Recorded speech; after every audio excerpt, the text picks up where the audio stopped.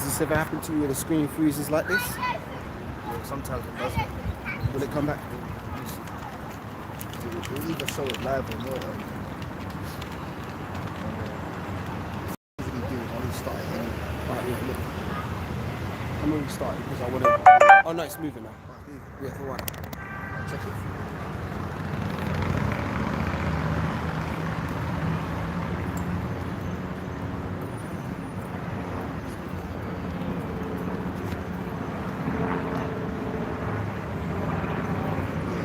Right, for what? You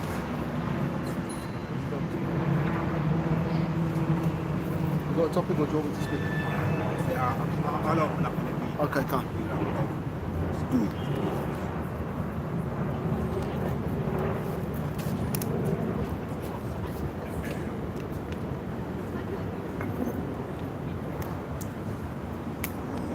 Get me Lamentations.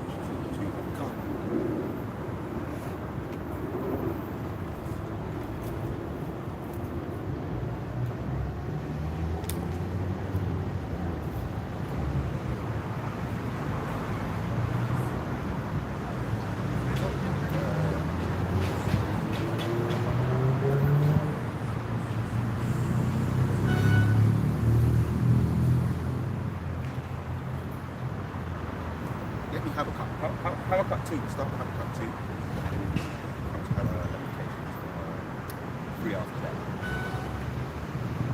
Yeah, have a cup 2. Start from the top.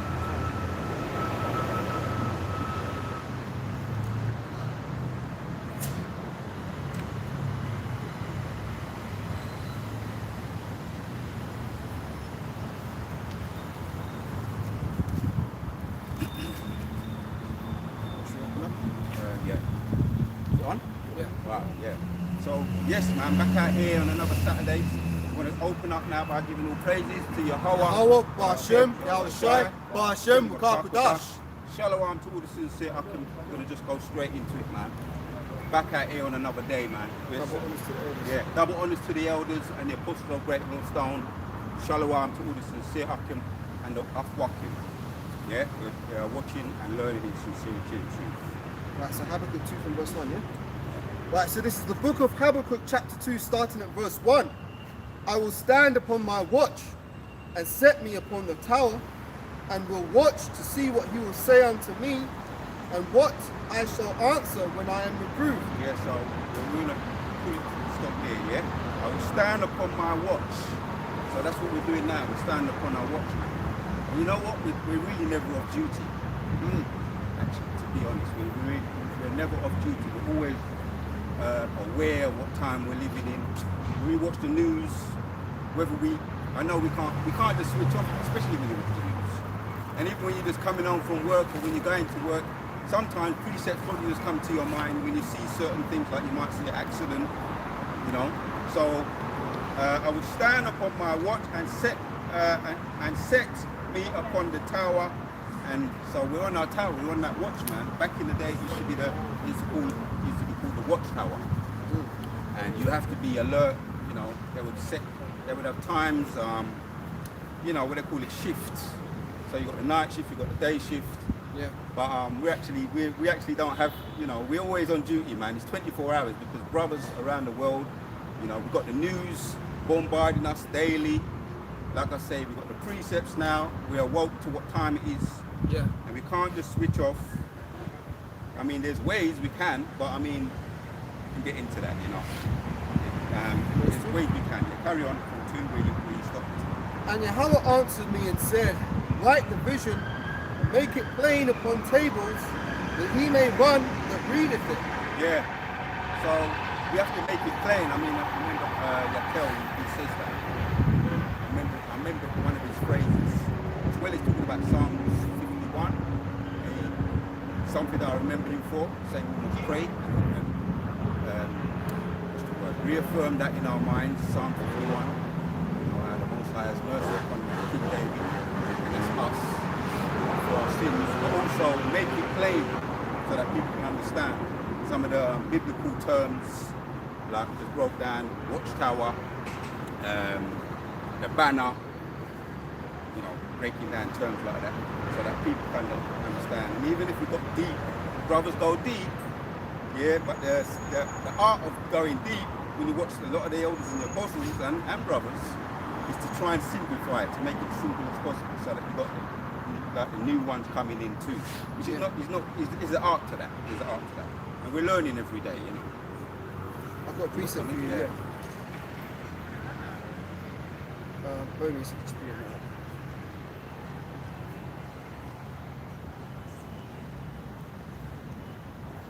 Let me slow it down. If I get a bit too, you know my spirit. Yeah, it's fine. Right, so I've got a precept for you on this point. So this is Acts 8 and verse 26. And the angel of the Lord spake unto Philip, saying, Arise, and go towards the south, the way that goeth down from Jerusalem unto Gaza, which is desert. And he arose and went, and behold, a man of Ethiopia, an eunuch of great authority under Candace, queen of the Ethiopians, who had the charge of all her treasure, and had come to Jerusalem to worship, and was returning and sitting in the chariot reading Isaiah the prophet. Then said the Spirit unto Philip, Go near and join thyself unto this chariot. And Philip ran thither to him, and heard him read the prophet Isaiah, and said, Understandest what thou readest? Here's the point. And he said, How can I, except some man should guide me? And he desired Philip that he would come up and sit in the carriage with him. So basically the point is the Ethiopian eunuch, he was reading the book of Isaiah, and he was trying to understand it. And the Spirit told Philip to go onto his carriage, and he asked him, do you understand what you read? And he said, how can I, unless some man should interpret it for me? So that's going back to what you were saying about write the vision upon tables and make it plain, that he may run that readeth. So that's what the prophets are out here to do, to expound these dark sayings, parables and mysteries contained within the scriptures, so that the elect can come to the understanding and receive this knowledge. Right. Back to you. Yes, because we've got the term that's very familiar now, it is anyway. Everybody understands. You talk about the MOTB, you know, in Revelation 16, Revelation 3 and 10. People for the most part in the truth know what we're getting at.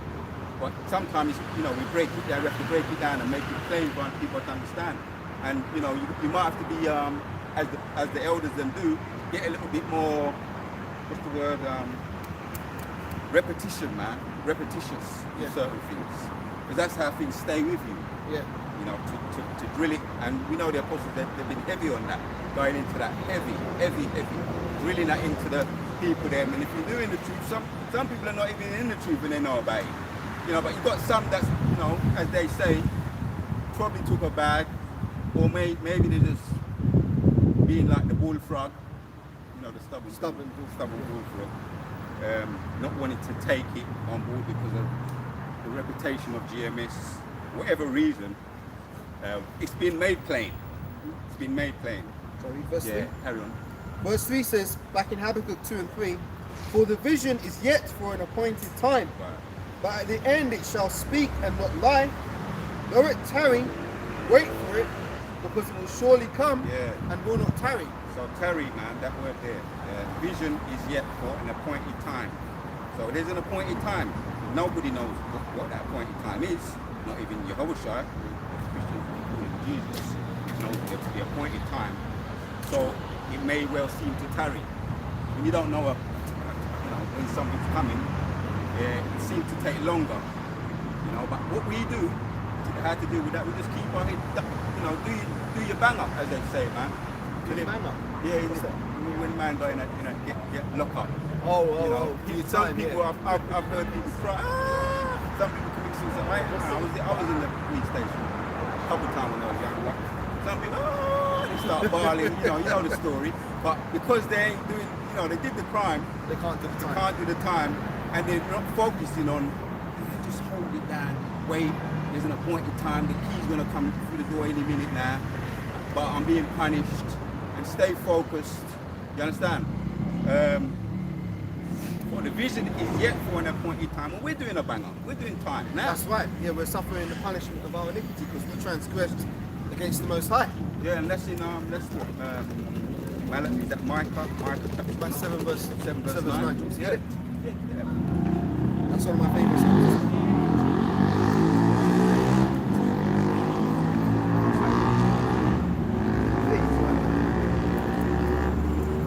This is Micah chapter 7 and verse 9. And it says, now let me start from verse 8. No, 7. 7's even good, man. Therefore, I will look unto Yahweh. I will wait for the God of my salvation. My God will hear me. Rejoice not against me, O mine enemy. Because that's what the Edomites are doing right now. They're rejoicing over us at our downfall. Not just the Edomites, but all the nations, man. They're rejoicing that we're in a broken state. And they never want to see us rise up again, man. So it says, rejoice not against me, O mine enemy. When I fall, I shall arise. And when I sit in darkness, Yahweh shall be a light unto me. Here's the point. I will bear the indignation of Yahweh because I have sinned against him. Until he plead my cause and execute judgment for me, he will bring me forth to the light, and I shall behold his righteousness. Yeah. So while we're on that topic, we spoke about bearing indignation, didn't it? Yeah. And waiting for the judgments. When it talks about here, standing upon our watch, how do we just, if you just didn't, some people they say, I can't wait no more, that time it didn't come, and they jump at the fire, before the refinery comes. Yeah. Right now we're being refined in the spirit. But at the same time, we're standing upon our watch, and what we've seen, this article here, yeah, because this for me, I don't know about anybody else, but when I see things like this, right, this is, I believe I'm speaking for like that. At least 280 dead, 90 injured in train incident. What country is this? This is I can read it for you, sure. Yeah. Just take the phone. I'll make you see news, okay? Probably when the older couple will get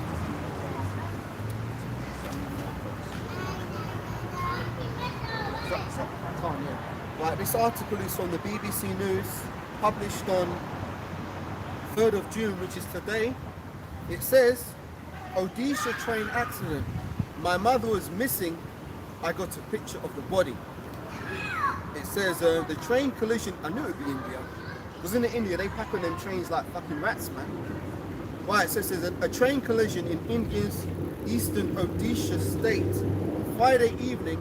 The country's worst this century involved 2 passenger trains and a freight train. So that sounds like 3 trains collided. Yeah. It says at least 288 people were killed, Yep. and 1,000 injured. But I could be how much in our show, man. I've got a smile on my face. The BBC spoke to villagers who witnessed the crash and an injured passenger. It says Sir Sareva is one of the witnesses. My mother and my grandmother were on the train. They were going to the city to buy medicines. I found my granny a few hours after the incident. She was alive, but my mother was missing. We looked everywhere for her, but we could not find her. I didn't know what to do, so I forwarded a photo of my mother to all my friends and acquaintances. I shared her number as well. I described the color of the dress she was wearing when I last saw her. Does it go into a little bit more general? Because is it a bit more general, like to say why it happened? I know. I think the latest article is that there's a bit more than about 300 maybe. Right. Let me just finish this little sentence and I'll look for the meat. Right.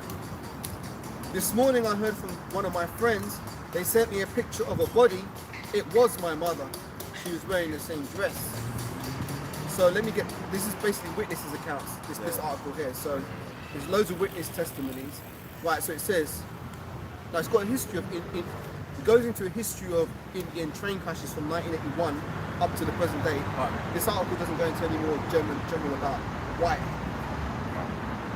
Read I'll take one example then, and then I've changed to another page now. Right. It says, a recovery operation is underway in India after hundreds of people were killed or injured in a 3-train crash in the eastern Odisha state. The crash took place on Friday evening after the Comrado Express passenger train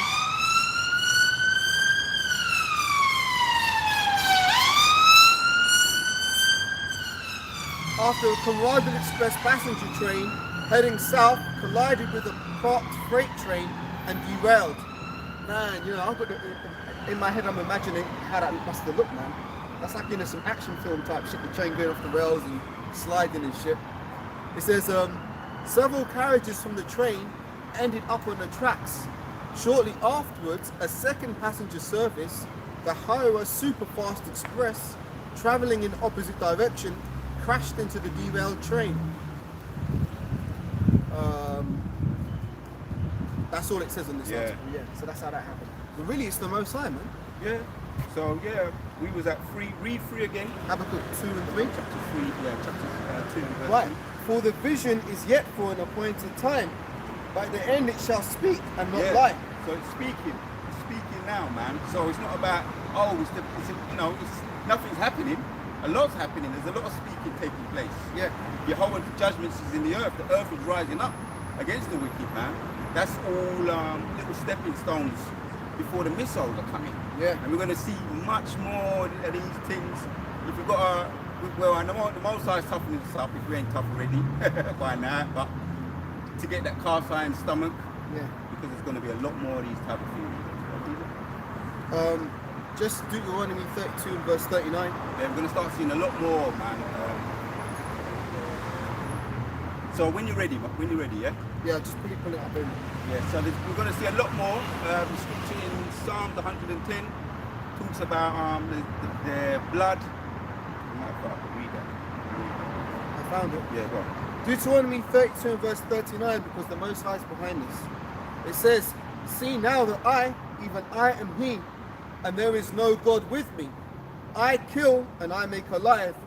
I wound and I heal. Neither is there any that can deliver out of my hand. Yep. Can I say something about the shop? Just a quick one, not to. Hopefully this is on point, but something interesting happened to me last Sunday. I was in my house and I was going up in the loft and I was putting boxes into storage in the loft. It so happened that the ladder I was standing on gave way and I fell out of the loft. Now it was quite high up, but I landed. Oh shit! And I got up and I had not a scratch on me. And that's crazy because it was quite a far drop. And that made me realize, you know what, man? If the Most High don't want you to be injured, you're not going to be injured. Like, you're going to walk away from something without a scratch. So bringing it back to this train crash, everybody that died in that crash, that was their judgment to die in that crash. And for those that walked away, it wasn't their time. So the Most High could deliver you from the most craziest of situations. Like, you hear about, crazy car crashes where 7 people die and 1 person comes out without a scratch. That's the power of the Most High, man, because as I read in Deuteronomy 32 and 39, every wound that you receive is at the hand or the command of the Most High. Back to you. And on the flip side, if I may, there's incidences of people bumping their head lightly on the door and they die. Really? Yeah. People stub their toe and fall over and they die. So it doesn't mean, and that's a piss take. Yeah. You're gone. But that, just to add to your point, bro, the Lord, you can be in a devastating crash, and if it's not your time to go, you ain't gonna go. And then you can be in a situation on the flip side where it's not that deep and you die from it. I mean, it just proves, as you're saying, it's all the Lord. Yeah. So that just really sums it up, man. So the vision is yet for the appointed time, but the end it shall speak and not lie. Fear the Lord. Fear the Lord, man. Because imagine the unity of that. Sister Gertrude unfortunately bumped her head and died. That's a mistake, man. The way of your death is that you just lightly hit yourself. Yeah. But that's the Most High. That takes that element of tomorrow and security. That's something that this world severely lacks. The fear of what if tomorrow doesn't come for you, and the security of tomorrow. Man. That's why the scripture speaks about do not say for the morrow, but we ought to say Lord willing, if the Lord will. Abba in the Hebrew, that's Father willing. Abba, Father, Ratazar willing, and I learned that from your brother. I kept seeing it on the chat. Father willing, yeah. And then you got what's the other one? Yahweh Ratazar, yeah. So same thing. So that's what that is, man. When we say that, we say it now because we know it's not, nothing's guaranteed. Nothing's guaranteed, man. Judgments are happening.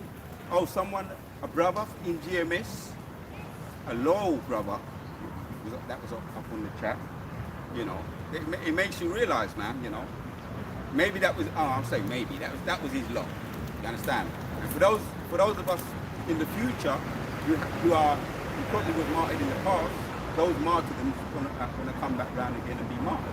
Yeah. In the future. And that is what you call that's an honor to die, you know, faithful death. That's an honor. That's right. That's written down up here in the heavens. Greater love have no man than this, than that he layeth down his life for his friends. That's one of the greatest things you can do for Yahweh Shai, because he done that for us. Yeah. Right, shall I read on in Habakkuk? Now let's jump down. I think we finish with that. Okay. You can escape death if the Lord wants you to. Actually, There's a number of times he tried to kill Yahweh Shai. He tried stoning him, that didn't work out. He tried pushing him off the cliff, that didn't work out. He escaped, man. So if it's the Lord's will, man, you can see death in the face and not even, you know. Yeah, we can read, yeah. So we can carry on reading 4. Habakkuk. Yeah, Habakkuk, read 3 again and then carry on reading. Right, Habakkuk 2 and 3 again. For the vision yet is for an appointed time, but at the end it shall speak and not lie. Though it tarry, wait for it, Yep, because it will come. Yep, we're waiting by doing our work that has been assigned to us, each individually and collectively. You know, we're in our lot individually. The brothers are doing what they do. The brothers who are helping are doing that. The brothers who are deep are bringing that deep. Because you know what? It's about the work. Most are about spice. Spice it up by putting everybody to be something unique and different together. And you know what? He don't like to see that. You know, you remember the mention about that guy came up earlier on. Yeah, the one who's standing there. You got an Edomite come up and he's like looking down his nose at the sign and shit.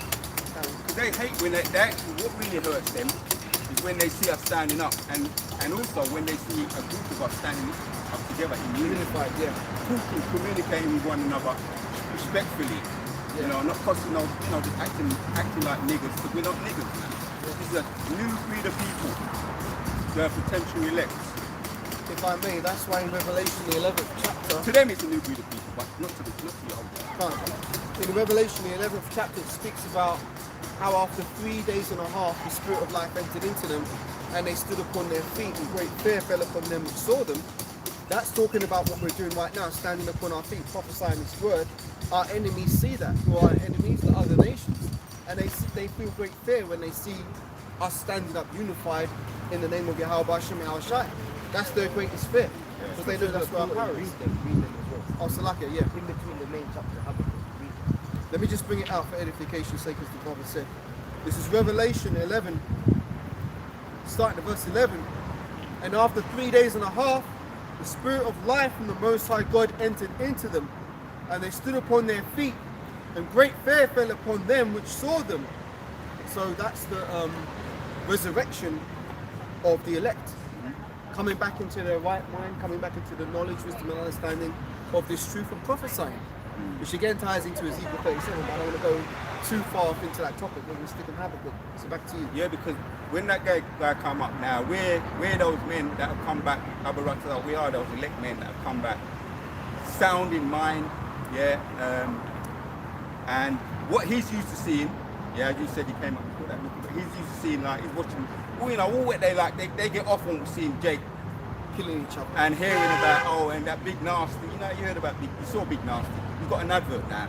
Just acting a fool, acting like he look nasty. Yeah, the name speaks for him. I have no idea who this character is. Right. I don't want to know. So he's what you might call a stereotype nigger. What they like to see him. So when he came up and he saw how we are, right, bringing out this truth, he looked at this. Yep.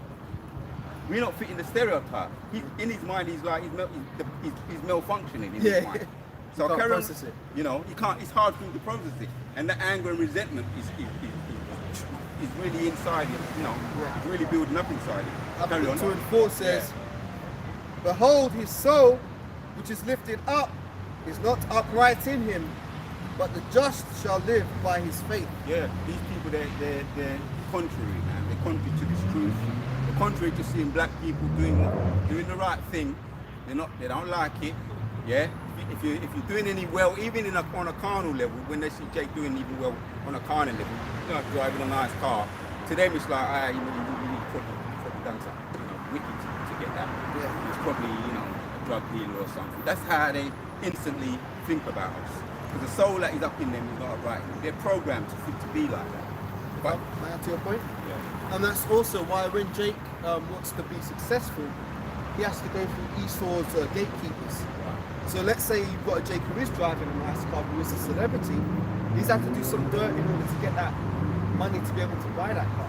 So he's essentially defiled for having sold his soul to Esau to get those goods. So when Esau sees Jake who are not selling out and actually taking a stand for righteousness, and like you said, it's a malfunction who he said he don't like to see that.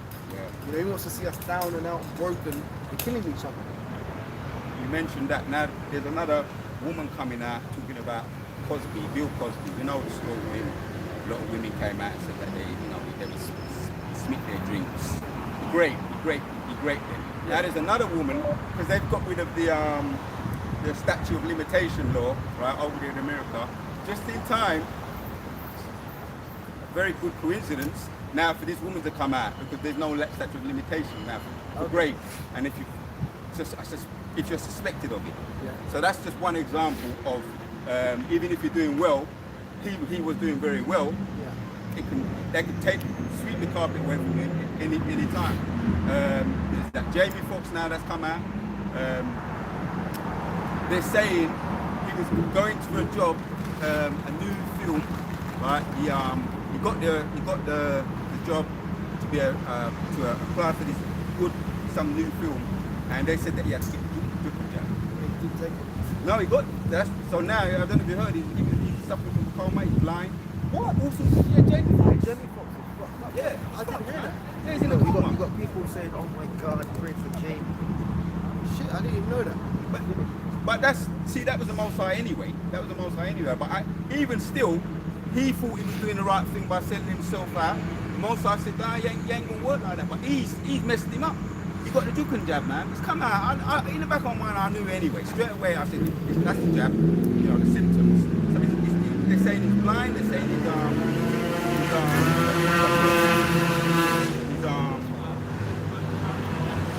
paralyzed now. Well, check that out. The Most High ain't playing because didn't Jamie Foxx play Ray Charles? Yeah. The film. Yeah. And Ray Charles obviously blind. So look at the irony. Now he's blind and now he can't even move. That's terrible, man. But may I say something briefly on what you said about the statute of limitations and rape? Yeah. There's an interesting, deeper angle to that. To say great, Oh, Salakia, but I mean, I'm just saying what the elders. all right. Let me say. I mean, it's your. We're talking about grape juice here. This is ridiculous. You don't have to. Don't want to. No, I don't want nobody to get clipped. So, but my point is that that's Esau trying to further distance men from women. Because let's say you do with a woman, right? And then let's say you do with a legit. In the back of your mind, you might be thinking, you know what, man? 10 years down the line, she might turn around and say that I raped her. So that's going to make men even more wary of interacting with women. What does that bring about? Deep relation, because men aren't going to want to mix with women, and women, when you give these women all these kind of powers to be able to destroy men's lives, like we're talking about Bill Cosby, whether he did it or not, let the Lord know that. But the point is that men are more afraid of dealing with women than ever. Because let's say you got money, you deal with a woman, you separate, she takes half of what you got. So there's more. Esau's just basically making more and more strife between the sexes, man. Back to you. So yeah, that's what you call it, sexist. There's a sexist war now, a war between the sexes. We know that through brothers, Kevin Samuels have been bringing that out, and the more I saw Kevin Samuels, the more I realised, especially over in America, but over here too, he's even underscore. Esau has put demons on them, especially the nigger women. He's literally put demons on them. They're walking around, they're actually demons. You might even say that. They're actually demons. So we've got one more in Habakkuk, and we're going to bring out, going to Ezekiel. Right, verse 5, Habakkuk 2 and 5. Yea, also because he transgresseth by wine, which is what we were just talking about, his philosophies. Yeah. He is a proud man, and neither keepeth at home, who enlargeth his desire as hell, and is as death, and cannot be satisfied, but gathereth unto him all nations, and heapeth unto him all people. Yeah. So he's as death, man. That word comes to mind, harbinger of death in the Planet of the Apes. Planet of the Apes, 1968. He's a harbinger of death, man. Wow. What was that guy? Who they had? Dr. Cornelius or Dr. Sayers? Yeah, and there was the other one that they had him all hemmed up. Charlton Heston. That's prophecy. That is the most I put the spirit on them. That is how it's going to end up for them.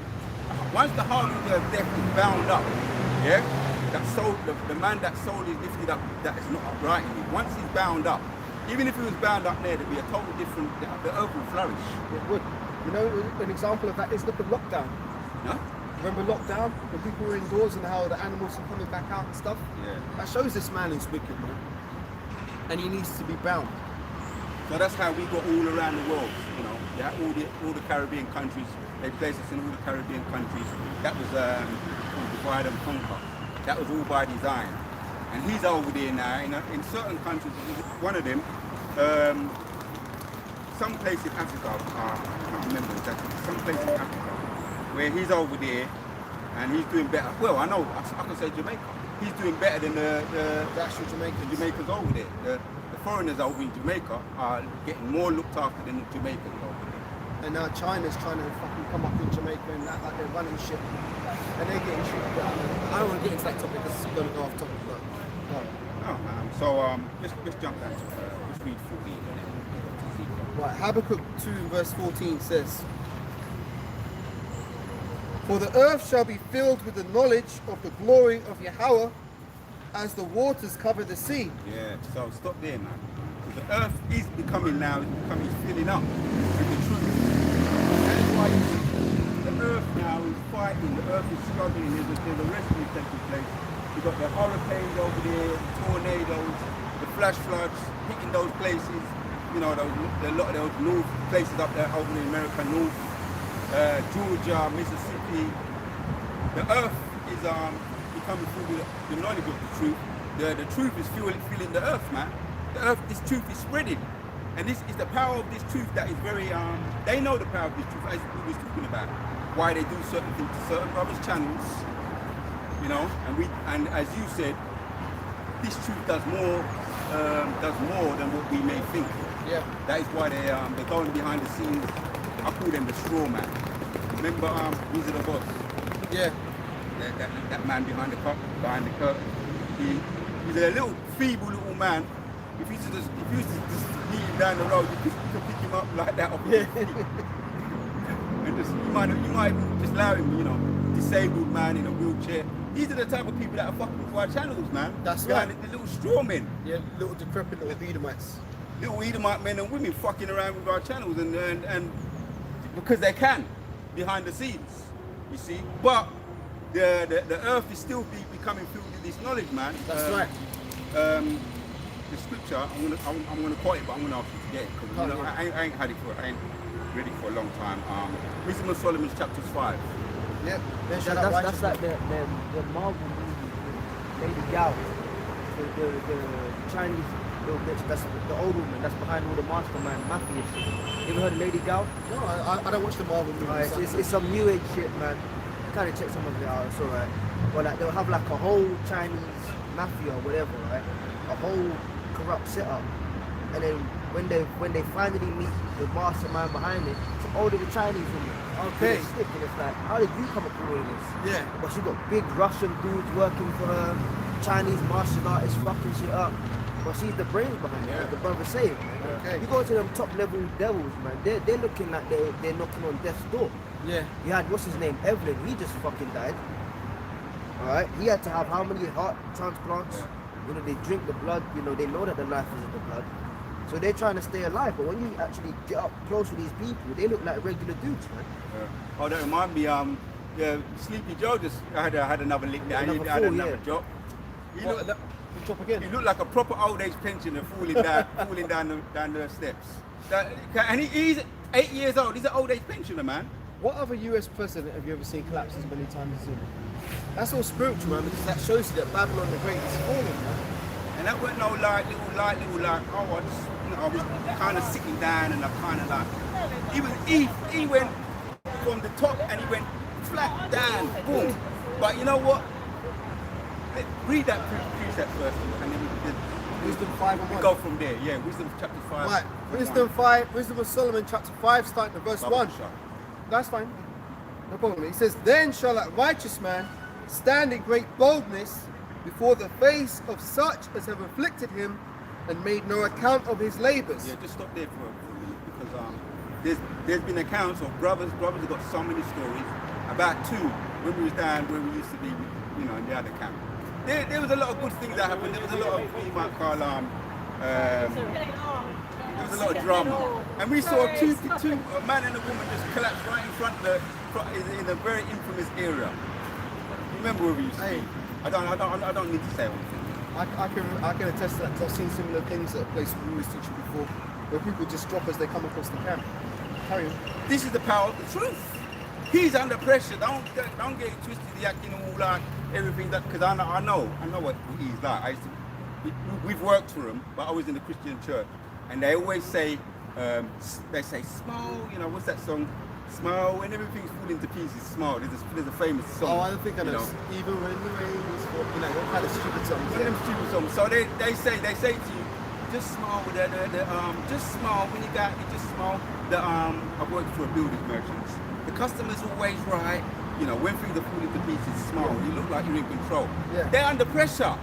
Don't get it twisted. Now the pressure had to come to a build up, and that's what happened, man. When the pressure licked, that's what happened. He fell over, flat on his face, and that's just a small thing of what's going to happen to Babylon on the whole.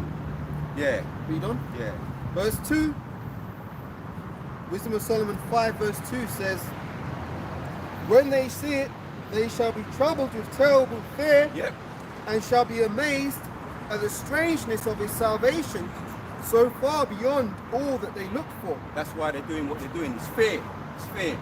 And you'd be surprised, man. They're very, very petty, as you know. All brothers that, you know, we've got these videos. Brothers know how petty they are.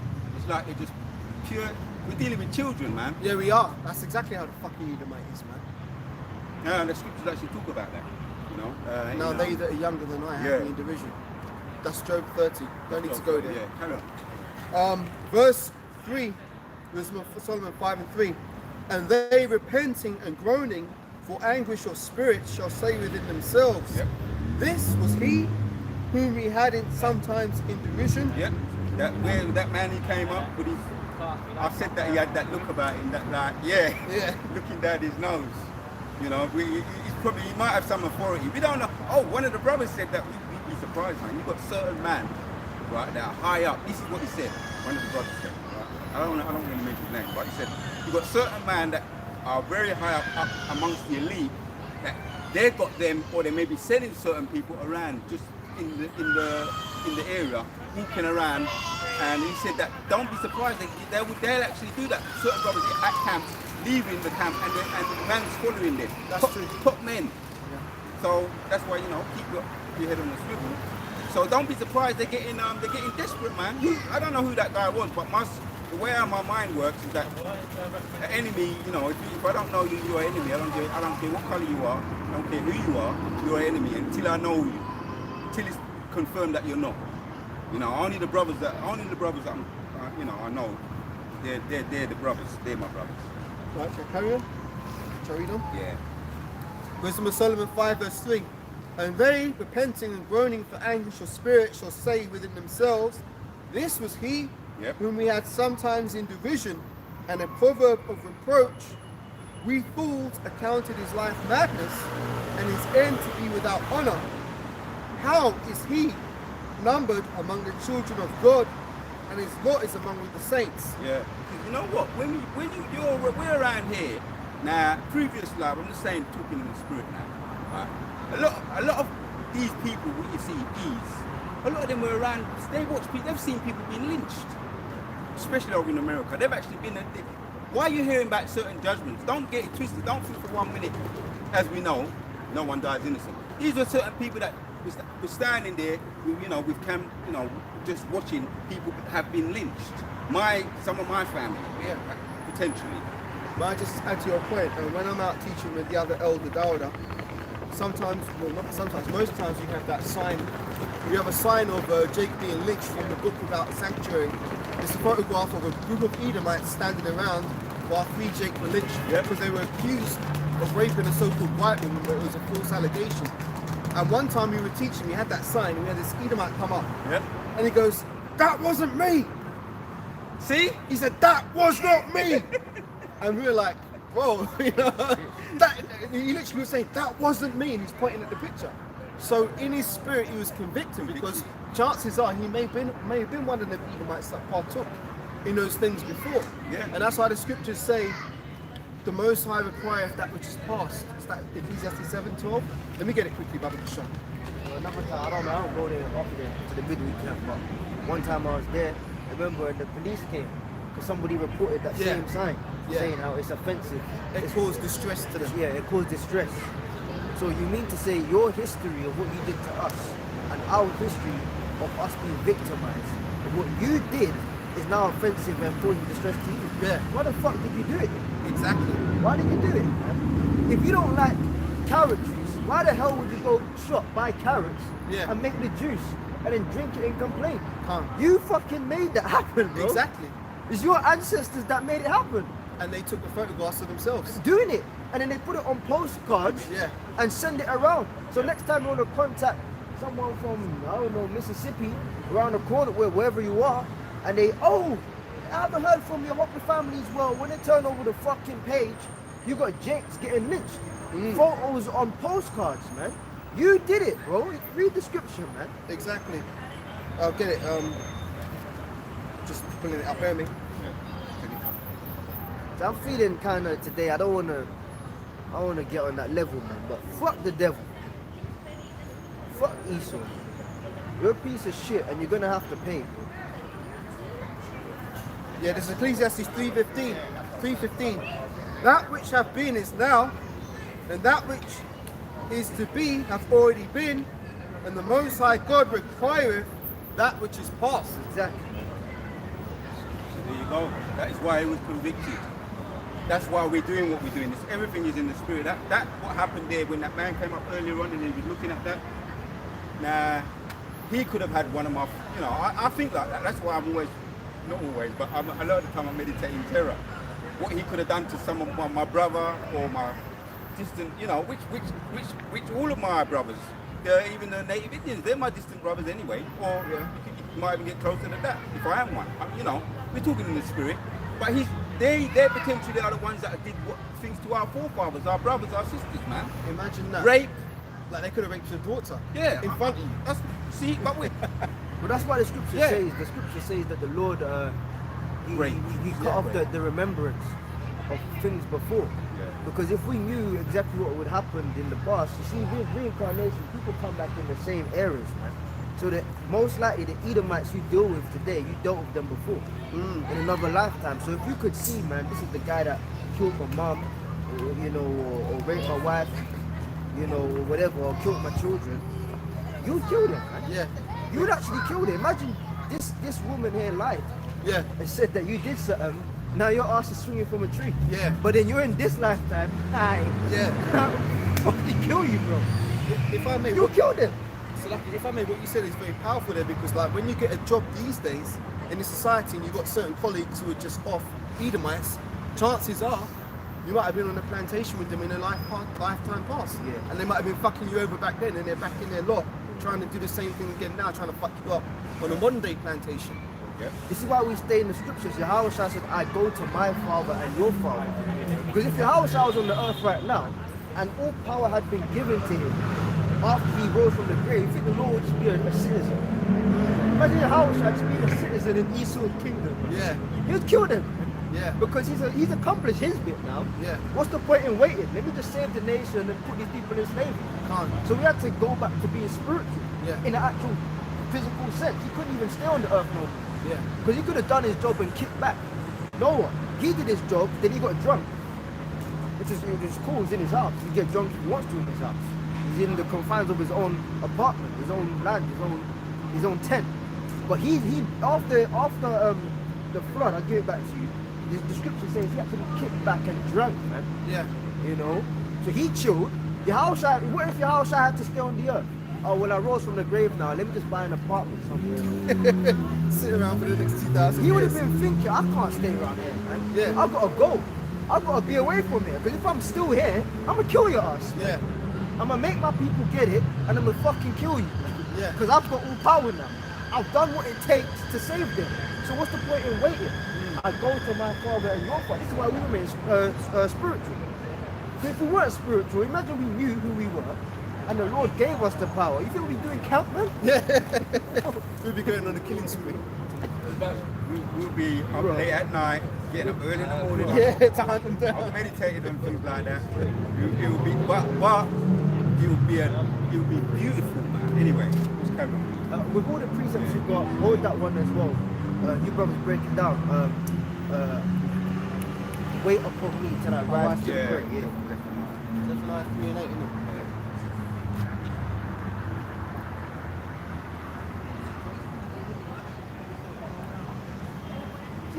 You talk about smiling, man. The devil, you in his job, he wants you to smile. Like you said, everything's going wrong.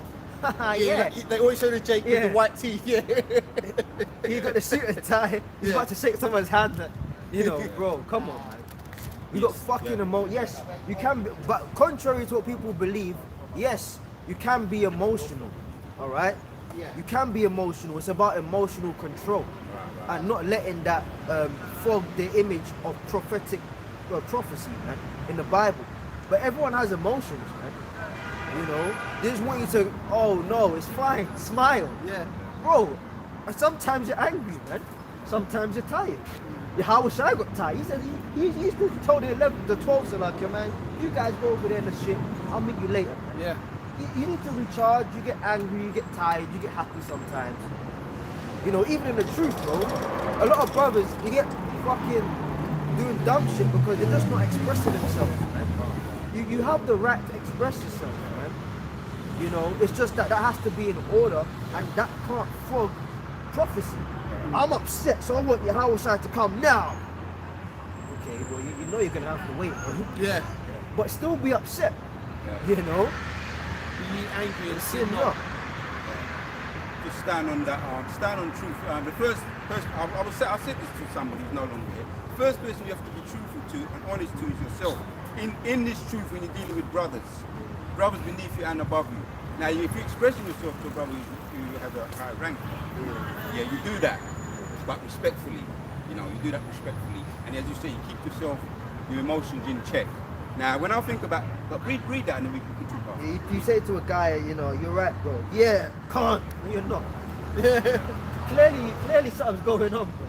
Now, it's not saying you have to open up to every, you know, you have brothers we're close to, whatever, you know, but clearly something ain't right, man. You're just getting tighter day by day in the spirit, you know. That's Esau's world, man. Yeah. They can give you shit in the job, Yeah. you know, you got, like you said, that fucking smile. yeah, I'm good, boss. You know, this ain't no Edomite company shit, man. You know, go on, read, bro. Zephaniah chapter 3, starting at verse 8 says, Therefore wait ye upon me, saith the Lord Yahweh, until the day that I rise up to the prey. For my determination is to gather together the nations, that I may assemble the kingdoms, to pour upon them mine indignation, even all of my fierce anger. For all the earth shall be devoured with the fire of my jealousy. Yeah, you break it. Go on. Yeah, so that's the Most High's intention, man.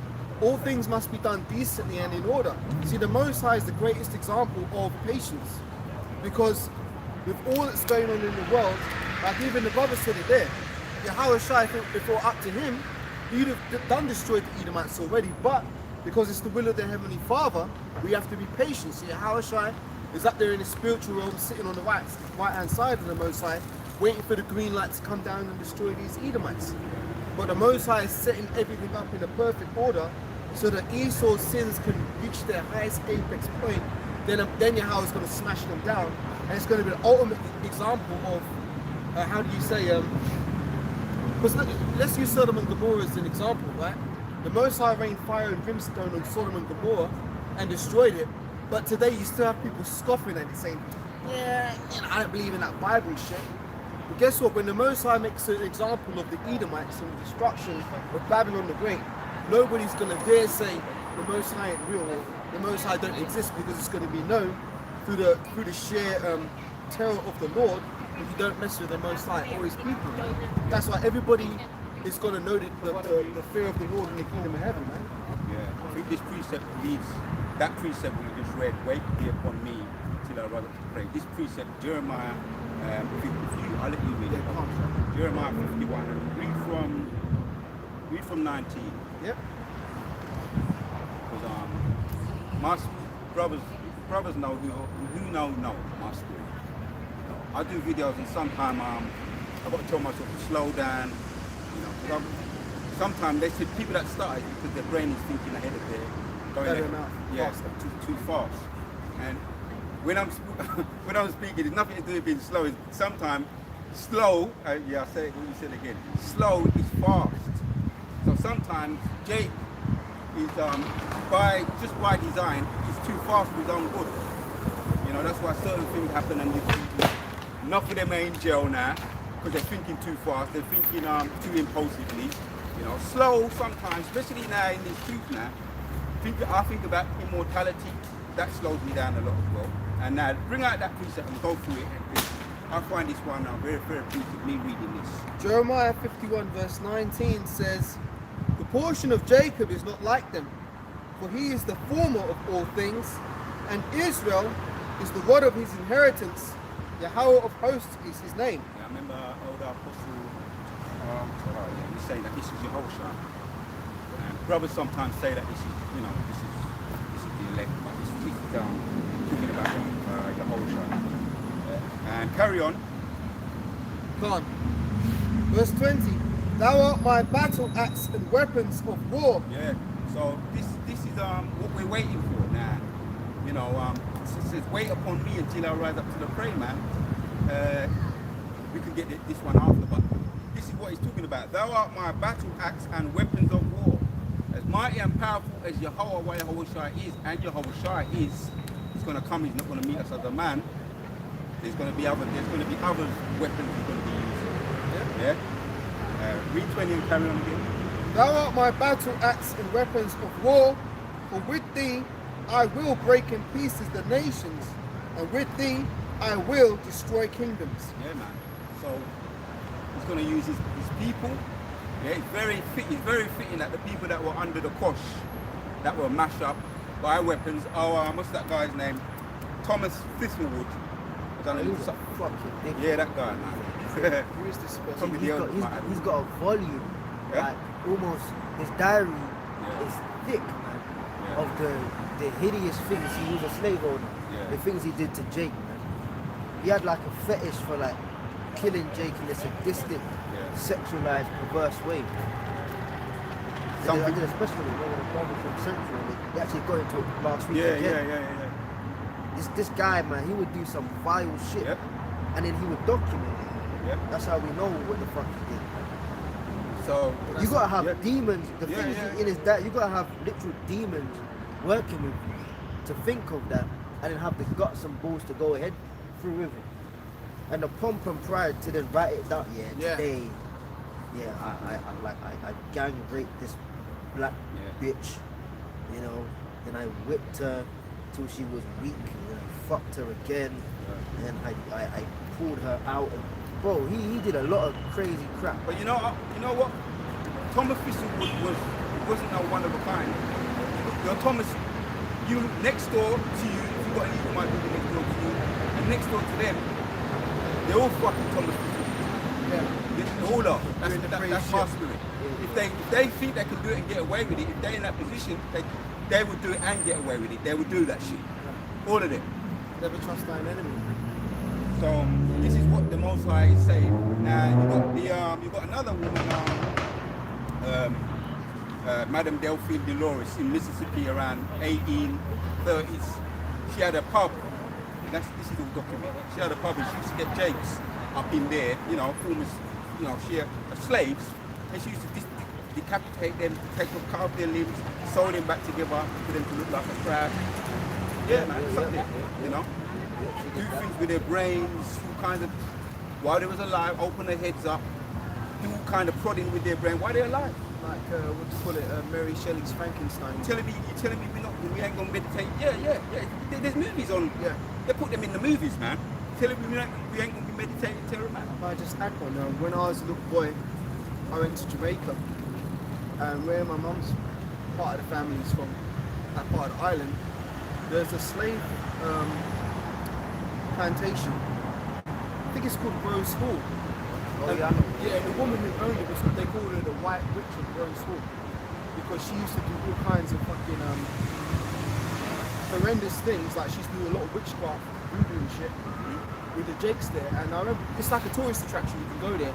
And as a little boy, I was about 10, we went up in there. I'm telling you, man, the vibe in that place was just so off, it was unreal. Like, you could literally feel like I'm sweating and shit. Why am I sweating for? It's like that sort of how do you say, that uncomfortable tension, like just a very evil presence was still there, even though this woman's been dead. I don't know when she died, 1800s or but you know, the after effects of the spiritual wickedness is still remaining in that area. So that's just what I have to say. No, the blood. Lamentation talks about for those that have spilled blood, their blood has been spilled. Blood is in the earth. So Oh, the land is defiled the land, because of the the land blood, is yeah. defiled. So the land is defiled, man. That's why you got these bulbous vibes around the area. So yeah, Madame Delphine. Oh, you got another one. Oh, that Brightburn movie, man. Brightburns are, some of the Brightburns are back here now. I'm gonna say that, yeah, you know, you might be looking at Brightburns. You're talking amongst ourselves. Brightburn's back here, man. We're gonna get busy, man. You know, spiritually speaking, we're gonna get busy, man. Brightburn spirit. So some of us are gonna be doing things in the night time. You know, and we're gonna have to.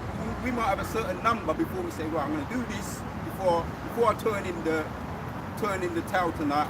There's a couple of people have to get popped off because that book. Without Sanctuary, we looked into a little bit of that, you know. So you got me. Yeah, this is Numbers 35 verse 33.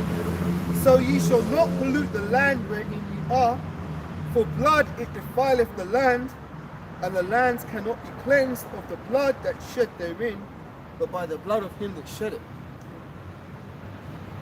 Yeah. So What's your next? that's it. Carry on reading. We're going to read, finish down, carry on reading in Jeremiah 51. Right. Jeremiah, I forgot where I got to. Oh, Christian Jacob's not like him, yeah. Right, so verse 21. And with thee I will break in pieces the horse and his rider. And with thee I will break in pieces the chariot and his rider. So he's saying with us, man. That's us, potentially the elect. 144,000. He's saying I'm going to do my thing with them. Any man who's had tools and you know you do your thing, you can't go to work without your tools. If you're a carpenter, you know them tools. You get used to them tools, man. They're your right hand. You know you always you're gonna have your sword there. You know you're gonna have your what's that thing there? The spanners. There's another thing, the monkey wrench, and you're familiar with them.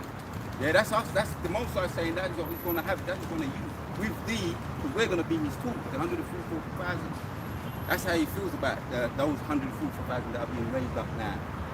Potential Brightburns. Ready, we're rearing to go, you know, but you just looked at the precept there, man. You know, wait there upon me. Carry on. Right. And with thee also I will break in pieces the man and woman, and with thee I will break in pieces the old and the young, Yeah. and with thee I will break in pieces the young man and the maid. I will also break in pieces with thee the shepherd and his flock. Yeah, so we gonna be doing some nice big work. We're gonna be employed, man. You've been employed with me, so you know you've got to smile and do that. Smile and act like somebody that you know. And then you come home, you might need to drink a little, you know, drink some wine and you know, let out some steam with your girl. However you let out steam, because you know you ain't being true to yourself, you know. And people don't realize that's very damaging to you. People don't realize that. That's why we're in the Most High school. That's into the truth. Be not true to yourself, because that's why you have to find a way what's the word now? You need an outlet. Yeah. Jake needs an outlet more than anybody else. Jake needs an outlet. We've got the other precept in but carry on reading because I might lose focus. If I may say, that's Yeah. a good point. Just briefly, I'll just say, because Jake pours himself into what they do. For example, if Jake becomes a talented footballer, he pours himself into that, or basketball star, or a singer or rapper, Jake will put everything into it.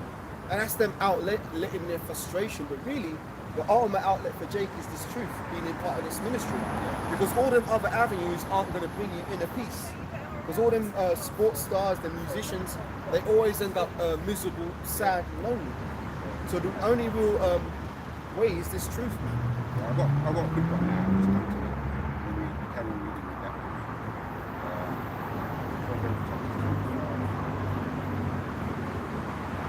Verse 25 says, I'm going to read 24. It says, "It is better to dwell in the corner of a housetop than with a ruling woman and with a wide and woman and in a wide house." Right, so it's better to dwell in the corner of the housetop than with a ruling woman, a nagging woman. Yeah, carry on reading. 25. "As cold water to a thirsty soul, so is good news from a far country." The truth is cold water to our frustration that we have to deal with day in and day out. It might be a woman. She has her times. You know what I mean? You want to console her, but men have their times too. You understand? And this is why we got the truth now. You know, men have their times too. We need an outlet, and we found an outlet now. Yeah, I'll read it again. "As cold water to a thirsty soul, so is good news from a far country." This good news. I was thinking about immortality. You know? But when you have a time schedule you've got to hit, that is why Jake is so. Another reason why Jake is so. Some people die of stress. If you're always hitting deadline time, looking at your fucking watch all the time. There was a survey did. A man who was a boss, right, and a man, this was years ago, a man who was a boss and a man he had his own business and an employee, right? And they said, I wonder who would have, when we check, we let them do what they do in the day or throughout a week, it was like a test or a survey. And see who's got the most, they tested them to see who's more stressed out. Who has high blood pressure? Yeah, the highest blood pressure. So, cut a long story short, what the boss was doing was he was just delegating to the employer, his employee, the one who was his employee. And so now what the employee was doing is saying, you've got this meeting, you've got to go. All he does, all the boss comes in and does, he says, this is the program, I want you to finish it by the end of the day. So the boss can do some, but he don't do none. Everything is delegated to the employee. So now when they look at, obviously you know who's going to be most stressed out at the end of the week. Now, running a business ain't easy either. I know, because I've run a business too, right? But if you know how to run a business correctly, you learn that you delegate a lot of your responsibilities to the employee. So you're giving him most of the stress. You understand? So that is why a lot of Jake is stressed out. That is why some people turn to extreme class A drugs, because they're frustrated and stressed out, hitting deadlines all the time. Now, when you come into the truth now, you find that you've got something that is it's going to last, man. It's going to help you. It's for you. It's personal. It's not just general. You can make it be general, but you've got to find a way to make it more personal if you're just making it general. You understand? As cold water to a thirsty soul, so is good news from a far country. I'll read that again. What is this gospel? This gospel is the good news. Yeah, because I remember Elder Aban, he did this out a couple of weeks ago, and I'm glad it stayed with me. You know, that means sometimes you got just like when you're thirsty, you need to drink a nice glass of water, man, and chill. Yeah. Or wine if that's your thing, wine or whatever, beer, whatever, and chill out. It's refreshing for you. You know. So now I know what I like to do, because my outlet is what you probably might know my outlet. I do my little punch bag thing, you know, and reading precepts like this. Jeremiah 51. Where was you? 23? Just check that out. I got to verse 23, 23 is where I got to. Shall I read it? Yeah. Jeremiah 51 verse 23. I will also break in pieces with thee the shepherd and his flock, and with thee will I break in pieces the husbandman and his yoke of oxen, and with thee I will break in pieces the captains and rulers. Yeah, because with that perpetual hatred that they have for us. No matter how them come off look all nice and then some of them look like them dressed in a suit. Yo, the one that talks about that. That's just to hide, you know, that respectability about them with the suit. Extra, you know, that handshake thing. Which by the way, handshake means I'll kill you later. I learned that from I won't kill you now. yeah, from a particular brother. So if you're going to tell me anything about combat, I'm probably going to remember it. That's one thing with me. I remember a lot of things when it comes to. I'm very strategic about things. It's a good thing and it's a bad thing. But in the kingdom, it's going to be a beautiful thing, you know. So that's why they keep that air of respectability about it. It's all a veneer, and that's one thing I hate. I hate fucking. Which we have to do it. We have to deal with these people. But I hate when I know I've been out all of the day and I didn't get a chance to fucking be true to myself. That's why you understand. That is why some people go mad as well. A lot of people go mad because they're basically not being sincere in themselves. Right. They're trying to front. Lying to themselves. Yeah. That's why some people don't stay in the street as well. Lying or not being themselves. The first person you've got to be true to, your heart about Shem, you're shy about yourself though. We know he looks through us, he sees right through us. We know that. We see the angels, they're watching us. We know that. Confess your sins, man. If there's a brother that you want to confess your sins, that's all good and well, but ultimately you confess your sins to Jehovah Hashem Yeshua. In the Christian church, what is that thing that you do, the confession thing? That's the Roman Catholic Church. Yeah, and some people, they tell you, if you've done something wrong, come and tell me, and they're the biggest fucking gossips in the fucking church. If I may say, that Roman Catholic confessional thing, I believe that was set up by the Jesuits because they were using that to get information from people. Like, you know, people come in, oh Father, forgive me, I have sinned. Unless they tell me your sins, whatever. They'd be gathering information through that. So it was all a big setup. Yeah. But I've got a precept to back you up.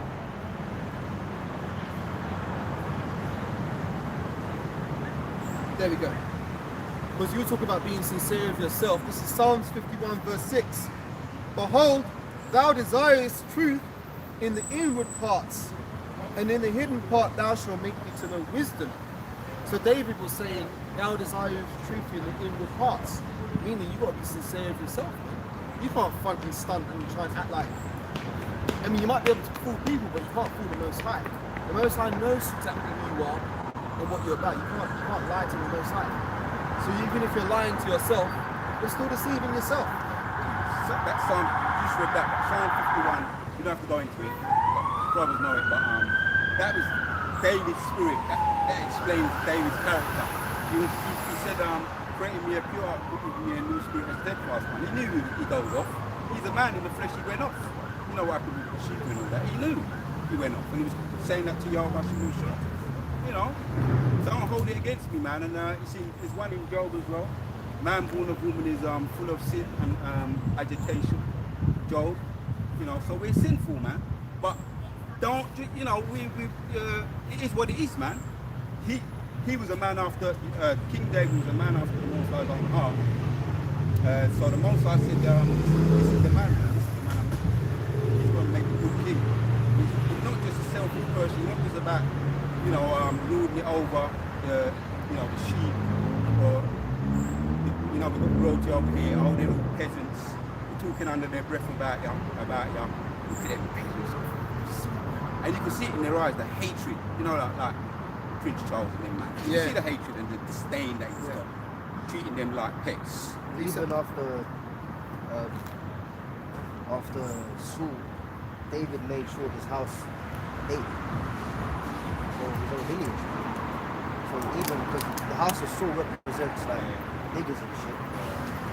Even after Saul, David made it. He remembered his agreement, and that's one thing niggas don't have is integrity.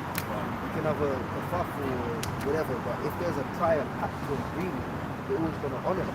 Niggas will say, "I'll fuck you then." So he went to, because Meshibah, it's a hard name, Meshibah, he was a cripple because he had a nanny looking after him when he was a baby, and something happened and the nanny ran and dropped him. So from birth up, he couldn't really walk. So David went to him and said, nah man, even despite what's, you know, Saul did and all of that, I believe it was his grandfather, he said, listen, man, I'm gonna make sure you people eat and you people are good. And the scriptures actually say the house of Mephibosheth will eat bread continually. That's why David is a man after the Most High's own heart. When he went off, you know, we basically said fuck you to the Most High, and basically, man, he through the same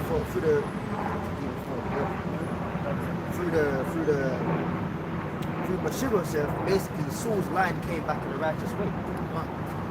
The house of him will eat bread continually, and bread is what the truth. Yeah. So he was a man of honor. Man of honor. He's sincere, he was true. First and foremost, true to himself. He knows he's not, you know, we have shortcomings, we go off, we make mistakes. Salakia, you know, the brothers beneath me, he's the lower rank, you know, beneath, you know, so-called lower rank. That gentleman came past in Clapham Junction. He did. What's the cup? Yeah. Me and You know, so so must be getting cut in the spirit there because shit, they want to turn these Mephibosheth, Israelites. what's his name? Mephibosheth, yeah? He says Salakia to him, man. You know, a man, you know, a nobody, like you might say. Say Salakia to the brother if you've gone off, man. He's knowing the truth. Say Salakia to him, man. You know, I mean, I've done it. I mean, when I say I've done it, I've you know what I'm talking about. I went off with the brother one time, man. You know, because he ain't what I perceive. He's not. What's the word? I perceive, which I was wrong. Perceive that he's not. What's the word? Which is wrong. You don't know who he is coming back. Perceive that he's not. What's the word, man? You know, lying like, if you like. You understand? He's got a softer, calmer, more mellow spirit. But I was wrong. I went off, man. I said Salakia to the brother. I said, look, man. I don't want to just say Salakia by text. That's me. I try to be true to myself. I'll come and tell you to your face, Salakia. I went off. Yeah, you look at that, you know? that situation is similar to Peter and John. Because John was a softer guy. Yeah. Peter wasn't a soft guy. At one time, John was he was laying his head on Yahushua's chest. You know, Yahushua was comforting him. And Peter said, you guys were jealous, man. Like John allowed to do that. And he said to him, man, it's not your business, bro. You know, every man has their own spirit, their own relationship, how they relate to the truth. Yeah. But that, just to back up what you're saying, if you look at the disciples, that they represent all kind of brothers that can come into this. You know, so-called educated, non-educated, you know, rough spirits, calmer spirits, man. You know, but I think the point is, it goes back to being true to yourself. I've got a precept on you. If you're talking about King David, this goes back a bit. This is Numbers 12.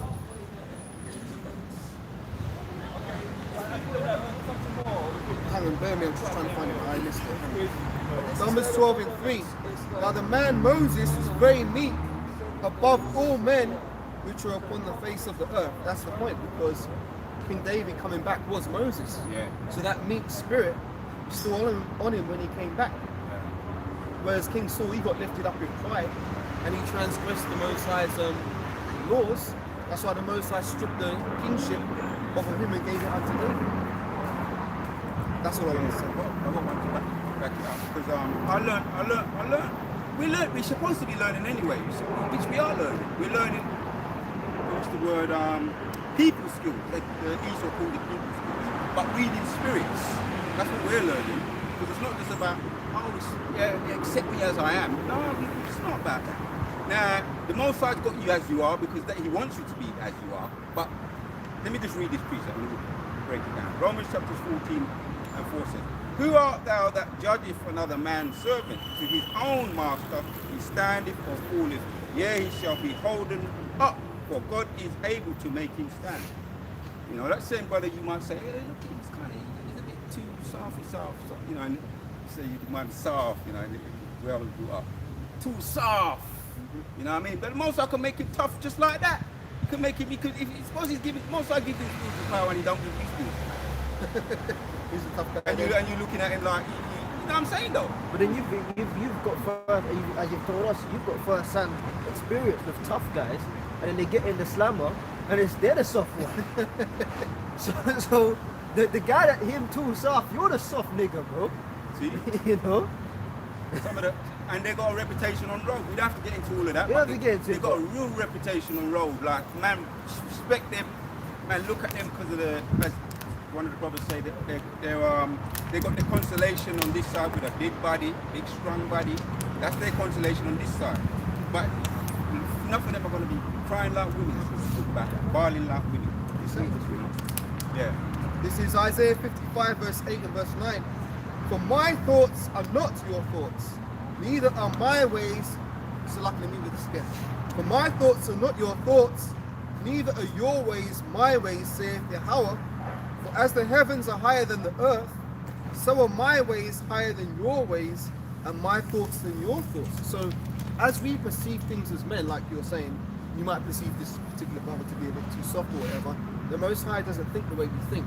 So you might be raising that spirit up in a particular way, for a particular reason, for a particular purpose, for a particular time. But if you're just carnal minded and you're thinking, he's not ready, he's not this, that, the other, then you're in the fault, because the Most High's ways are above our ways, man. We don't often see the Most High's grand scheme, his master plan, but yet it does exist. But you have to, that is one thing anybody that's been into any kind of martial arts, never underestimate your opponent. Yeah. And we've got a precept, never underestimate your opponent. And that kicked in with me. Things you've learned in the world, some of it is going to be helpful in this truth if you know where to apply it. They call it people skills in the world. So let's carry on where we was in Jeremiah 51. We're going to read down. Yeah. Back in Jeremiah 51. Verse 24. And I will render unto Babylon and unto all the inhabitants of Chaldea all their evil that they have done in Zion in your sight, saith Yahweh. Yes, because the earth is rising up against the wicked man, and that's one thing he doesn't take into consideration. We looked at it in Wisdom of Solomon 5. You know, the man that they're looking down at, the man that they're saying, who is this that we considered him to be nothing?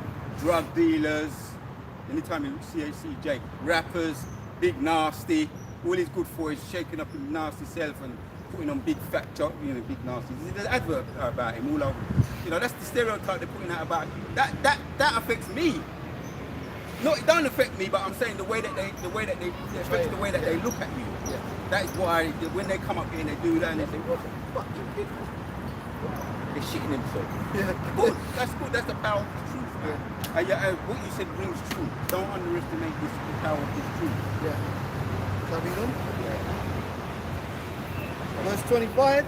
Behold, I am against thee, O destroying mountain, saith Yahweh, which destroyeth all the earth, and I'll stretch out mine hand upon thee, and roll thee down from the rocks, and will make thee a burnt mountain. Yeah, because the Most High saying he's against thee. And now when I watch, because there's a scripture in either Job 12 and 7, or Job 12 and 7 and 12, either, watch the animals and they shall teach thee. Now, the scripture says there, behold, I'm against thee, to destroy man. Now the earth is now, the worm is turning against these people now, even the animals. You know, when it says watch the animals. I've done a video of the whales now, just coming out of nowhere, you know whales, killer whales, they're known for their high level of intelligence. And just mashing up the boats then, over there in Spain, And I love when that happens. I love when animals attack. Yeah, and they succeed too. Mash up the boat, mash up the underneath the boat. The whole boat was leaking, and it's like they form as a posse and they communicate. And they're coming together as a posse and just attacking E. And also over there, they've got those animal resorts where the E goes and he's just so arrogant, so going up and just trying to hug. I wouldn't even do it, right? And Jake, they say Jake is more, we're more in sync with the earth. Oh, he goes up and hugs the animals. Going up and dangerous and shit. them big bison, they look like buffalo. Yeah. Buffalo just turn it, just lick the bitch down, man, lick her down. Yeah, I love when I see that. That's So like, that reminds you of that guy years ago. They used to call him the crocodile. Yeah. And he always used to go and like mess with the animals. And Crocodiles. Yeah. But then the Most I put the spirit on the Stingray. stingray to sting him in his chest. Yeah. And it was lights out for him. I think if I heard correctly, Stingray took him down right to the bottom and stung him, so he couldn't make it up in time to get to medical breathe, attention. make it to the surface in time to breathe. So that was like the stingray was strategic about that shit. The most I put the spirit on the stingray, man. And I've had visions about all forms of animals coming out of, let's say there's a little lake around here, right? You've got lakes everywhere, you've got the sea. All animals coming out of everywhere they can, coming out, and they wasn't messing with Jake, they was only running after the Edomites. There's a precept for that, if I may. Can't. This is Job 5 verse 22 and 23. At destruction and famine thou shalt laugh, neither shalt thou be afraid of the beasts of the earth, for thou shalt be in league with the stones of the field, and the beasts of the field shall be at peace with thee, and thou shalt know that thy tabernacle shall be in peace. Yeah, because they're talking about in league with the beast and the stones. Now that's because we're at one. Even the 2/3. A lot of the time, people are getting messed up over there in America, and a lot of them places there where they've only got wildlife. They ain't messing with the 2/3 even. They're messing with those, you know, these good, polite. What they call them polite Edomites. There's a word Middle class. Yeah, middle class. Anyway, you know, they're the ones that are attacking, man. And this guy, he saw a bison, a baby bison. He was going through trying to get to from one side of crossing over a lake, and it's one of them resorts, them animal resorts. And he went over and he touched the little baby bison, and he helped it across so it didn't drown. You know what happened to what the bisons did with that baby bison? They black marketed it. They cut it off. They didn't want nothing to do with it. He died. He ended up dying. So he ain't supposed to go nowhere near the animals. They know that in their spirit. They know that the animals are it's defiled now. You understand? They know when you touch them fucking people there, they defile you. My little baby, the mother abandoned the little baby, ended up dying. He got a fine, and it's actually scriptural too. You know, that's what you just read. Carry on reading, Bubba. Right, back in what I just read before, Job. Yeah, finish. That's all right. Job 5, 24, and thou shalt know that thy tabernacle shall be in peace, and thou shalt visit thy habitation and shall not sin. That's the end of it. Yeah, read it again. Read that same one again. Job 5:22. Let me start from 21. Thou shalt be hid from the scourge of the tongue, neither shalt thou be afraid of destruction when it cometh. At destruction and famine thou shalt laugh, neither shalt thou be afraid of the beasts of the earth. For thou shalt be in league with the stones of the field, and the beasts of the field shall be at peace with thee. Yeah. So we're going to be in league with the beasts of the field, which even to a certain extent now, the bees, none of the animals, we don't do nothing to go out of our way to harm no animals, man. They're fucking up the cycle of the bee, because there's a cycle a code that it goes by. All it needs to do is pollinate the flowers, mess with the flowers, pollinate the flowers, and it naturally produces honey. What they've got them in them little beehives, they're artificial beehives, and having them supposed to be kept. They're feeding them sugar, right? So therefore, when they produce the honey is now more like a syrupy. It's not natural, not pure natural honey. That is good for you when you eat. You talk about eating honey, and when David ate honey, he automatically was revived. You're supposed to feel a sense of. It's almost like you took some like a stimulant. Honey is just like almost a natural stimulant, an antibiotic. Very good for you. If you're sick with any kind of flu or anything like that, if you had the real good honey, you yam that honey there, manuka, it's like within a day you'll be feeling good, you'll be feeling energized. Even if you still got a black blocked up nose, that fever gone, left you. I know. Yeah, so if you get the good thing, which is getting more expensive now, most Jake can't afford it, you know. But that's them messing with the natural cycle of the animals. And Esau's intelligent because he doesn't want the people to be healed from their sicknesses. Yep. That's probably why he's fucking up the bees, because if they're not producing that good quality honey, people can't get access to that. How do you call it? That natural remedy. Medicinal. So they have to rely more on Esau's pharmaceuticals. Yeah, the real what they call it? Real medicine. Yeah, the real medicine. That's it. Real medicine. Holistic, they call it. Yeah, because it's whole. You know, I got another piece. Let me just check this if it's the right one. Job. can't. Job chapters.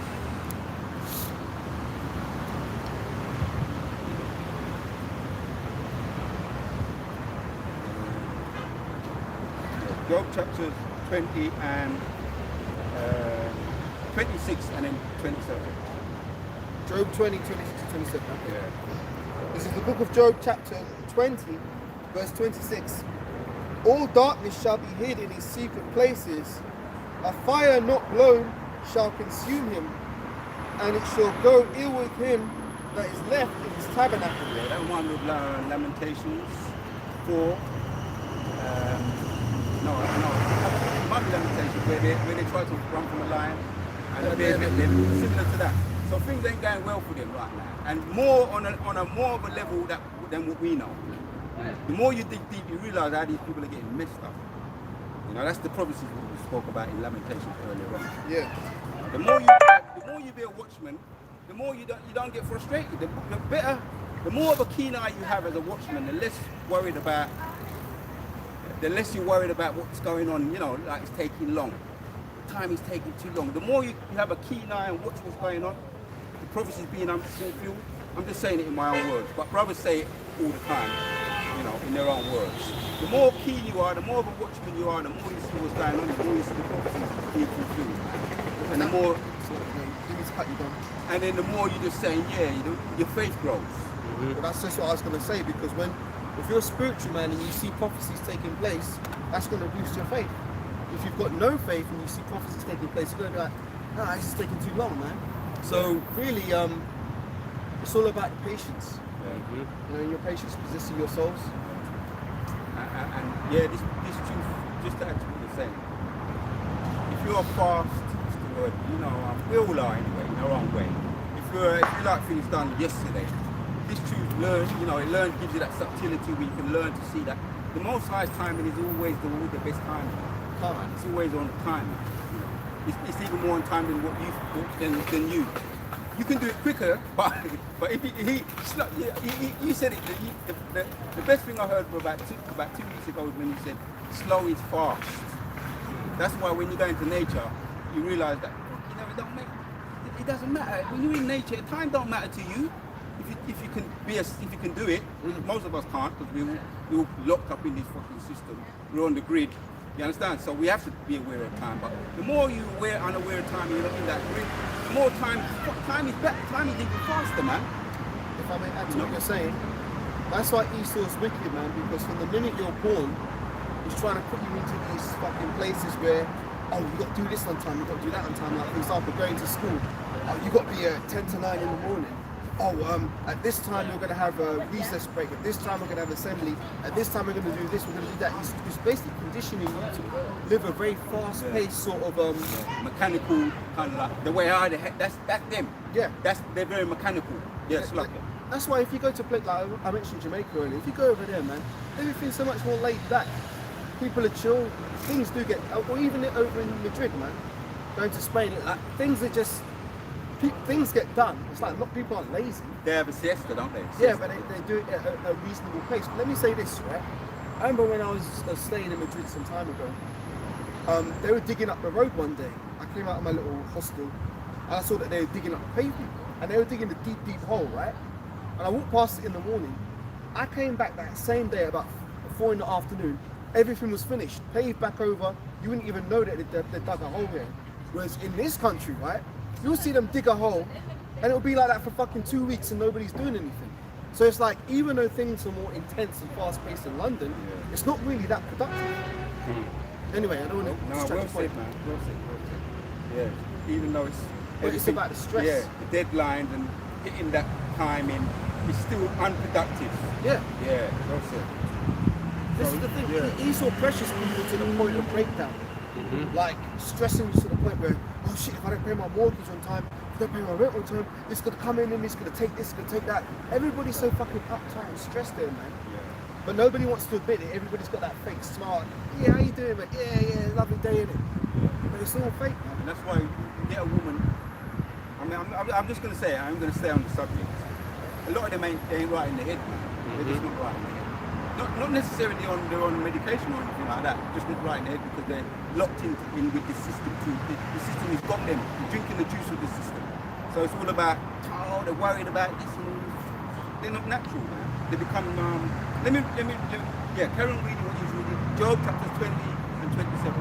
Yep, 20:27 says, the heavens shall reveal his iniquity, and the earth shall rise up against him. Yeah. So that's why we hear the earth is vexed with them. The animals are, it's literally vexed with them. That is that is where the prophecies are under the radar, that you might not think that it's happening, man. On a high level. On a high level, the more of a watchman you are, the more you have a keen eye. I know brothers have got that keen eye and that spiritual. I watch certain brothers' videos, I say, that brother, he's got a keen eye. Some of our brothers in the centre, the brother got a keen eye, man. I know I can see it, man. He's a broad-minded brothers, and some broad-minded, they know what you start with that visual vision, where hardly anything escapes them. But we're all in the flesh, but with the more of a keen eye you got, the more you realise Most High is doing his thing. Mm-hmm. The heavens shall reveal his iniquity, and the earth shall rise up against him. Hence the judgment we looked at. And as you said, those Pakistani people, some that Jacob died on the train. That died on the train. There's some Jacob in there, that would be niggas. There would be niggas in there. The Most High judged them, man. 300. They say our last one will be 300 a day. And not them wicked too. They look down on us too. Yeah. I'm getting twisted. I'm gonna have some. I'll have some concubines in the kingdom. But they look down on us big time, man. They don't respect us. I go to get there's certain places I go to. Depends on where I am to get my little key done and post office and shit. And I see certain people. They ain't in the queue, and they show that they want to serve them first. Yeah. And if you don't be a little bit, kind of put yourself out a bit, they just do it on purpose, man. Oh, the English people, the white people, you serve them. Might give a brief testimony. Yeah. A lot of these Elamite girls, don't get it twisted, man. Their families are just as racist as the so-called white man. Yep. Because I remember when I was at university, I got into a situation where you're living in student housing or whatever. And I ended up living in a house with, 4 other girls, and I was the only guy in there. And they were like, we can't tell our parents because if they knew we were sharing a house with a black man, they would never let us. And the funniest thing is that a lot of them, you might think that, they'll call you black, right? But don't get it twisted, their skin can be just as dark or even darker than yours. But they'll put a hell of a lot of makeup on to try and make their skin look lighter. And they'll still be looking at you like you're a fucking nigga. So, that's just what I had to say on that. Alright, so let's just finish off. I think, did we finish? Let's read 24 and 25 of Jeremiah 51. Again. And then after we go to Ezekiel. Jeremiah, so like you said, Jeremiah 20? Jeremiah 51, and 24. Right. Jeremiah 51 and 24 says, and I will render unto Babylon and to all the inhabitants of Chaldea. So stop there, man. Don't say, he's got them. He knows what that appointed time he looked at in Habakkuk. He has an appointed time. He's going to render unto Babylon. Just like if your youth was wicked, right, and you heard that he was your youth, right, even if it's your youth, you have to punish that youth. You heard that he was doing something he wasn't supposed to be doing. And you say, right, well, I'm punishing you, right? But you're doing something at the moment. You're attending to something. But you know that you have to punish that youth. You have to teach him a lesson. Otherwise, you think that he can just, do what he wants and just carry on, the way he wants in your house, under your roof. There's a set time. There's a scripture which says, who is he that the Most High chasteneth not? He's not a bastard and not a son. Yeah. So if you don't chasten your son with the word of correction, then basically he's like a bastard. Man. Yeah. So that I will render unto Babylon and to all the inhabitants of the Chaldeans. So none of them now escape. There ain't gonna be some of them gonna get away, You know what I mean? Like none of that, man. The Chaldeans, which are the witches and the warlocks. And where I live, the most I had it that where I live, there's hardly no Jakes around. If there are, some of them are, you know, kind of up. You know, there's not much jakes I don't see around here. And say you got where I live, and then you got just up the road a certain area, right? Just like over, you know, like in America, you got certain places where it's ghetto, and then you got like not too far. The gentrified Yeah, areas. the suburbs. It's like I just go up the road. It's like pure Edomites, middle class Edomites. You know, and they're so used to seeing me. You know what I mean? But You're the token Negro in there. but the most I made, he put me there. He put me there because when that time comes, Oh, you're gonna run them up. when that time comes, man, I'm in the right spot, man. you know, if you ever see a hornet going to a bee's nest, I'm right up in there, man. I'm right up in there. Let off some steam on them bumper clouds. 25. Right. Verse 25 says 20 and 25, right? Yeah. Jeremiah 51. I'm in Job, sorry. 25 says, Behold, I am against thee, O destroying mountain, saith Yahweh, which destroyest all the earth, and I will stretch out my hand upon thee, and roll thee down from the rocks, and will make thee a burnt mountain. So yeah, he ain't mentioned his words there. Well, see, we ain't really seen the fear of the Lord, but we've had little appetizers, you know. We have had little appetizers, those little judgments, and that's a lot for Elam. That's a lot, you know. It is. That's a lot, isn't it? I don't know. You heard little judgments, 80, 75, 40.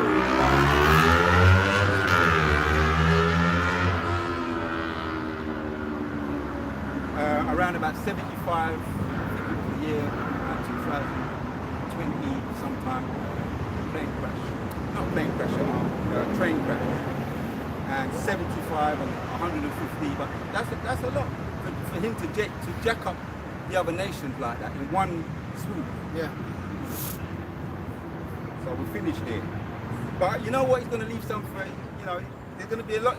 Have you noticed that? It's like when you're walking, it's like there's no people everywhere. I feel almost claustrophobic. Maybe it's worse than where I live. But it's like, I walk, if I stop to get something out my bag, people walking, I don't like it. It's too much, man.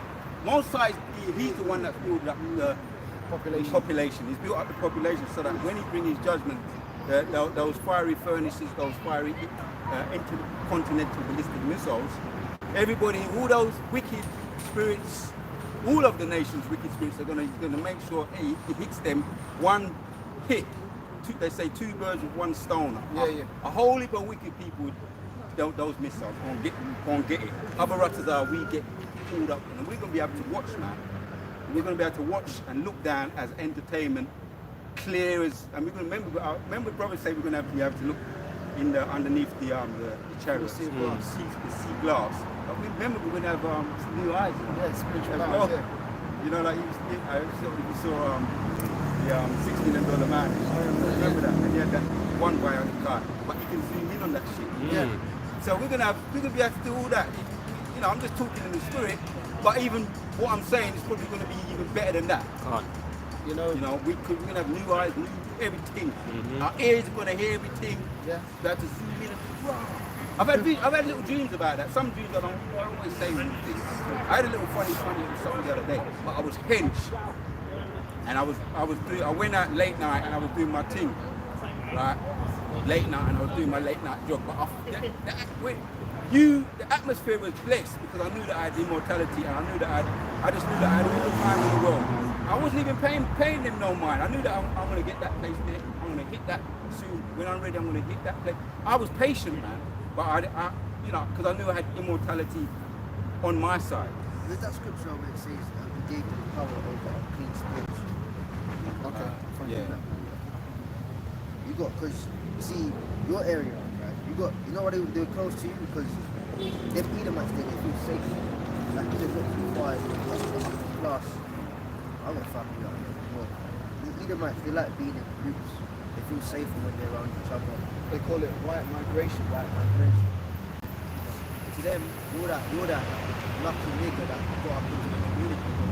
But as you said, when the time comes, it's a different story. You got that? Yeah. Ready? Matthew chapter 10 verse 1. And when he had called unto him his 12 disciples, he He gave them power over unclean spirits, and to cast them out, and to heal all manner of sickness and disease. Yeah, because brothers, speaking of their thinking, you got a lot of unclean spirits. That's why they operate the way they do.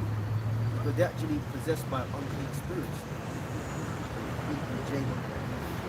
Like you can have a Jake in the world that's normal, but they're possessed. Everyone's possessed, bro. Even us. Everything's a possession, but then you got righteous possession, you got demonic possession. You can have the calmest, the most calm, collected, Jeffrey Dahmer is very calm. dignified person, but they're possessed to do weird things. Thinking about Philip Schofield, Yeah. he didn't do this. Oh yeah. He looks calm. Good morning, Britain. You know, and I think that shit is real. I know they're actors and shit, but a lot of them do fucked up shit. See, Edomites, they got a perverse spirit. Like Jake could be wicked, yeah, but even in wickedness, he's like, there's some level of like that's just not in a Jake spirit to do. Yeah. But Esau, I mean, you have the odd cases, but Esau, he does things that's way out there. He'll come on TV every morning and he good morning, Britain. Yeah. You know, but then behind the, you're getting caught, man. But again, it's the spirits that's in people. That's why I'm realist, bro. He gave them power over unclean spirits. So when we operate in the world with, you talking about Thomas Wood, you mentioned some other people. We're alright being around. We may not enjoy it, but Abarat Azar, we stay in this, we're actually protected.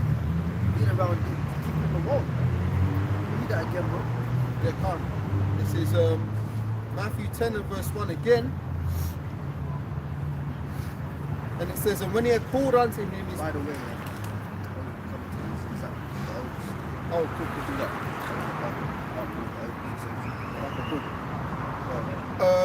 Once again, Matthew 10 and 1. And when he had called unto him his 12 disciples, he gave them power against unclean spirits to cast them out and to heal all manner of sickness and disease. Yeah, so the unclean spirits, what does that start with? That starts with philosophies, man. We're not even talking about physical ailments, demons. We're talking about, which is demons anyway, but we're talking about people's mindsets. Yahushua gave them power to cast out unclean spirits, man.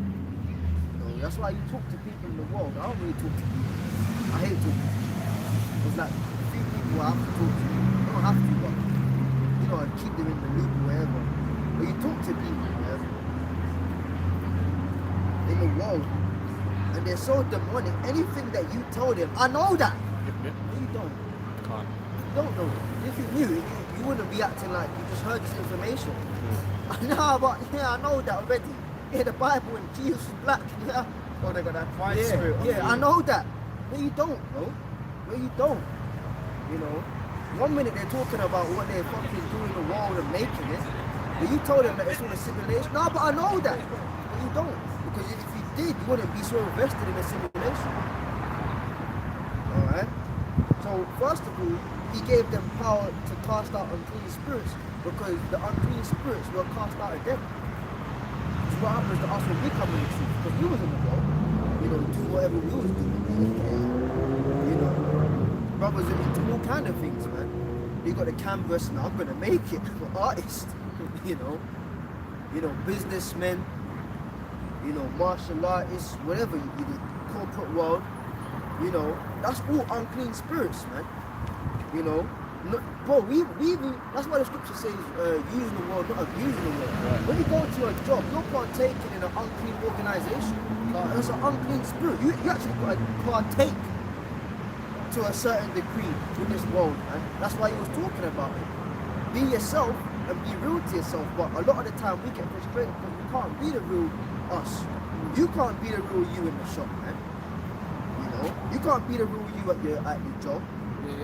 You be the real you, and they'll put you in prison, man. Okay? Even at school, Straight out. sit down, be quiet, sit still. When you really want to get up and run around and be active, and then you do, they say, oh, you so-called black boys are so aggressive, How the fuck can you have a 13-year-old, right, in the prime of his adolescence, and he's dead at 8:30 a.m. and he has to sit down in form time in a fucking suit. Man. Yeah. It's a uniform's a suit. and tie, yeah. They put you in a suit at age 13. You gotta sit there and just go through 6 periods a day of getting indoctrinated, man. And then you gotta walk in a robotic fashion. Or always walking the right side of the corridor. Yeah, and then you can't be quiet. So you can't talk, you've gotta be quiet, you know. Well, I remember one time they had a no phone policy, right? In school. And it was my school was massive, man. To this day, there's the main entrance, you got a big entrance at the back by some park. I came through the back entrance and they had the no phone policy. They had to actually turn off the phone. So I was complying with the rules, man. And they had this pregnant bitch. She was at the gate at the back. And I literally took the phone out of my pocket. And as I was turning it off, she grabbed it out of my hand. Confiscated. Confiscated. You came to school with your phone on and you're texting. And I said, no, I was turning it off. I even showed the bitch, look, the screen's off, man. She took the phone. And then they keep the phone for a week. For fuck's sake, man, you know. And I was a bit crazy. I told her some words, man, that upset her, you know. And then they called my mum into the school. They excluded me. Yeah, and then I had to go to the sister school in this part of London here. And I'm from the other end, so it was fucking hard getting here every morning for like a week, right? And then they had an integration meeting with my mum, right? And they said, my mum said, bring the woman in, you know, bring the teacher, let's hear. So then, Mama, was he turning off the phone? Oh yeah, he was. So I got excluded, all right? You made my life difficult for a whole week just because she admitted you had a bad morning. So you send your fucking children to school to get told by Edomites and the other Jake that are part of the system, be quiet, turn your phone off, you know? That's education. Yeah. Are you serious, man? Are you fucking serious? The main place unclean spirits come from is school, man. That's right. Okay? The fucking school system is where the unclean spirits get harbored, man. Slap it, man. That's what you're saying. When I walk past my old school at night time, I'm telling you, man, you can feel the spirits in that place, man. Fucking evil aura around that place. So children go to school and they get possessed, man. Bullshit, man. You know, and you got to do the GCSEs, you got to write the answers how they want it. You can say the same thing in your own words, but nah, it's got to be this way. Yeah. Point 1, point 2, point 3, and then they push you down some course, and then you're a slave, man. You come out of the system, you go uni, maybe. You come out of that system, then you're a slave, man. Now your ass is 22, 23 years old, and you're just ready to do what Esau tells you, man. Yep. School puts unclean spirits on children, man. Alright? You think there was fucking 6 periods a day in the ancient world? It has to be 6, doesn't It it? had to be 6. Well, why is it 6 periods, man? You know? Peace up. In the ancient world, you was under your dad, man. Now, he could have sent you to the House of Scrolls. You learned the Torah and the prophets, okay? And then you learned a trade under your dad, man. Also, primary subjects like maths was taught, man, and Hebrew, okay? So every Israelite male child would understand the basics of mathematics, his language, all right, Hebrew, and the scriptures, man, the Torah. That's what you need. That's what you need, bro. When you go to school talking about Margaret Thatcher and the Weimar Republic, I gotta learn about fucking Germans with their hyperinflation, using their fucking Federal Reserve notes for fire, to fuel the fire because of a war. And then I get an A-star in history. Then I come out of school, I got GCSEs, no, you can only work in McDonald's, you know. Trying to tell me that school don't put spirits on people. There's a quick one. You were talking about history there. They teach you history, but they don't teach you the scriptures. So what history are you really learning? You're basically learning, what do they call it? Is it colonialist? Or but you're learning basically to love your oppressor. You're not learning about your people. Because when it comes to topic like slavery, all they showed us a picture of one slave ship where the slaves were like, you know, the diagram they're lying there. And that was it. That was Black History Month done. Nobody was talking about anything beyond that.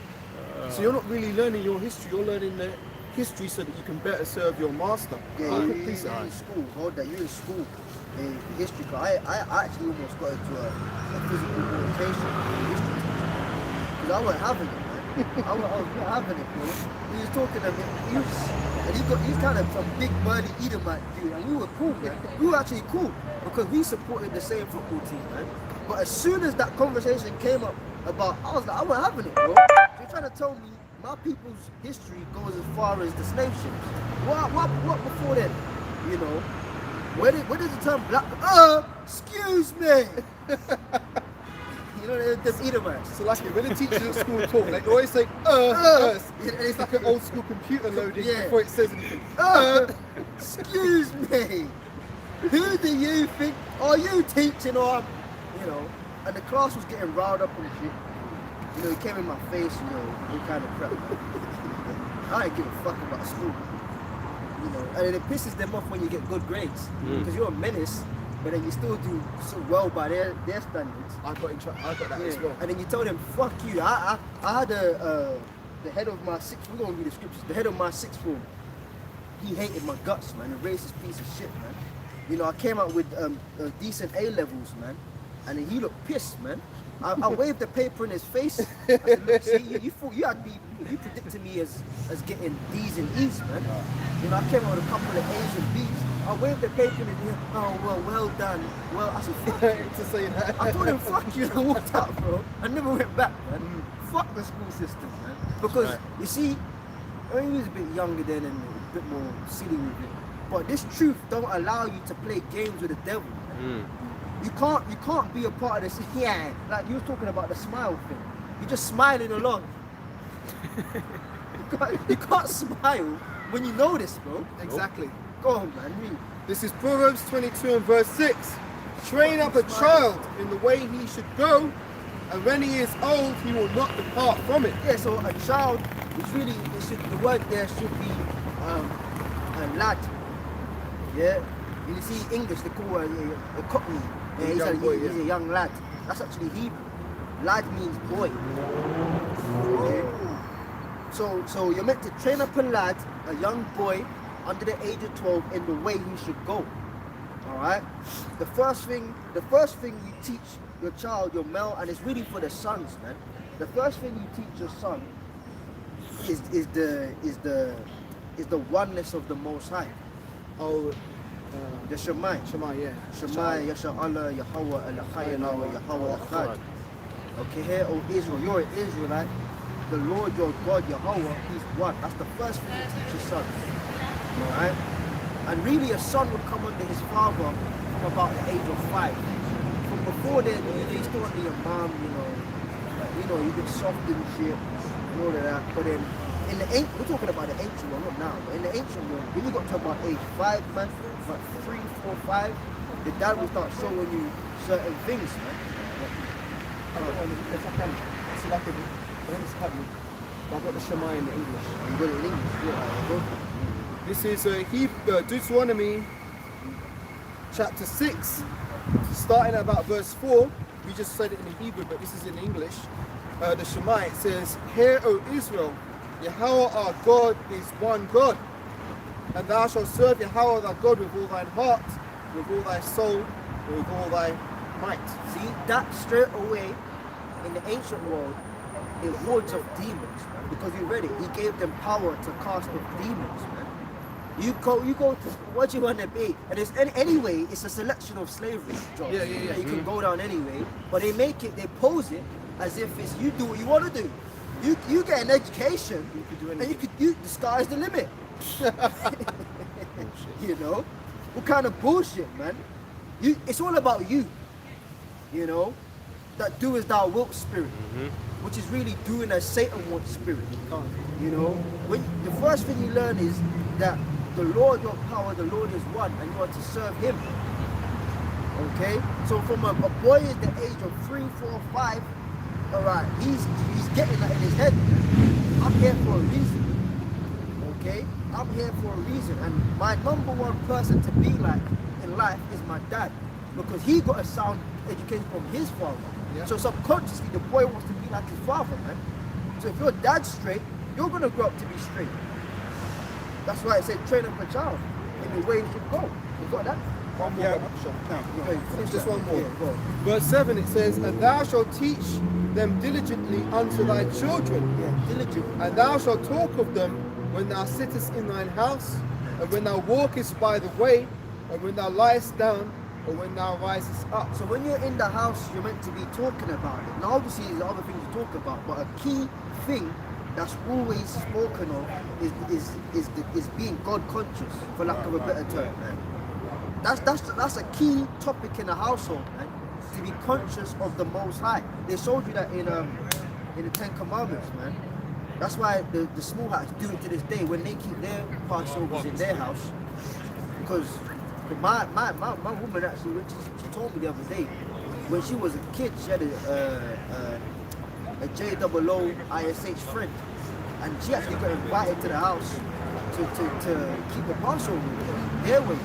And I started looking at her sideways from that, man. What the fuck are you doing as a kid in one of their houses, man? She might have been a sacrifice herself. You know, like, you're lucky your ass came out, bitch. Yeah. You know? But she, you know, and there's a part, and I already knew this, but there's a part in their Passover service where this all corny bullshit, where they'll hide like a little toy somewhere in the house, and then the child has to ask, oh, grandfather, why did our people have to do this? He would send them out to find this hidden toy, and they bring it up to the dinner table and get a prize. Now that's not part of the Passover. But that's what them small hats do, man. You know? There's a reason I even mentioned that bullshit in the first place, man. Teach you things that Can't, yeah, Kawada. So yeah, that's what they do, man. But in the Ten Commandments, Florida, bro, you had the child, and I think the child asked Moses or Aaron, said, why can't we go outside? And he said, this day the Lord your God killeth the firstborn of the Egyptians. Today and tomorrow we go for free. You know, that's where them JOO people got it from. So they actually have a child in their Pesach asking questions and running around looking for toys. they missed the plot. But that's the point. They showed you in that movie, being conscious of the Most High is pivotal, man. Now you go to school and they say, you don't have to be a boy. You can be whatever you want to You know, be. you can be a boy and a girl. If Timmy wants to wear a dress and be non-binary, it's yeah. fine. Or if Timmy wants to identify as a cat, he can be a cat. You know? How about I identify As an Israelite. As an Israelite? How about that? What's so wrong about that? You see, and them small hats again. Them fucking, they knew it. Oh yeah, well the 10 tribes and, you know, the people are going to realize one of them is black, so let's give it to the Ethiopians. Yeah. Fucking, so hold on, they're the Jews now. Yeah, they're the lost tribes, the Ethiopians, the House of Cush. All right, them egghead bastards. You know, the Yamuka can't even fit on their fucking head because their head's so big. But then they're the 10 tribes, you know, and they be shipping tourists over to fucking Ethiopia, you know, and they're in some shack somewhere. I watch videos of that on YouTube, man. You go on my YouTube history, it's wild, bro. I watch some weird ass shit, man. You got them shipping tourists from Israel over there, some dusty ass Cushite holding it. Yeah, oh yeah, just. Oh, and they got to claim that they got the Ark Yeah, as the well. Ark of the Covenant. Then they got the Ethiopian Bible, and then you got Jake getting up into that, which is crazy, man. But then if we were to identify as these, no, you can't be that. No, you're not. You're just black, and you go as far as the slave ships. Read that in Deuteronomy one more time. Why is it that we only get 1 month of the whole year for you to remind us that you put us on ships? Black History Month. Yeah. But then that's as far as our history goes. Is that and you shall teach them to your children? Right, so this is Deuteronomy 6 verse 7 again. And thou shalt teach them diligently unto thy children, and shalt talk of them when thou sittest in thine house. Yeah, diligently ain't once a year. Exactly. If you had a guy that, you know, I'm an Israelite, can I join the camp? Oh yeah. You know, he goes out once a year. He does a video once a year. Tell that guy where to fuck off, man. You ain't diligent, bro. You can't talk about something once a year and that's enough. Exactly. And then that's all you're telling them is yeah, you was on slave ships. We gave you a chance at the new world. And emancipation. Emancipation. Yeah. And that's bullshit. They make it seem like in school, I remember that. They make it seem like emancipation is freedom. No, we get into etymology, bro. To emancipate means a transfer of ownership. That's right. So if I was directly your slave on a cotton field, you could whip my ass, fuck my woman, kill me if you want. Now you've given me a bit more rights because I put on a suit. Yeah. That's the fucking school uniform. Yeah. Oh, the slave goes from wearing raggedy clothes to a suit jacket and trousers and tie and pants, and now he's free. Wow. But then you gotta sit your ass at the back of the bus. Yep. All you get is 40 acres and 2 mules. And you didn't even get that. You didn't get well. Go on, bro. And if I may, the only reason that really happened is because the further industry. Yeah. Because Esau wanted to build the industrial revolution came about, and he wanted workers to work in it. That's why the education system was created to give people certain skills so they could just do these jobs to build up Esau's industry. Yeah. I got hurt. You got Yeah. hurt. Cut with the truth. Crazy shit. Finish on that, bro. And then, All right, yeah, it says, you shall teach them diligently unto thy children, and shall talk of them when thou sittest in thine house, and when thou walkest by the way, and when thou liest down, and when thou risest up. That's constantly, man. So we should all, we miss it sometimes. We're in the flesh, but for the best of our ability, man. You go to bed, the last thing should be the name of the Lord, man. That's right. Lord's Prayer, man. Lord's Prayer, you can pray the Lord's Prayer, you can pray some of the Psalms, you can say your own prayer, you wake up,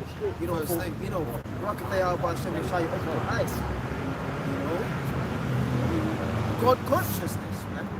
See, the scripture says I boast not but in the Lord. So we can boast in Yahweh Shai that we're conscious of our power, man. And when we come to the truth, we're conscious of the Most High. We don't just do things walking around like there's no consequence, man. That's why when the Passover comes around, like I would say up to a month and a half before that, brothers start getting scared, man. They get spooky. You get spooky, things start happening, you start walking down the stairs more carefully. Because the Most High might make you miss a slip and bust your ass, man. Yeah. That's you done. The death angels around, bro. You know? We're conscious of the Most High, man, and his son. People, I'm booking Cyprus for next month. You know? In the workplace, they urge you to do that. Have you got any holidays booked? They're talking about next year holidays you want to book for Cyprus with the family, and your ass is still in 2022 or 2023. We're talking about 2025. Are you crazy, man? Read that. Yeah. So this is an And we could go back to the one with he gave them power to cast off demons. this backs up to one.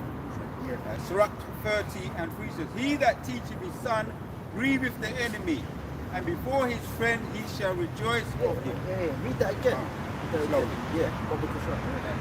Sirach 30 and 3 says, He that teacheth his son grieveth the enemy. That's why at school for 6 hours a day. They want Again, 6 6. years, they go 6 again, because your parents, they're already gone through the system. They got a slave away. No, they need an education. Yeah. You know, so as soon as you wake up, it's a rat race. You brothers were talking about it earlier. Everything's a rush. You wake up, you gotta violently get your ass in the shower. Can barely even wash your face. Barely wash your face properly, man. You know. You get into the ancient mode, even the whole idea of bathing, people ain't even clean out here, man. You ain't even clean out here, bro. You just stand in the shower for like 2 seconds. 8:30, the bus is coming at 9:45. I've got to get here. I missed the train, let me get the second one. Yeah. You get to work, hi boss. Yeah. And then it goes the smile. The dumb ass smile. You smiling. But you didn't even eat breakfast properly, Yeah, man. just 2 spoonfuls of cereal to You get out the know? door. You didn't even wash your body thoroughly. You just next thing you know, you're in the office, bro. You know? So he that teacheth his son grieveth the enemy. That's why they want to have minimal parent and child contact time. Minimal. The moment you wake up, you got 2 hours, then your ass got to be at a computer screen, and your child's got to be checking into the morning form. Yeah. Oh yeah. And if your child ain't there on time, they're sending the parent text message. Yeah. Where's your child and this and that. Yeah. You know, school's a prison. And then you come home and you're tired from work. You know, They give them homework, further Yeah. indoctrination, Further encroaching on the parents' time with the child, and then before you know it, it's bedtime, and they repeat tomorrow. Can't. Then maybe on the weekend you can spend time with your child, but then the parents are so busy because they've got to do the shopping and everything else. Yeah. And my school was so demonic, they introduced Saturday school. It Wow. was compulsory. Okay? It became compulsory to attend on Saturdays, man. And then they had Saturday detention, man. I've never heard of that. Yep. There's Saturday detention. Now, here's the demonic shit. Detention was and the head teacher said it's because what did he say, man? He actually, I believe that head teacher, he knows what I'm into, man. He's a high level Yeah, mason. he's a mason, bro. Because he just pulled, that school's big. He just pulled me into his office. And I remember I was in a class, not even like it was free time or anything. I was Yeah. actually in a class, and one of them run around and help the staff came into the class. Oh, Ken, such and such, my name. Can you come out, please? You need to come with me. I think, what? What's going on here? Yeah. This is the one day I behaved myself. I don't think I'm in trouble. Next thing you know, I'm knocking on the head teacher's office, man. Nobody could go in his office. You walk in there, he got it decked out, man. He's got like a Alan Sugar apprentice. You can now go through woman. Yeah. Through woman. She's there. You never know his office was this massive, man. Some bitch there just sitting there. You can now go through. What the fuck is this? I said to her, who am I here to see? She said, you're here to see the head teacher. And she was, I was in year 11. So now I sat down, leather sofas, got classical music in the background. You know, the bitch offered me tea. I was like, no, I don't want any tea. You know, and then he came through. You know, she said, you can go through now. She opened the door, another massive room. You know, big boardroom chairs. And then he just sat me down, man. Say this is the table, big table, but he came leaning right over it. Some Edomite guy. And he looked me straight in the eye. That's intimidation. He didn't blink once, man. He looked me straight in the eye.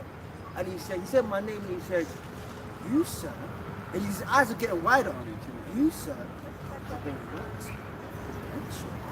He's trying to seduce Yeah, you. don't waste it. So I was like, I can't lie, I got a bit shook. I was like, okay. Okay, and what's gonna happen here?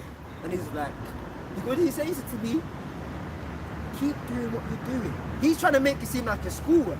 You ain't talking about no fucking schoolwork. He know what the fuck I was into. He goes, you keep doing what you're doing, but you have a lot of potential.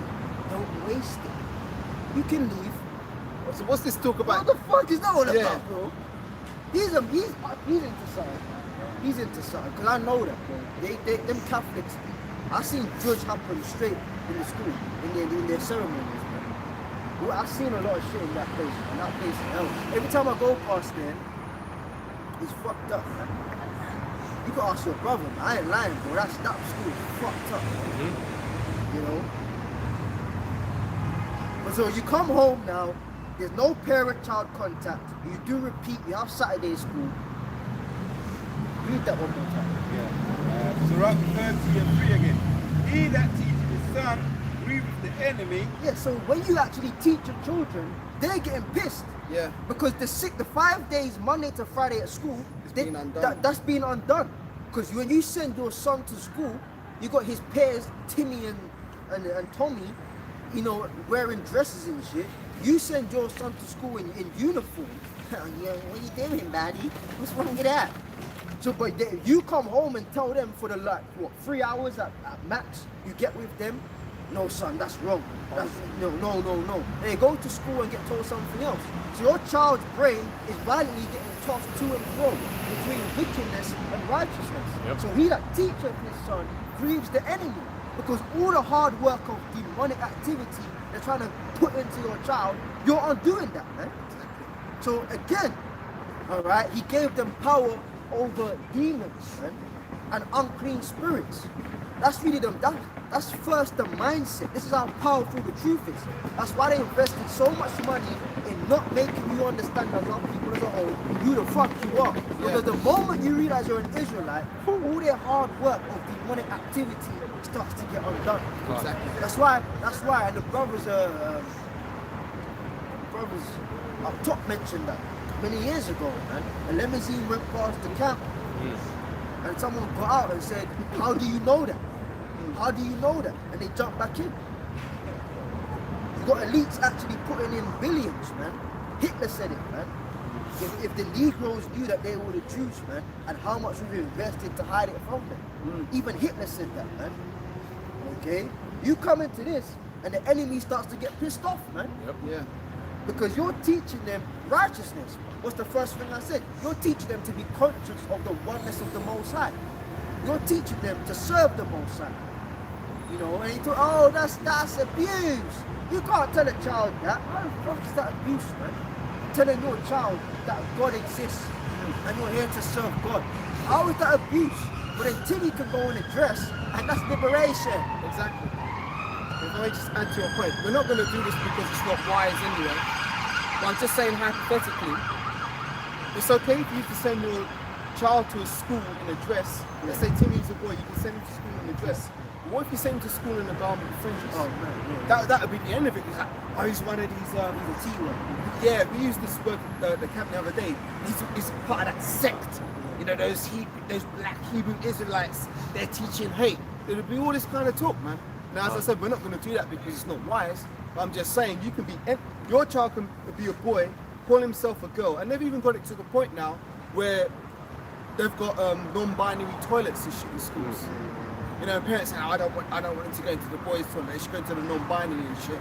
So you're teaching children all this madness, but again, as the brother said, if you try and teach them about the truth of God, now you're abusing your child. Yep. Yeah, they're going to link you up with Muslims. That's their number one go-to. They're going to say, oh yeah, your child's a Muslim. Extremists. Extremists. They're from Islam, trying to associate you with Islam. They're going to say, oh, you're a T-word. And they're going to try, your child's going to, if you send your child, I will never send my son or daughter to school in a garment because that's when social service will do. Yeah. That you ain't gonna, you send your child to school in that, they ain't coming home again. You know? And they have them crush. I remember that they asked that in reception before year one and in year one as well. You know, you 5 years old, you 6 years old. When you're naughty, does mommy and daddy hit you? So they want you to cheat up your parents. Yeah, you can tell us it's safe. You know? So they're really trying to find out information, man. Yeah. Oh, what's been undone from what we're teaching you within closed doors, within your parents' home? What were they telling you? What were they doing to you? Just a quick point. It was in like the early 1990s, I believe, when they started to stop parents from, what do they call it, punishing their children by smacking them. And I can attest to this because I've seen it with my own eyes, that ever since that Esau started preventing children from discipline, Esau started preventing parents from properly disciplining their children, the younger generation have just become more and more wicked. Can't. Because it's like, I was talking to you about this in a week, these children, they weren't disciplined at home and they're not getting disciplined at school. School's practically teaching them, yeah, be lawless, do what you want, because they want your children to grow up to be niggers, to then go out and stab each other, because guess what, Esau loves that. When he sees Jake on Jake crime, they love that. But really, he's teaching you like, oh yeah, it's for the best that you don't hurt your children, and really your children are going to go out wicked anyway. What did the scriptures say? We read it, we quoted it earlier. If the child doesn't receive any chastening, he's no longer a son but a bastard. Roughly paraphrased. Yeah. Do you want me to read Matthew? Right, Matthew. You could go to a rich area. You could go Richmond and Harrow. If niggas went there in tracksuits with knives and started stabbing up Harrow boys, It'd be a big deal. it'd be a big issue. You know, knife crime would have been tackled. You know?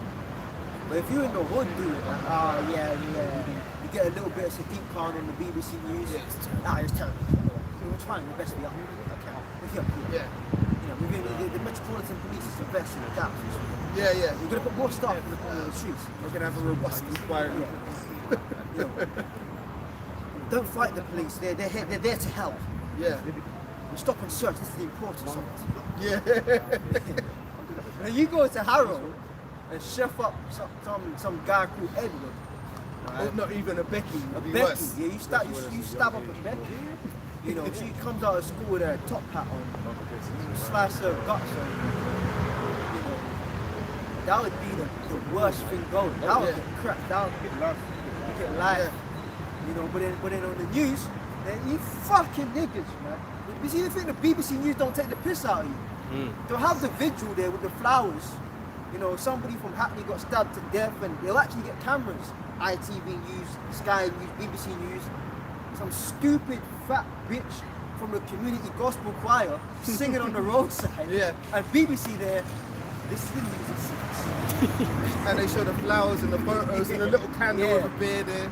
The devastating knife crime, the pandemic of youth. And then they'll have some nigger that came out of jail, you know, hiring some stupid little hole somewhere, talking about, I work with the community. Yeah. And I want to get outreach.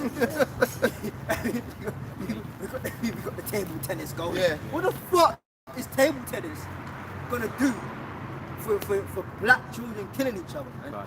They should be teaching the scriptures, man. But then you think that these high Edomites ain't turning on the BBC News and laughing at you, man? Well, go to Richmond and do that, man. Go to Richmond and do that shit, man. Okay? You just be there, man. You be there, and their vibe is they're already looking at you different, man. You step out them, you know.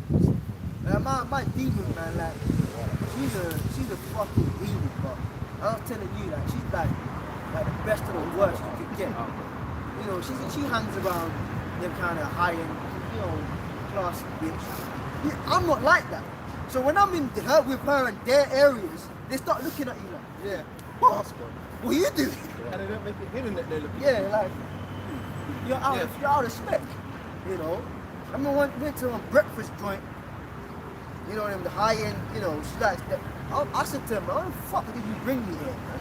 You know I don't like this shit. You know, sometimes you let them, you know, I can't be bothered, man. Every day I'm just like, where do you want to go, man? You go, okay, where do you want to, just tell me the place we go. You know, just choosing them high end, they got the little nice puppies, you know, in the shop behaving, you know, the coffee, the lattes, the cucumber juice, them high end Edomites, man. Walk up in there, I don't even look like I'm just looking at, oh. That's strange. They make noises. Scoffing.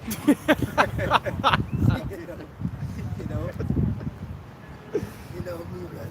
Yeah, I could, you know, the icon, supplant, man. I can supplant, man. You know, you talk, but I don't like doing that sometimes, man. Now, I'm gonna make you feel comfortable, man. You know, if you're comfortable by me, and I ain't going there like a nigga, man. I'm not saying I'm just being me, you know, but they don't like that. Yep. They don't want that to be you. They want you to take all the bass out of your voice. Yeah. They want you to be clean shaven, Yeah. wearing a suit and tie, carrying a briefcase. Yeah. Stepping and fetching. Yeah.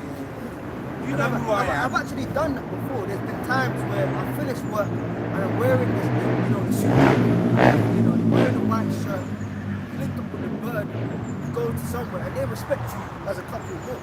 You know? Oh, it's one of the fortunate black ones. They made it together, you know? But then you go in there just being you and you're, you know, weirdos, man. Go on, man. Right, this is Matthew 10 verse 1. And when he had called unto him 12 disciples, he gave them power against unclean You even spirits. had Jake doing that to the Lord, because the Lord weren't one of them prim and proper Israelites. Yeah. He was a bit rough, man. They said he had a spirit on him, innit? Yeah, you know. The demon. They say The Lord came out. That's Joseph's son. You know Jake think they're up there, man. Yep. Don't get Jake just, you know, Israel, ancient ones weren't just vagabonds. The Pharisees, the Sadducees, they were kind of up there, Jake. Because they were already they were happy to be around Israel, you know. Because when the Lord was on the scene, you had Edomites in the first century claiming to be Jews. So you had that vibration of white people, as it were, in and about the faith, even when the Lord was on the scene in the first century, man. You know, the Lord came into the synagogue and they were doing that same Edomite shit. Oh, what he said there. Yeah. This is Joseph's son. Then they were scorning him. Now, was the Lord walking around like a nigger? No. He was a well-kept individual. You know, he kept it basic. Isaiah 53 tells us that. But he was a you got people like the ISUPK, they'll make it known. They'll make it known that they want to fight you and shit. Like in that video. In that video that surfaced the other, my ex, bitch, she used to be from South London. I remember walking in Sainsbury's with her, and you had these two ISUPK dudes. You know, they probably don't know me because I'm a nobody in the grand scheme of things, but that's the vibration they had. Yeah, strutting and It's like, bro, what are you doing? But it's not even a normal walk, man. Like, bro, Yeah. there's a walk, there's a march. And they were skinny marga dudes, Yeah. but they're doing that. Picking up their chest. Why are you doing that, bro? Like, you weren't made like that, you know? Walking up the Sainsbury's aisle, like that, what are you doing? They had the black on, they had the fringes, And the purple. and the sunglasses inside. Here it is, ISUPK. you're walking down the fucking frozen meat section with sunglasses on. Bro, are you alright?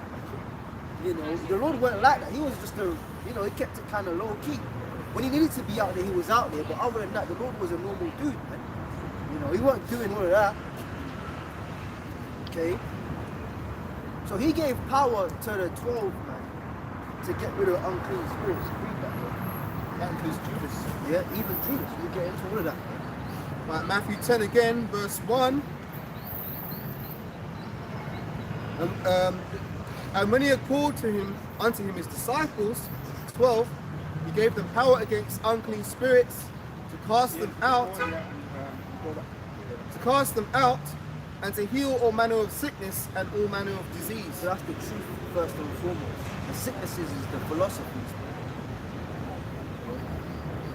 You had Jews, because even, see man, the truth moves on. This is why I always push it.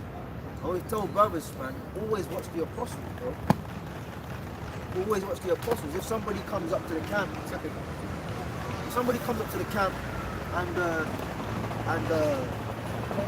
they want a page, you can give them your page. Always give them the apostles page first, man.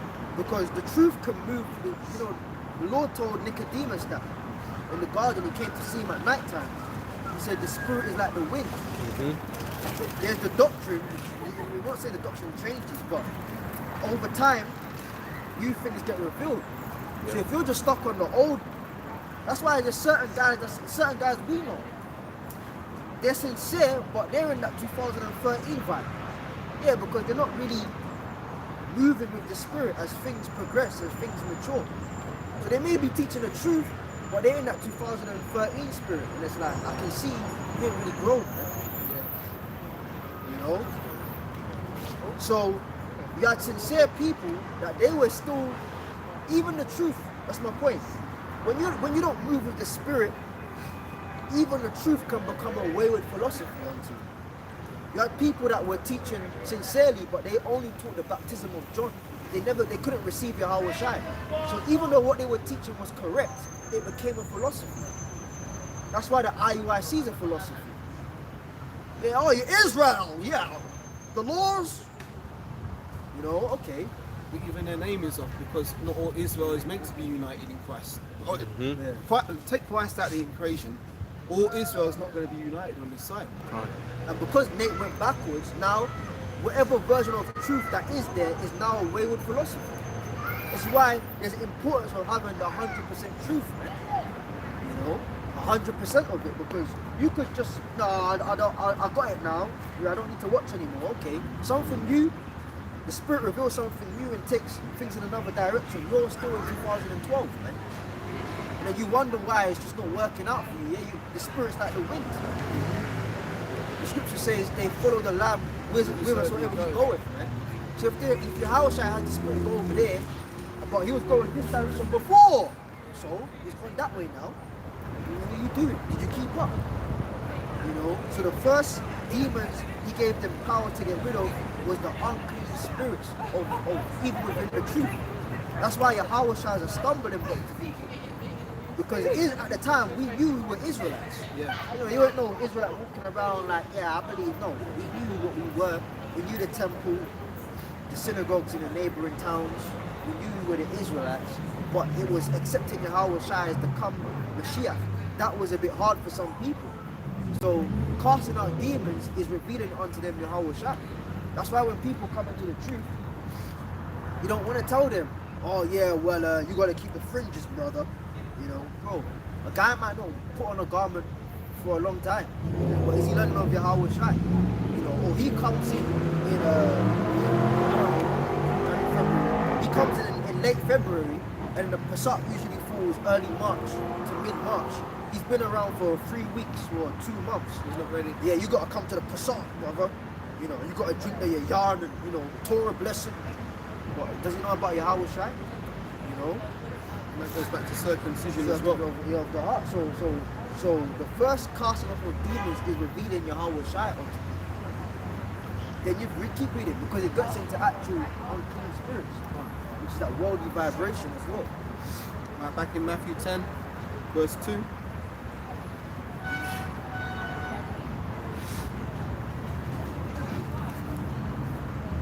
It says, now the names of the 12 apostles are these.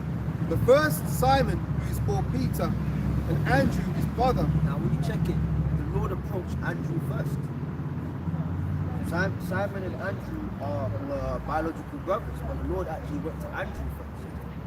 You know, but it was that Peter came, you know, he came, you can come in before someone and then they end up being over you. You know, it's very rare, you know, but the Lord gives us rare examples in the truth so that when these things happen, it's like, okay, well, the scriptures on. Andrew was called before Peter, you know. But, Yeah, so it says, the names of the 12 apostles are these. Simon, first, who is called Peter, and Andrew, his brother, James, the son of Zebedee, and John, his brother, Philip and Bartholomew, Thomas and Matthew, the publican, and James, the son of Alphaeus, and Lebbaeus, whose surname was Thaddeus, Simon the Canaanite, and Judas Iscariot, who also betrayed him. Judas even had power, man. You know, he was about son of perdition, yeah, but for a period of time, he prophesied. He was with them, he was doing things. That's why we can't get cocky, because you can be around, you know, a prominent brother, you know, doing great works, and then the time comes, Satan jumps in your ass. Most I forbid, and then you start getting wayward thoughts. You know, you don't rebuke it, you follow through with them thoughts. And the scripture says from that time Satan was on it. Yeah. So Judas he didn't even have autonomy over his own thoughts or actions, man. That's why he was in the Passover, and he was getting jittery, man. He was actually in the Passover, man. Huh? There was the 12 was in the upper room. He was actually there, man. You know, then the Lord started basically throwing that righteous shade. Yeah, one of you is gonna betray me. The same one who dips his And then hand. they started asking, is it I, is it I? He said, the one who dips his hand in a dish with me. And you would think to yourself, if I'm that nigga, Yeah, I'm not gonna do I it. ain't gonna do it then. I ain't gonna blow my cover. But Satan was on Judas so heavy, that saying of Yahushua went over his head. So when Yahushua went for the dish to dip the bread in it, Judas went for the dish at the same time. But then he still stayed there. See that? I don't get people that do party Passovers, man. Look at the Lord's one. That was intense. He still sat there with them and they're eating the Pesach. You know, lamb, herbs and the bread, unleavened bread and stuff, and the yarn. And then he started getting jittery, man. He was in there looking around and, you know, so your house, I said, go and do what you have to do. You know, like when you're in the house with someone, or you could just be talking to somebody, you can tell they don't want to be there. Yeah. Yeah, well, fuck off then. Don't pretend to be here, or you're just jittery, man. Your house, I said to go and do what you have to do, and do it quickly. Okay? Meaning that, yeah, go and make your final preparations with the temple guards, because it's not too long from now, you and them will come here and arrest me. You know? But before then, Judas was with the 12. Yeah, this is the Messiah. Yeah. The miracles. You know, when the Lord did when he multiplied the bread and fish, Yeah, the loaves of the fish. scriptures speak about there were 12 baskets. Judas probably was manning one of the baskets. Yeah. Yeah, people come. Bread, fish. Yeah. He was doing mighty works. You know, he received the power too. But then when the time came, the Holy Spirit came off of him and Satan jumped on him. But he was also a thief too at the same time. Because he was stealing from the treasure. He was doing too much. You had brothers, I'm not saying this brother was false. I'm not saying that. You had brothers, even this cat at one point where if I remember, questioning brothers about the treasure. Questioning dude, oh what? What's that? What? You have to get got up to. Fuck you, that's not your office, man. Oh yeah. It's not your office, you shut the fuck up. Furthermore, you came here like 6 months ago. Now you want to be asking who's head of what and who's doing what. The wayward spirits, inquisitive. See, be careful the name you take in Hebrew, man. Yeah, That can fuck you up, man. Yeah, I want to be a heavy name. Yeah, okay. You've got the broad shoulders to carry it there. Alright, we'll see. You know, Judas, he was like that, man. He was very inquisitive because at the start, he was so no. Just bro, keep it in house, man. Yahweh Shai's your master. There's the order. Just keep it there. No, he wanted to go to them and yeah, we can involve these people. And what it was, he really wanted to take down the Romans. His intentions were pure, but then he didn't keep order. People talk about order all the time. Why are we talking about that? Okay then. You don't keep order, you end up like Judas, man. You're trying to involve exterior people into the internal setup, man. And then they go and snake your ass. You disobey rank and order. Now the Holy Spirit's off you. Satan's on your ass. And now you're swinging from a tree. Be careful, man. You said? You gotta be careful. Go on, bro. Now the interesting thing about this precept is that it's 1 Corinthians 14 and verse 14, and within it you've got 144. And it says, let all things be done decently and in order. There you go, straight to the point. Decently and in order, man. You know? So, you see, go back to Matthew 10. You got Christians that will use that, you know, especially Jake. You know, they go up in the church, fire, come on, do fire. They're running around and doing all kind of crap, having fits, man. That's not what the Lord was doing, man. Okay? He was just healing people, you know, in an orderly fashion. But when he gave the power to the disciples, the first application of that is the truth. You just get that word is a lamp unto my feet. Come on.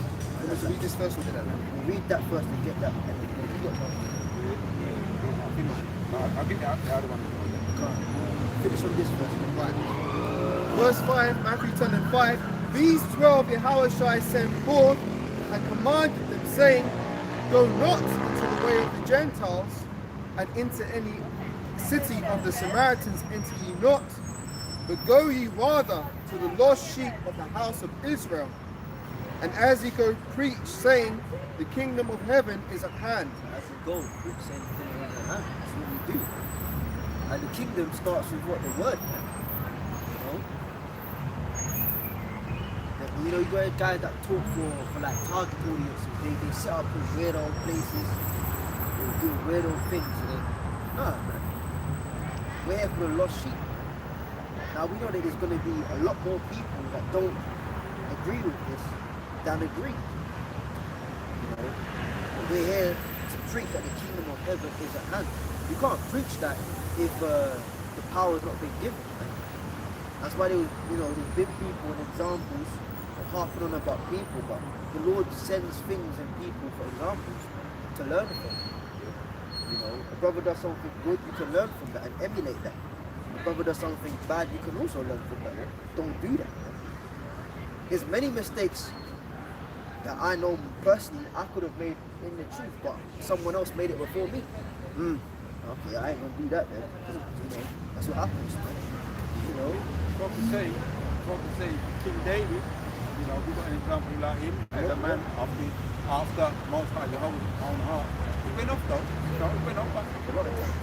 It shows that you can go off extremely, but I'm not saying you do what he did, but you can go off as a man of the Lord, but you can also repent as well, sincerely too. But their example was good and a bad example. You learn from it. Well, we've got to preach it, right? Psalms 119 and 105 says, thy word is a lamp unto thy foot and a light unto thy path. Let's get the scripture where it speaks about Yahweh and the demons, what have we to do with us? Oh yeah, the vagabond Read Jews. that again. Yeah. Psalms 119 and 105. Thy word is a lamp unto my foot and a light unto my path. Yeah, so a part of darkness and that demonic activity is the absence of light, man. You people walking around summertime, that summer demon, you know, there's more daylight, you know, all of that stuff, okay. Not knowing that they're walking in darkness. That's what we said it. The ways of this world is demonic. People are under possession of the devil, man, of Satan. You actually got high-level witches that operate. You know, we used to teach in a location. A guy came up to us and said, "Oh, do you know about the witches and the gathering they have at night time?" You know, a lot of witches. London has the most witches, man. England, I should say, has the most witches. Okay, you can go to various places and there's pure witches there. And you know, well, I'm going to say where I live, but the name is named after witches. Oh, actually, there's a road that comes from where I live. Comes from where I live and it goes up to where you live, yeah? You know the name of Oh the yeah, I road? know it's That's named after witches. Yeah, exactly, man. Exactly. Okay? Bro, come on, man. You got a lot of witches out there in Scotland and shit. Sacrifices, man, happen. Glastonbury. Glastonbury. What's the other one? Stonehenge. Stonehenge, yeah. That's until it. Brothers have been there and had accounts of people talking to them on that level, man. Like, you know what happens out there, man. You know? Okay? Even where we used to teach, remember that time we went into the shop, the stone shop, and the vibration was just... You tell me about it. Yeah, the vibration was off, man. You went into that stone shop, and you just knew, like, this is some left-hand energy up in here, man. And they were just all kind of cold in there with us, you know. Like, whoa. Yeah. But you know what? It's alright. It's alright. It could be cold with us. Because naturally, what's going on with us? Yep. I'm not expecting you to be happy and nice. Be the devil. Be cold. And aloof. It's okay. But you got a lot of witches out in England, man. You know, people go missing. You know, there's currently one dude, he's missing. They've been posting it for ages, man. You know, actually, no, his sister, man. You know, yeah, everyday posting on the Instagram. Yeah, if you can find him. I don't mean to be negative.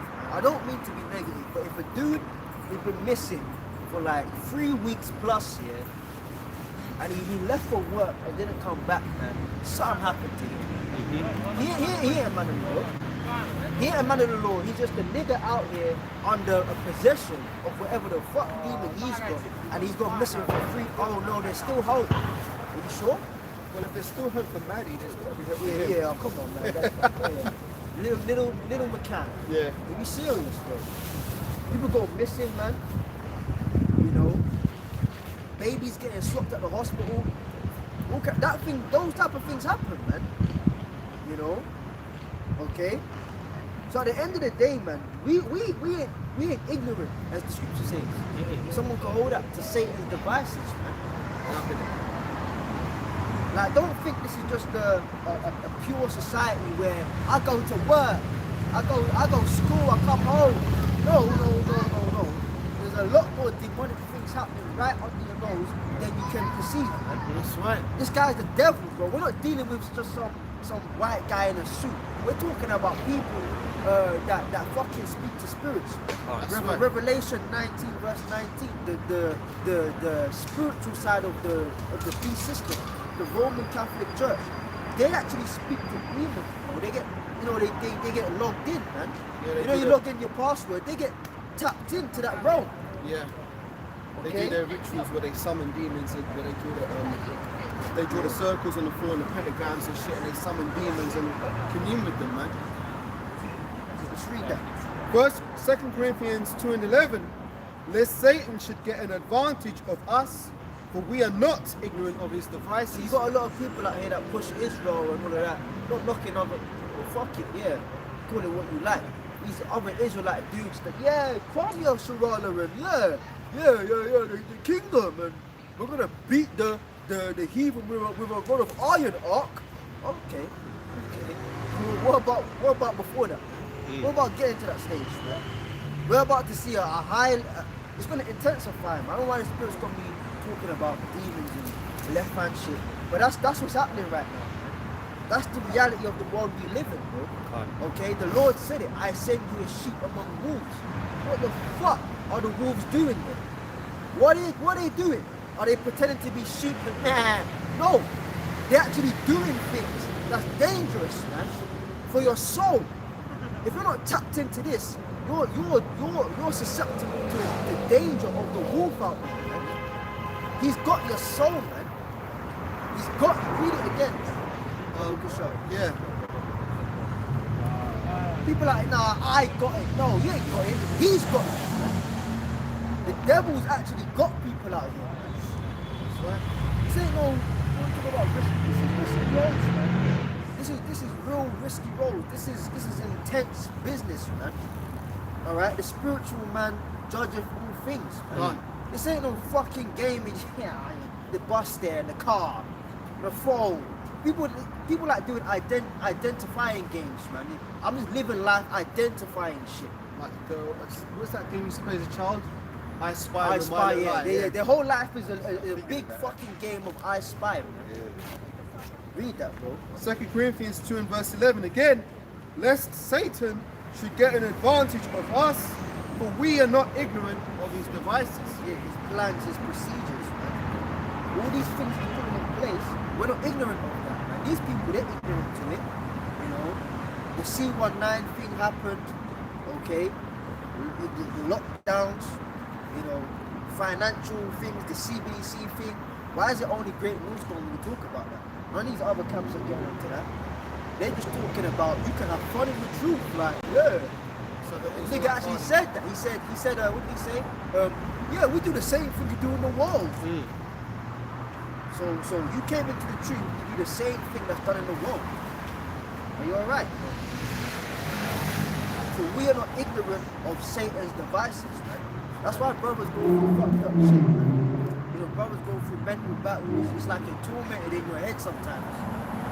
You know, because your surroundings is utter wickedness, man. And your spirit, you've been delivered. You've been delivered from wicked demons, man. You've come into the truth and you're delivered from that shit.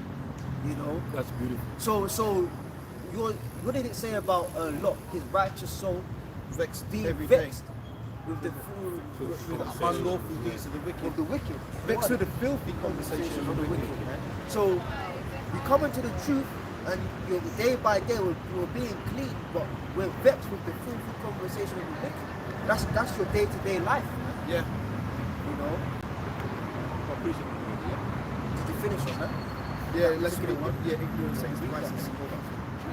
You were talking about everything, these things that go on around us, right? So this is in Ezekiel chapter 8. I just hit some of the bullet points.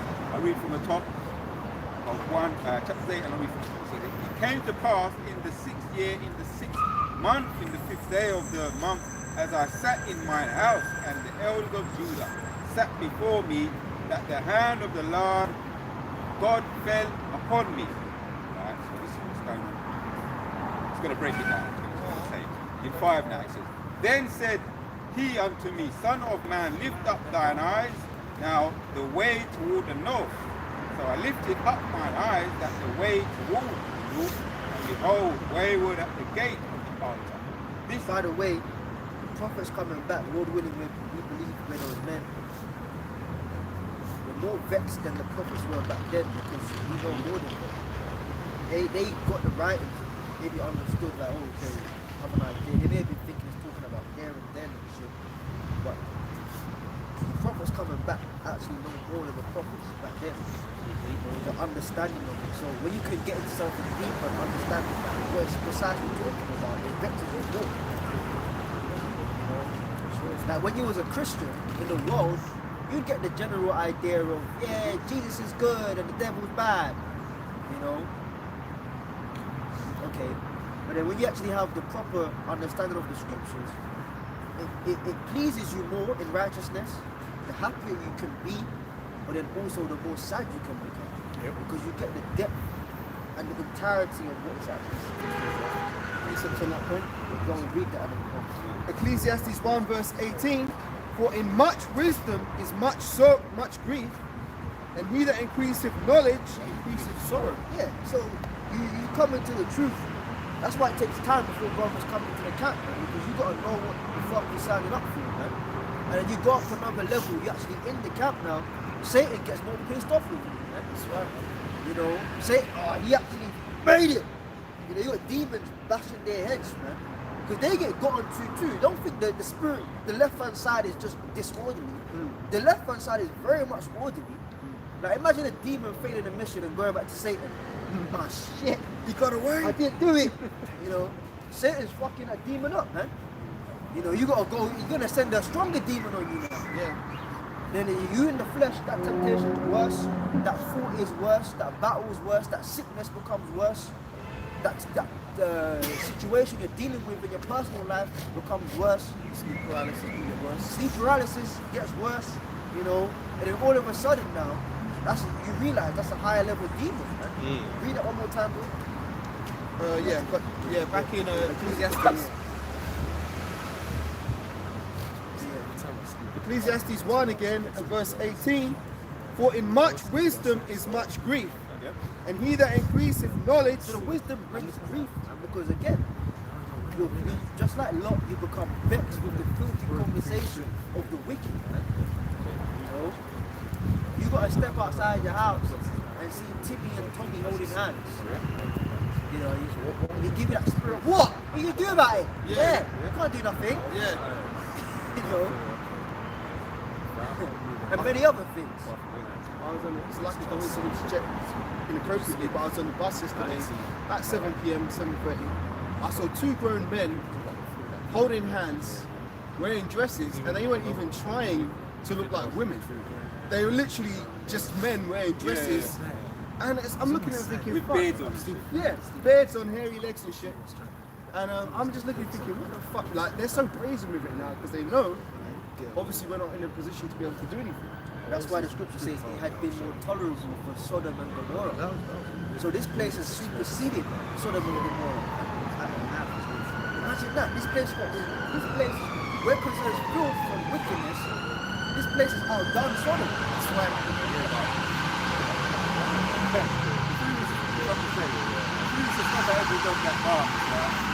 That movie, They Live, because Roddy Piper was fighting with David, right? In that fight, because he was trying to. Let me say this: if we were to react to every impulse, we seek the most wisdom, yes, wisdom over the eye. Visual vision, see what I'm saying? The visual vision gets wider, and as you said, there's levels, so you see more. So if we were to react in a carnal way to what we see in the spirit, we'll be kicking dogs, we'll be knocking people out, fighting. I know 100% if I responded to every impulse I felt like to react to, I'll be just, I might be just talking to him, I might just say, I'm fed up with this shit. Bam! Fuck that motherfucker out. That's why the But we scriptures don't, say. I'm not cutting, don't do that, but if we were to act the way we really feel inside, that's what we would be doing. That's why the scriptures say in your patience, which means to suffer, in your patience possess ye your souls. So this is part, do you know what, Salaka, let me talk about. This is actually part of the punishment, that we have to see these things, men with men, women with women, children being taught all kind of madness, the world being the father, is it the earth is the father and the inhabitants thereof.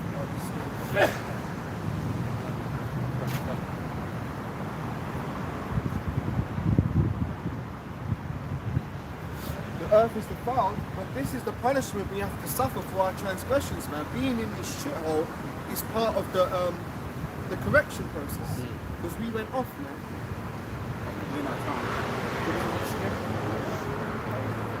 Right, so back in, I was reading Ecclesiastes 1 and 18 again. For in much wisdom is much grief, and he that increaseth knowledge increaseth sorrow. Your visual vision, your eyes, your depth of understanding, everything comes together, you see more, there's levels to it. That's why the Most High doesn't let us come down in all at the same time, because it would be like, what's the word? It would be like it would be like the Matrix, man. You know when they started to see those things for what they really wanted, then Oh, they said they were pulling him out. And he's too old to be pulled out, and he's bugging out, and everything was falling apart. it would be like that. And we will see Zion, you know, it's really just like a war zone. If Yeah. you see the place what it really looks like, it will be like a sort of war zone. You probably see zombies. Some Edomite women, back to that movie, Edomite people, them, right? Back to that movie, They Live. You see, because when he saw what looked like ordinary people with skin and bone, he saw them like as an X-ray. Yeah, He yeah. saw them as dark black, zombie-like looking people. Yeah. With like skeleton looking. So he was seeing that. And like everybody else in the library was looking at it. And the woman come to me. You okay? Yeah, and whoa! Shit! And you know what? I'm sure brothers get it too, but I get that sometimes, man. And that is part of my illness as well. You become very, it's like Sensitivity. a hypersensitivity to spirits or seeing certain things what a lot of people don't see. But that's what it is. Yeah. That's what the daily movie represents. That wisdom. Read that again, Baba Gustav. Come on, this is Ecclesiastes 1:18 again. For in much wisdom is much grief, and he that increaseth knowledge increaseth sorrow. So brothers sometimes, I'm trying not to do it though, brothers sometimes they just get mad, man, you know, they just get mad. They might be talking, next thing you know, they're cursing someone out, someone says something, they're cursing them out. Brothers in the spirit, like some brothers who have been in the street for a very long time, they know why they're doing it, you know what I'm saying? They know why they're doing it, the spirit's on them, that's why they're doing it. You know, other ratters are, we're still learning too, I'm young in the truth. But I'm learning from my brothers that have been around, you know, and examples of the men of the law, the prophets that were here before us. Ultimately, Yahweh Shai. Do you have another precept, or shall I go to the next one? Yeah, I've got this one. I want one. I'll bring a couple of these out. See the first one today. With 5 now. Then said he unto me, Son of man, lift up thine eyes now the way toward the north. So I lifted up mine eyes that way toward the north, and behold, northward at the gate of the altar, the image of jealousy in the entry. It's going to break it down. 6. He said, furthermore unto me, Son of man, seest thou what they do? Seest thou what they do? Even the great abominations that the house of Israel committeth. I was this way, sees through the walls, yeah. Yeah, committeth here, that I should go far off from the sanctuary, but turn thee yet again, and thou shalt see greater abominations. So what he was seeing is like, you can apply it to it's applied to the house of Israel, but you can apply it generally too. Obviously, in your day going in and going out, you know, your day to day. So he's a little bit shook. He said, you see what you see there? He said, you know, in today's terminology, that's heavy, isn't it? So he said, all right, no, you ain't going nowhere, stay here. He says, I should go far off from the sanctuary, but turn thee yet again, and thou shalt see greater abominations. Now, there is one example that is it's new now, the one with the ISUK and the fight that broke out. Or IUIC and IUC. Yeah, that's the one. That's one it's kind of, no, it's stupid really. Folly, real folly that grown men would do that. Yeah. And you that's the kind of thing you see when you, not so often now, but when you used to go football matches, that's what you kind of thing you see, man. Yeah. Where they call that football hooliganism. Yeah. And that's happening in Israel, and you got to stomach that shit. But you see, when man gets close to power, I'm running ahead of myself. I'm starting to meditate terror of it now, see? It always comes back. So, in 7 again, he says, he brought me to the door of the court, and when I looked, behold, a hole in the wall. Then said he unto me, Son of man, dig now in the wall, and when I digged in the wall, behold, a door. You dig a little bit deeper. Yeah. Be careful what you're looking for. But he's under the inspiration. He has to do it, reluctantly. You know, that's what the brother was breaking down when you're coming into the truth. Are you really ready? But you know what? If you're a man of the Lord, you have to anyway. You have to, as even Judas was, he was under orders, man. He was under mind control, MK Ultra. 10, and I'm going to hand it back to you. Oh, yeah. So I went in and saw, and behold, every form of creeping thing and abominations, beasts and all the idols of the house of Israel portrayed upon the wall round about. Now, we can say we're just, we're all young in this truth. All of us here are young babies. We're babies. You know, considering some of the elders in the apostles. But he's opening our eyes gradually, because if he did it too heavy, too quick in one time, it'd be too shocking for us. You know what I'm saying? Yeah. But he's doing it with baby steps, which is a blessing still. But even what we're seeing now, it's still, our stomach is turning over every now and then. Our stomach is still turning over. Just talking about the house of Israel. Yeah. But when it's time for us to see everything, other writers are, we have to cast iron stomachs, and we're ready for it. We left the beer before. He knows when that is, on an individual basis. You understand? We're all young at the moment, but he knows when we're ready for certain things. He's going to reveal it. You know? And that goes back. Yeah, that goes back to the point of what we looked at. He that teaches his son grieveth the enemy. Yeah. That's why we started getting into all of this. There's a scripture to back up what we're saying. Many scriptures actually. What did the angel tell some of the prophets? Eat this roll. Yeah. And I don't know if it's John. It was Daniel a couple of times. Daniel twice. It was put in my mouth honey for sweetness, but in my belly it was bitter. So there's both the sweet That was parts. John, that one. Yeah, there's both the sweet part, so the truth, and then there's the bitter parts. So we've got we've understood the sweet parts, the things of, we're going to Lord willing be have a kingdom. But the bitter part is having to do with everything we see on a day-to-day basis. Scripture to back that up. We quoted it earlier, but I'm going to bring it out for edification's sake. This is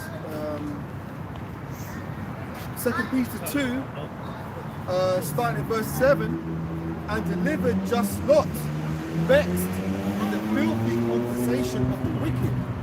For that righteous man, dwelling among them, in seeing and hearing, vexed his righteous soul from day to day with their unlawful deeds. So that's kind of we're in Lot's position right now, because as the Bible said earlier, the scripture said it would have been more tolerable in Sodom and Gomorrah than it would be in today as well. So we're like Lot in Sodom and Gomorrah, but in today's times, because every time we turn around, we're seeing wickedness. You turn on the TV, you're hearing ungodly conversations, seeing two men, kissing each other on TV and shit. You see a newspaper, they're promoting, sodomy and women having rule over men, women, feminism, all this kind of shit. You see it every day, and it vexes our righteous souls. And I would, if I could say, finish, yeah? Yeah. If I could say as well, I watched another one of those Kevin Samuels. I stopped watching it for a while, but I think a lot of people started to cut up a lot of his videos and stuff, a lot of clips of him. And now I'm starting to see how demonic the women, I said it earlier before, the sincere as some of them come across, they actually believe that they're equal to men. They actually believe they're equal to men. Can I say something? Yeah. I don't want to go down the road with women, because that will change the subject into Yeah. that. But I just want to say this briefly. There's women out here that let me rephrase this. There's women out here that are basically, most women are prostitutes because they're giving up their body for some trinket in return for sex, although they wouldn't call themselves prostitutes. But they think themselves to be above men, and that they're infallible. That's Whereas you've got actual, prostitutes who are more humble than these women out here. So that's why they would stand more with being delivered than some woman who thinks that her shit don't stink and that she's a queen out there. Yeah. That's the ironic reality of it. I'm not going to stay on. I'm not going to get on the subject, but I'm just making a quick point about that. People, you can actually have demons on you and think that you're all right, and you actually you might even have demons on demons. I mentioned that everybody has demons, but you got diagnosed mental conditions and you've got undiagnosed mental conditions. Now you can't treat someone who doesn't acknowledge that they've got a mental condition. You understand what I'm saying? Unless you're willing to be that physician for them, and enough of us, we've been there, seen it and done it. But we've got something now, which is blessed now, this truth. So can I just add to that, Yeah. just briefly? In terms of undiagnosed mental health conditions, There's actually a term that the doctors use, and it's called insight. They say when a person is aware that they've got a condition, they have good insight. But a lot of people who have mental illnesses, they don't know that they're sick. Like they're so deluded. They're the worst ones. Yeah, you can't really treat them because they've got no insight. They don't know they're sick. So when you're trying to reach them, you can't get through to them because they're so far gone. So that the term they use for that is insight. But may I just bring out this precept? This is Sirach 18, verse 20. Before judgment, examine thyself, and in the day of visitation, thou shalt find mercy. So bring it back to what I was just briefly saying about those women who think themselves to be above men and their shit don't stink and that they're gods. See, this is the thing, a lot of women think that they're gods. They want you to worship them. They want you to bring them tribute. That's why you've got Valentine's Day, birthdays, anniversaries, all this kind of shit. The women want you to bring them. They want you to bring them gifts because you need to make your offerings to your idol. So that's what the woman really represents. She becomes your idol. So back to this. Sirach 18:20. Examine before judgment, examine thyself, and in the day of visitation thou shalt find mercy. See, a legit prostitute knows she's a prostitute. She knows that she's going off. She knows in her head, you know what I'm doing ain't right. So she's more likely to be repentant than someone who's like, oh well, it went bad with those niggas, but it wasn't my fault, it was because of them. And you know, she's deluding herself. She's not examining herself before judgment. So therefore, they're not going to find mercy. But I don't want to go down that road too much because that sways the topic. Now, I've got the solution for them, the cure, if you like, right? And which doesn't come from us. I'm going to read it. Daniel chapter 12 and 2 says, and many of them that sleep in the dust of the earth shall awake, some to everlasting life, and some to shame and everlasting contempt. See, when people are too far gone. Yakel even talks about euthanasia. And a dog who's got rabies, there's no cure for that when it's messes up the brain. So you've got a euthanasia. And when they come back, it's about many of them that sleep in the dust of the earth shall awake, some to everlasting life, and some to shame and everlasting contempt. You're gonna have to, be euthanized in the spirit. That's the cure for it. Because this truth, it's for only people that love truth now and want to make. They've made a diagnosis. We went off, spoke about this. Deuteronomy 28 goes into all of that, and we've gone through it. We've done the time. We repented. We've done the time. Now the crime. So now we recognize we've got to do the time. No matter what the Most High keeps upon us. The other will come out the other way. Precept? I'm holding them on deck. I had a precept to what you're saying. Do you want to go back to what you're saying? Right, because this is John 3 verses 20, 3 verses 19 and 20. And this is the condemnation, that light is come into the world, and men love darkness rather than light, because their deeds were evil. For everyone that doeth evil hateth the light, neither cometh to the light, lest his deeds should be reproved. Some people hate you. Hate you because you don't have light. You're not going to get along with this world. This world, people just look at you like, nah. Until they're going on the train, people just sorry. Yeah. Fuck you, sorry. I'm just sitting down. Yeah. Sorry. The spiritual. From there, jump to the one with the outside with the demons. But that speaks about it. What, the What 12? you know, what you do, Oh yeah, I bet you, here it is. This is Acts 19, starting at verse 11. We'll start 11 to give you some context, right? And the Most High God wrought special miracles by the hands of Paul. So Acts 19:11, yeah. And so that from his body were brought unto the sick handkerchiefs or aprons, and the diseases departed from them, and the evil spirits went out of them. It is. This is the next verse. I was just giving it context because they were trying to copy him. Then, certain of the vagabond Jews, exorcists, That's a good one. Look at that second. One with your outside, where you take to what have you oh, that's thou son of David. Asian. Salaki, I thought that's one. That's good though.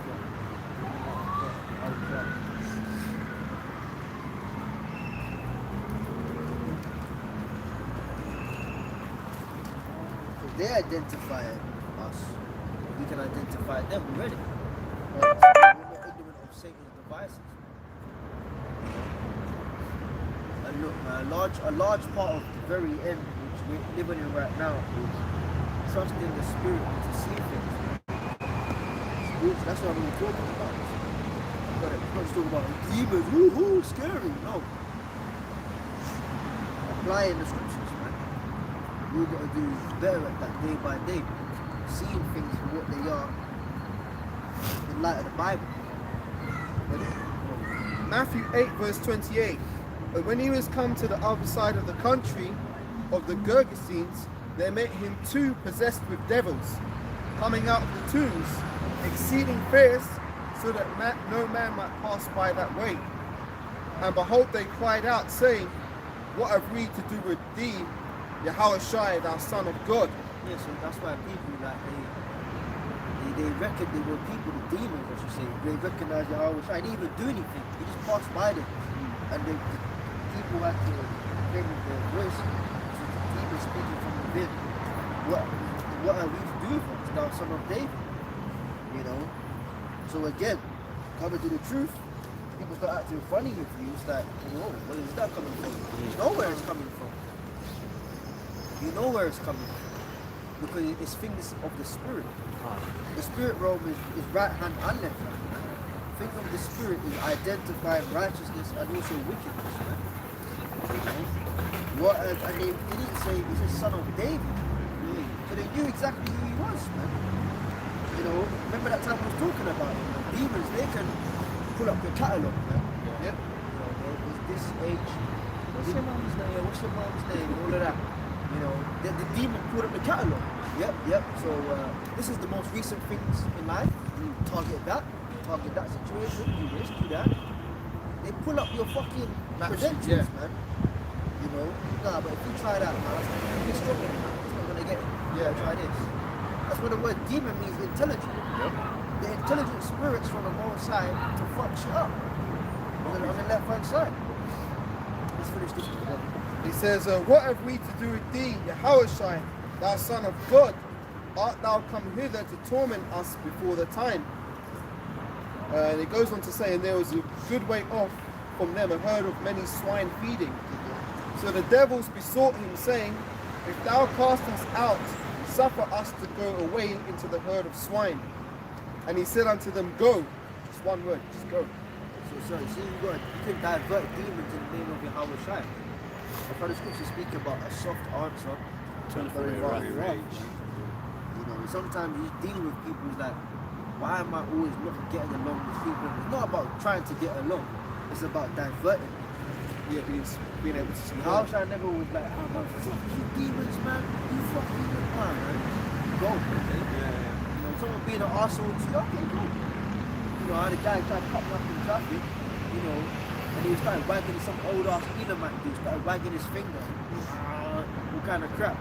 Go for it, bro. You cut me up, go. What am I gonna do? Get out of the car and start swinging. Smash his window in, drag him out of the car no. So go. No? Proverbs 16 and 7. When a man's ways please Yahweh, he maketh even his enemies to be at peace with And him. that's the enemies of the demons. So you can have demons that's happy. Okay? Yes, you can have demons that are somewhat happy in the moment. You know? That's why sometimes a lone demon can just be nice as day. Like on the train once. Yeah. Them Edomite guys. Hey there, buddy. Yeah. You know, come on. You know, and it's like, I know you're being fake, but you're forced to be nice. Because Lord willing, my ways please the Most High. You know? They're my favourite ones. My favourite in the way from a strategic point of view. Because you know me, I know you, I know your game too. You know. So let's fake smiles until the end. This is Acts chapter 16 and 16 says, and it came to pass as we went to prayer, a certain damsel possessed with the spirit of divination met us, which brought her master much gain by crusade. Yeah, so she actually had spirits on her. Yeah. That's another profession that people make a lot of money on. Right? you know, palm readings, Divinations, yeah. divination, Astrology. working with spirits, man.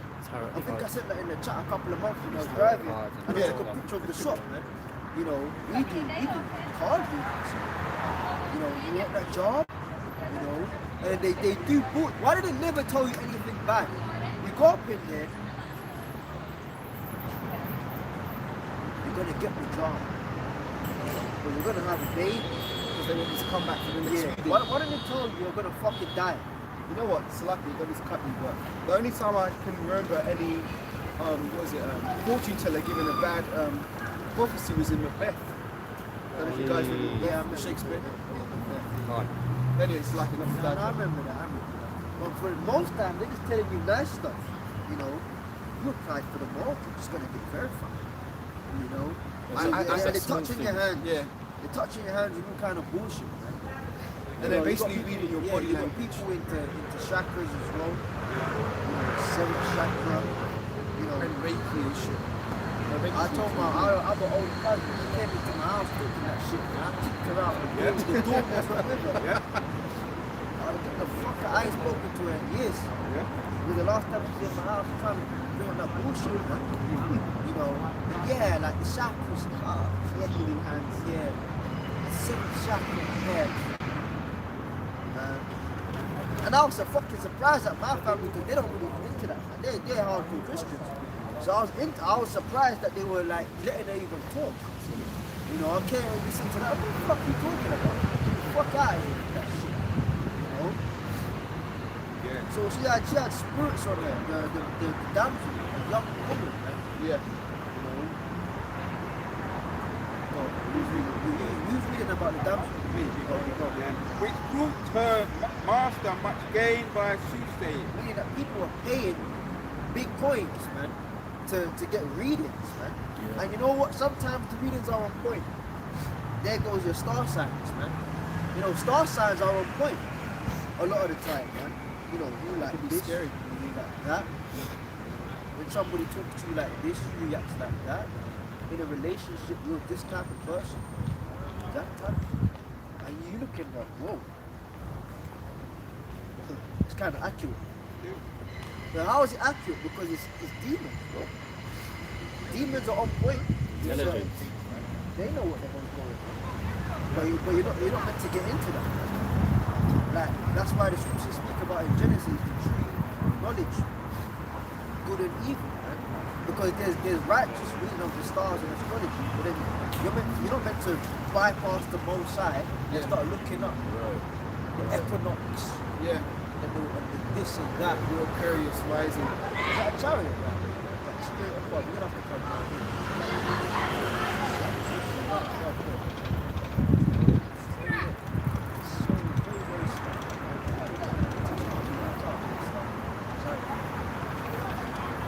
But they do all of that stuff, and it's like, whoa, how'd you know that?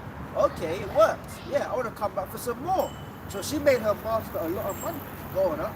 Yes, 17. The same followed Paul and us and cried, saying, These men are the servants of the Most High God, which show unto us the way of salvation. See, so even the demons had to confess. Don't think that, that's that Christianity bullshit. Satan's up there, creating havoc in heaven, in the spirit realm, doing what he wants to do, Even the demons testify that the Most High is the Lord, man. That's right. That shows how out there the Most High is. He's got left-hand spirits worshiping. Right. You talk about Satan and I'm scared of that arrow, the Illuminati and shit. We do know their sacrifices is to Satan. And just as we sacrifice our time and energy and then Yahweh presents to the Father, they sacrifice to Satan. And who the hell do you think he presents it to? The Most High. You got Satan actually, on the left hand side, Yahweh, this is what they're doing. You see, he gave them left hand spirits, this is what they're doing in the earth. They're doing that, Satan has to give a full-blown report of what the fuck's going on. You don't believe that? That's a joke. What have you been doing, bro? What have you been doing? Satan said, I've been walking to and fro in the earth. Right. Now the Lord stands for righteousness, of course, but all spirits report back to him. So even this demonic damsel, the spirits that was in her, yeah, you're reading, she was actually confessing Yahweh B'Hashem Yahweh Shai. These are the men of God. Read that verse again, bro. Acts 16 and 17. The same followed Paul and us and cried, saying, These men are the servants of the Most High God, which show unto us the way of salvation. Unto us the way of salvation. So the demons, they wish they could have it, but they knew that these men were preaching salvation through Yahweh Shai. You know? This is why, again, we're getting into this because we're in them times when demonic people go be praising you. Don't get bugged out like that. You can have a witch walk up to you and Yeah. I remember one time in King's Cross, I've never experienced a witch with so many spirits on her. Like from before she, before she even came into your eyes frame, you felt the whole place get cold. Woo! It got cold. You know, and then she came with like a nun outfit, and she was all black, and her eyes were like literally blue, like glowing blue. She walked past the camp, and it just got cold. Chilly. It got very cold. It was like this in summertime, and then it just got cold all of a sudden, and we all just stopped and looked at her, man. And then we had to recite the Lord's Prayer. When she walked past. No, for real. The vibration was so demonic, you could tell like she didn't have one or two demons on her. Legions. She had like at least 10, you know, and she walked past and it's like, what the fuck is this, you know, what's up, man? And she gave a nod, she went like that, and she just kept it moving, man. So even demons can acknowledge you the men of the Lord. You said? Can you finish that yet? No, it's a little bit there. Finish on that one. Most High God which show unto us the way of salvation, 18. And this did she many days. But Paul, being grieved, turned and said, Yeah, but you got annoyed with her, man, because you got basically a demon damsel, you know, and every day you go into the temple to pray, she's these are the men of God, you're around, yeah. So Paul got pissed off, and he's like, man, fuck you keep hustling us and you go up into the temple,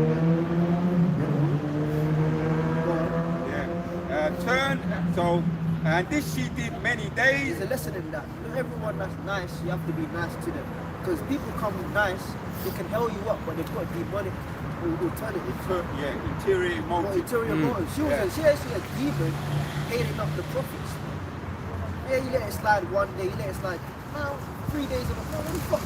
But he was still patient though, he was very patient. He entertained from it. There's even examples of them doing it to Yahweh Shai, and he said, be quiet or be silent.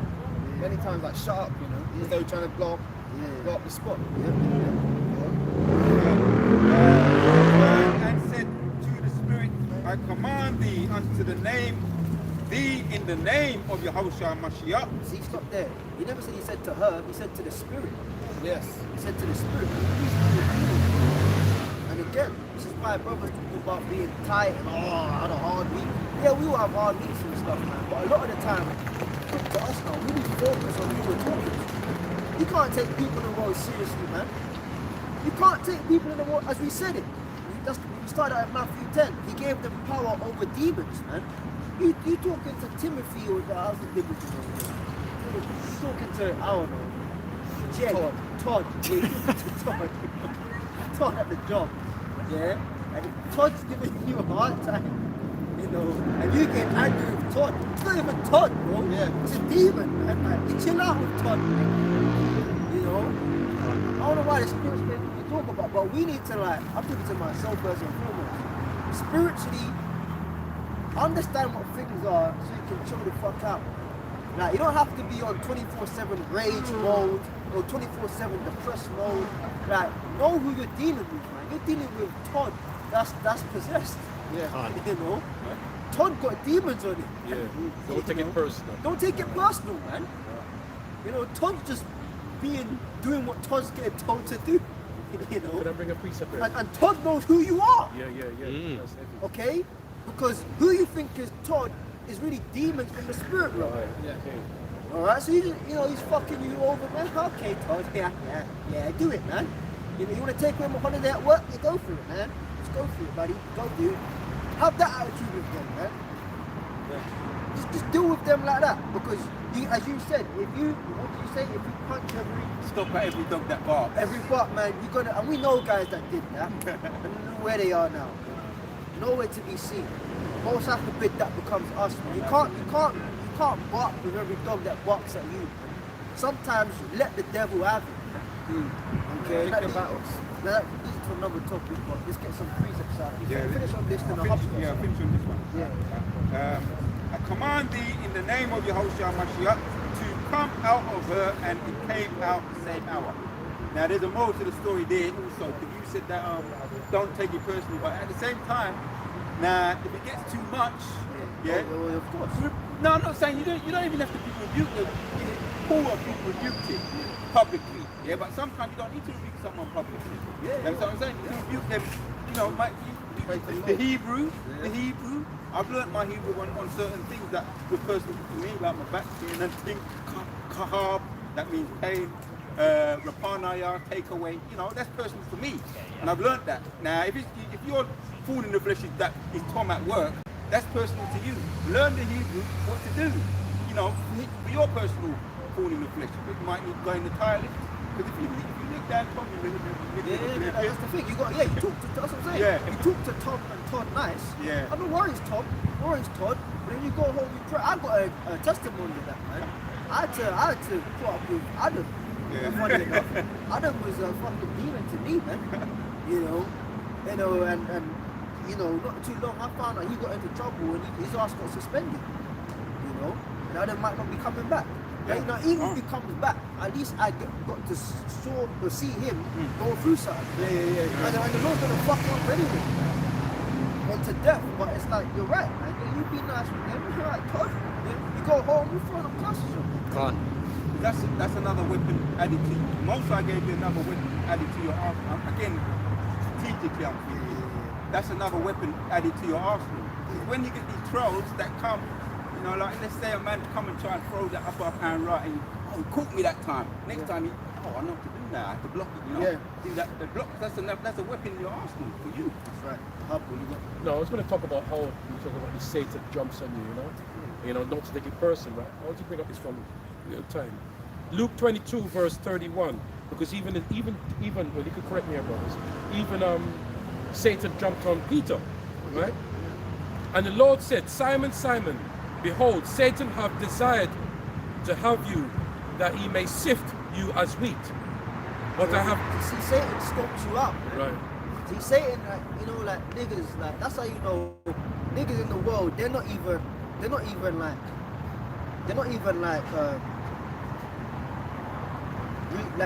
masculine, bro. Like niggas in the world, they're very feminine. He's in my area, let's go shoot him, let's go stab him. That's feminine shit, man. A real devil, he can't be. Like real gangsters wear suits, bro. Cufflinks, the tie pin, they'll shake your hand, they'll smell fresh. They're the real gangsters, bro. And they actually jump on you because the way they move, smooth talk, you're going to believe in them. You're gonna believe them. And therefore that means that you got caught out, you see? That's their disarming. That's it. Disarming. That's it. Like Satan will fucking look at you and suss you up, man. Like, Easily. he does this, he does that, he does this, he does that. Go on, keep reading. Right. Let me start again. And the Lord said, Simon, Simon, behold, Satan hath desired you to have you, that ye may sift you as wheat. Yeah. But I have prayed for thee, that So Yahushua knew. Right. That Satan pulled up his catalog, man. You see? If I just do this, that's his credentials. I could do this, and then I'll sift it. Or Yahushua prayed for you. Go on. But I have prayed for thee, that thy faith fail not. And when thou art converted, strengthen thy brethren. And he said unto him, Lord, I am ready to go with thee, both into prison and to death. Hear the point now. And he said, I tell thee, Peter, the cock shall not crow this day before that thou shalt thrice deny that thou knowest me. I read it again, right? And he said, I tell thee, Peter, the cock shall not crow this day before that thou shalt rise, deny that thou knowest me. So obviously a demon jumped on him to say that, you know what I mean? And then Lord, he actually said that before, because he knew that the Satan's going to jump on him, you know, to deny him. You see what I'm saying? Yeah? So what it is, Satan, the demon never jumped on him to say that. Peter knew what he wanted to do. He didn't know Satan would then jump on him. Can't. Yes, that's true. Yeah, That's true. You can know something like, Yes. I want to do the right thing. But then there's countless times where you know you want to do the right thing and you still end up doing the wrong thing. Right. That's right. That's Because I it. would do. Because Yeah, I yeah. do That's not, it. because That's at it. that moment you're in your right mind. Yeah. But then Satan knew, Yeah. That's why everything is Lord willing. Man. You know? Thanks for correcting me there. Yeah, that's what I meant really. But Yeah, thanks for I know correcting you me. meant that. Yeah. You know, Thank you. Everything is Lord willing because I wouldn't do that. And you, the real you, wouldn't do that. Yeah. But then when the situation presents itself, Right. you end up doing it because Satan jumped him. You see? You know? Because remember, Satan had the power in it to sift, as he said in the beginning. And the Lord said, Simon, Simon, behold, Satan have desired to have you. That's a heavy word. He desired. Desired He's them. looking at you like, I want that. Yeah, I want that. I wanna fuck Yes, you. all in. Yeah. All in. I think Satan desires high-ranking guys. Yeah. Look at Job. Yeah. He desired Job. So Satan ain't looking at that low-level guy who's wishy-washy. Yeah, The that's stronger you are, the bigger demons are going to That's come. beautiful, and that's what I want to add to you, Brother Caleb, because you're right. We have to remember, right? I know that you know the Lord's dealing with you, but you have to remember 7 more demons are going to come on you to try and to put you down. You know what I mean? So the higher you become, and you acknowledge it too, because you have to know to pray more, put more prayers and fast, whatever. But remember, Satan is always there to do his desire, his main goal. Right? And who's going to do that? Who said it on? The Lord put the Spirit in it to try to put you down. And if I may add to that, it's like if I may add to that, Who came to tempt Yahushua himself? It was Satan himself. Satan himself. you didn't send no low level like, No way. lower level demon. He came, Big Boss came himself. I've got a precept if I may. One, I finished, brother. Right, this is James 2 and verse 19. And the spirit will make you get tempted by Satan. So don't get pissed off with Satan. Yeah. Satan just doing what he was Doing his commanded to perfection do. job. The scripture said that after he got baptized, he was driven into the wilderness by the Spirit. Yeah. So the Holy Spirit took him to a battle knowing that Satan's going to come for him. You know? So again, if things go wrong in your life, don't even be mad at it. You should be like, okay, I know the Most High brought me here. Yeah. You know, the Most High brought me to that battle, man. Yeah. You know? And as if we don't be negative or he's talking about demons and God, no, we're gonna get the flip side. But it's just must needs be that from time to time we remember That's we need right. to bring to mind the Right. reality of the situation. Right. That's it. You know, you just wanna, like I said, it's not all about talking about, 1,000 wives and concubines. All that, yeah. Yeah, we'll get there. We'll get there, boy. You have to go through this first. That's right. You know? It's like a guy saying, yeah, man, I'm gonna fight. I'm gonna go for the fight. Yeah. You know, Training. He ain't done no training. Okay, the fight night comes. Yours gets in the ring. You get knocked out in round 1 or 2. You know? Adrenaline can take you through round 1. You hit halfway through round 2, you start feeling, oh, shit. I didn't train and I was eating wrong. You know, this guy's quick, this guy's fast, this guy's got stamina.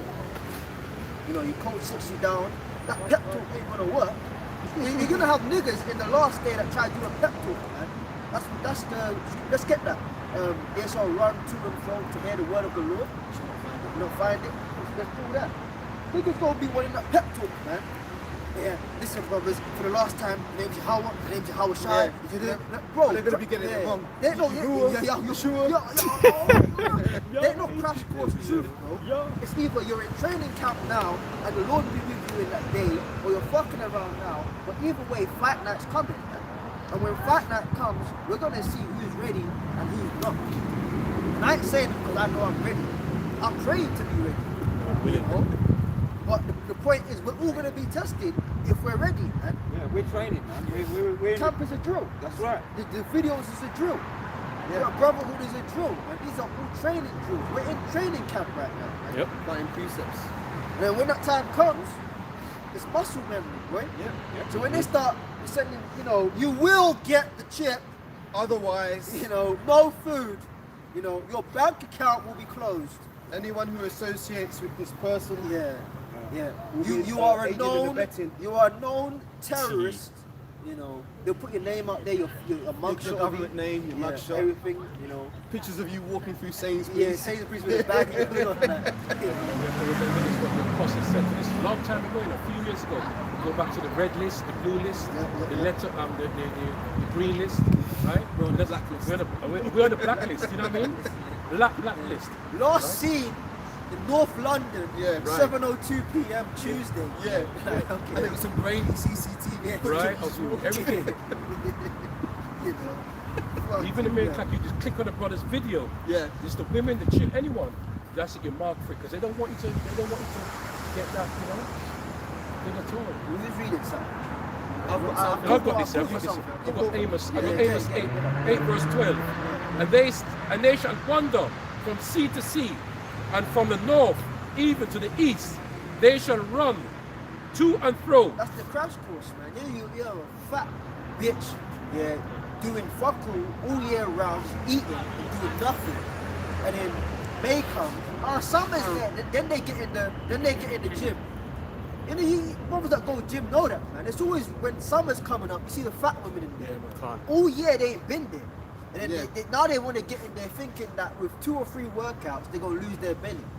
And then summer come, and then they start going to pretty little thing online and ordering plus size shit. Like, it was never going to work. You know? You can't wait till 2 months before summer and think you're going to lose. And try and get ready. Bro, you have to be consistent, man. Okay? This is why, you know, getting videos, you know, being told to push videos and stuff, that's not like brothers being tyrants or you have to come to camp like, whoa, yeah, you are under arrest. Especially if you come in, you're under arrest of your own side with prisoners of the law. But it's for our own goods, you know, because you start getting like, oh, I don't know, and yeah, okay then. When the chip comes, you're gonna be and ahhing. You know, you don't want to be and I don't want to be and ahhing, man. You know, Yahushua, when he got arrested, he wasn't and ahhing, bro. He was telling them straight answers to the point they thought he was cheeky, man. Yeah. That's why Caiaphas slapped him across the face. And whoever the fuck Caiaphas is, man, the way he's gonna die here is gonna be so terrible. Is he the one that slapped the Lord and said, prophesy you smoking? No, he slapped the Lord and the other people said that. Okay. When the Lord said, I am the son of Yahweh, and you will see me coming in the clouds. That's when he ripped his garment, and then he slapped the Lord across the face. Because in the priesthood, the high priest can't rip his garment. He can't take off the mitre off his head, and he can't rip his garment. So ripping your garment means it's a sign of resigning. Okay. So he was so angry that the Lord proclaimed he's the son of the Most High. He said, man, fuck this, I ain't even a part of the priesthood no more. That's why he ripped it. To be like, man, this is so absurd what I'm hearing. I don't want anything to do with this. Then he slapped the Lord. So he gave up the role of high priest, which was redundant anyway, because what the fuck, you're a nigger, you know. And he slapped the Lord, man. You know, so you're gonna pay for that, bro. You slapped the wrong man, I tell you that. You're gonna pay for that. And you shall see him coming in glory and great power. What the fuck do you think is gonna happen to you, bro? You know, you got a lot of niggas that come around, and these guys are back now. They probably need church bishops, or even in the truth, you know. Okay, you got a lot of them people that, they're all back.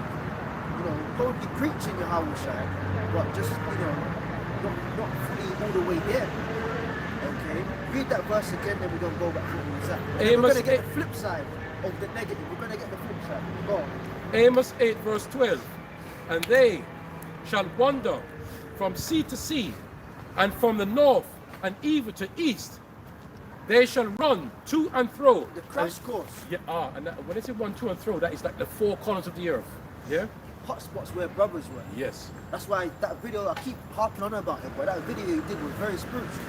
When the lockdown came and you took the trip to Oxford Street, and it was just empty. Can't. Like even when I walk past there sometimes, that vibe is you know that something happened there. The same thing when I walk past King's Cross and that spot we used to teach at, that very place just feels weird. Because something happened there. Like we ain't just here teaching and going home and like, yeah. You know, things are actually being confirmed here, man. You know, can they run to and fro? They're gonna go to camp spots, man. You know, you're gonna see a flock of people outside Gap. Not That ain't even there. no, but they're no more. You see, I'm out of the loop. I ain't been there in a while, but that spot, people gonna go there. It's like a lot of big businesses that were there shut down. Shut Gap's down. gone. What is it? That one, Top Shop. And Yeah, I that know, was I know, Top I know Shop. their shop. They top shop. Top Yeah. Shop fell off, man. Yeah. So look, that place has been marked. So like back to They shall run to and fro to seek the word of the Lord and shall not find it. Trash course niggas, you ain't gonna find it, man.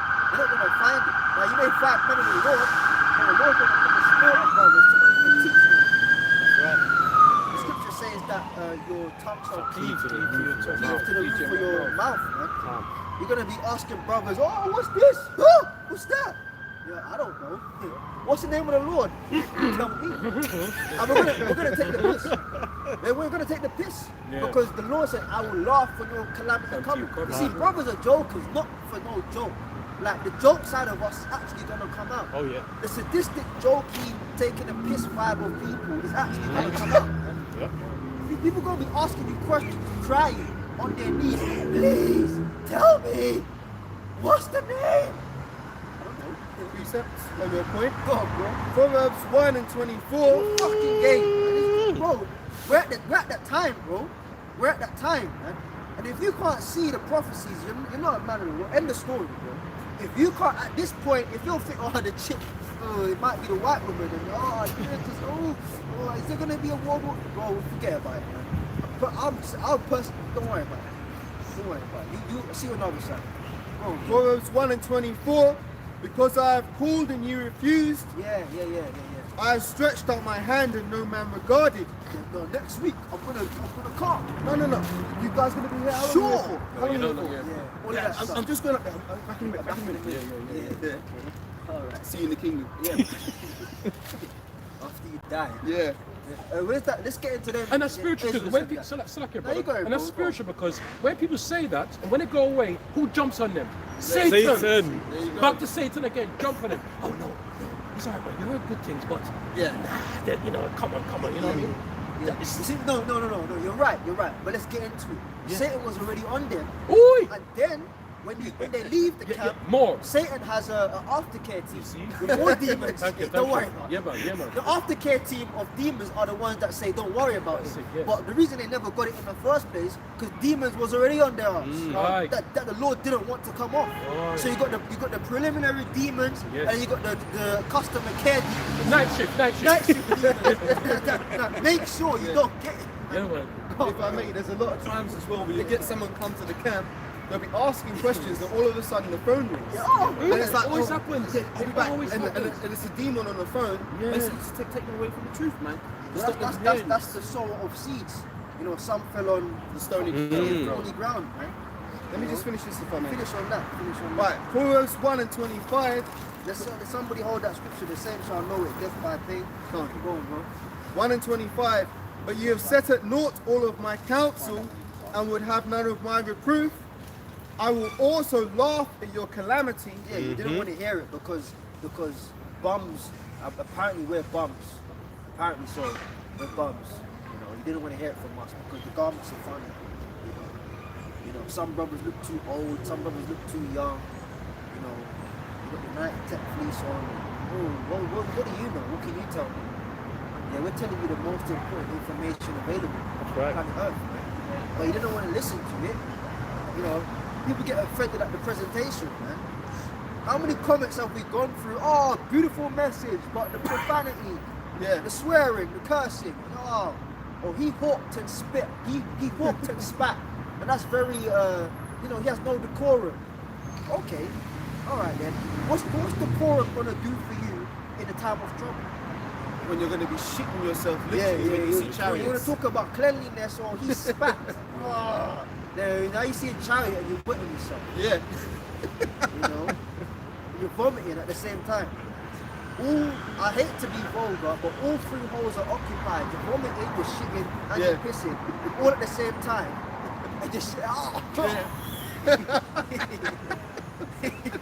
All at once. But the reason you're in that position is because you didn't like how he looks. See? See how out there the Lord is, man. The Lord could have chose anyone. He could have, the rappers and shit. That's foolishness of preaching. You got that dude, I've been thinking about him as well. Damson is Idris, that new actor Jake.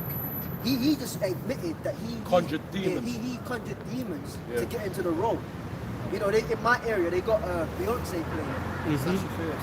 And the whole area is fucking dark, man. Yep. I can feel it, bro. I can go to the top floor of the house, look out the sky window, and I can see the stadium. And you can feel the vibration of demonic activity, man. And I know one lass from Nottingham. She was like, yeah, I came down, but yeah, let me come see you off. I said, don't come and see me. She's nice. I'm not gonna lie, she's fine, man. I wouldn't mind spending the night with her, but I said to myself, no. Not after you've been in a fucking, because Tottenham Stadium looks like a charity. I'm not gonna lie, it does look like a charity. But you've been in an enclosed demonic vehicle, yeah, listening to "You Run the World," girls. All you single ladies. Oh, you single ladies. Oh, you single ladies. Tell her to sing a single song that she loves so much. Keep her as what she is with that and sing that damn song. But then you had the box arena with all these high-level celebs in there. And Damson's there with Laurie Harvey. She's gonna fuck him over, as she does the Black Women does. He's so in love, kissing her up in front of all these thousands of people. You got Jay-Z there, with his dreads and drinking some yak and shit, right? But he just admitted, Damson, to conjuring demons, man. I said, I went in the corner and I said, Satan, devil, come to me, devil, come to me, devil, come to me. Then the devil came to him. He got into the role, and now he blew. Oh, he's such a talented actor. Okay. What was he even in? I don't know. He's in a couple of films. He's a young actor, Jake, coming up. Quite good, but at the expense of selling his soul. And now he said, oh, for a month straight I had nightmares. Bitch. Yeah, you got more than nightmares coming to you. You don't entertain spirits, man. But look at, okay, so even Satan's gonna laugh at him. Aha, I told you shouldn't trust me. I told you, same in. Satan's gonna laugh at him. I've got a precept for that if I may. Fucking clown. Did you finish? Let Ahab finish and then No, I got the second Ezra's 9 here. Okay, no, Caleb, go and get that. Yeah. It's just on this point, you're talking about this guy conjuring demons. James 2:19. This is James 2 verse 19. Thou believe that there is one God.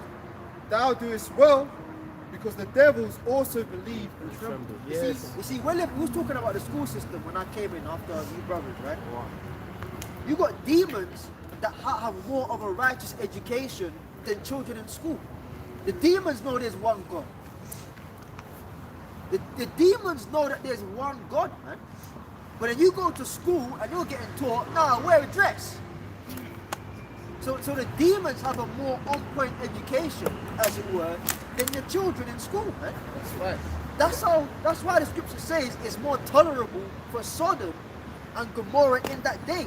Where Lord Wood and the prophets telling you, we don't even have a clue as to how bad shit's gonna get out here. Yeah, that's We're heavy. gonna be scared. That's man. heavy, man. That's heavy.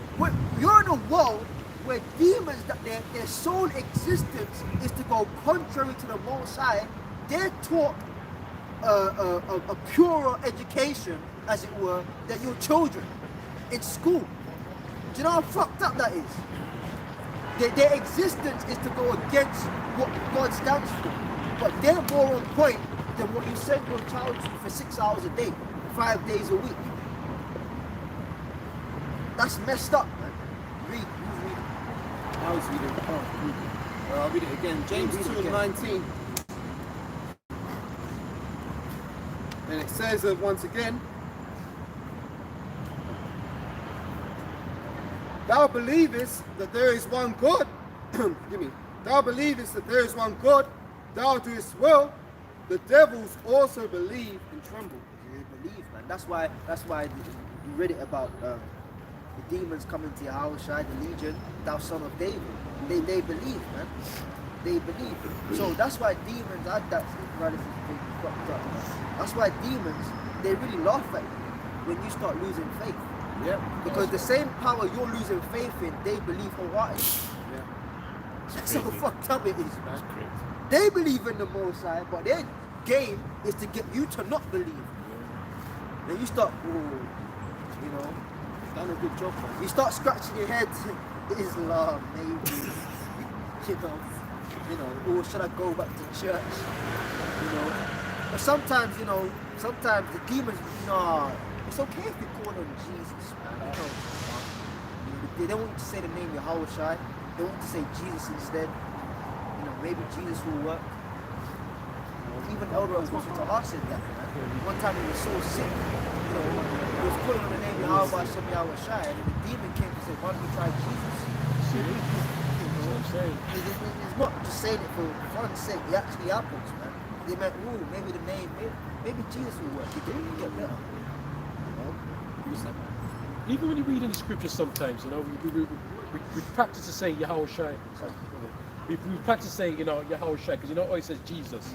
And it's sometimes, you know, you're reading, you know, you're deep into it, and all of a sudden you slip and say Jesus by mistake. You correct it, goes, no, Yahweh Shai. You go back again, and you make sure you say, fuck you, Satan. You know what I mean? Slip of the tongue. Slip of the tongue. Right. Right? That's a good point, because the demons have done a damn good job, because faith is the most precious substance on the earth right now. It's not in a great quantity. So Luke 18:8 says, I tell you that he will avenge them speedily. Nevertheless, when the Son of Man cometh, shall he find faith on earth? So that's the point. The demons are there to try and destroy people's faith, but only, well, it's really the elect that are going to maintain the faith without all of the trials that are going to come. Yeah, that scripture I quote for is death by pain. Oh, I have there. I can get it. Yeah. Same channel.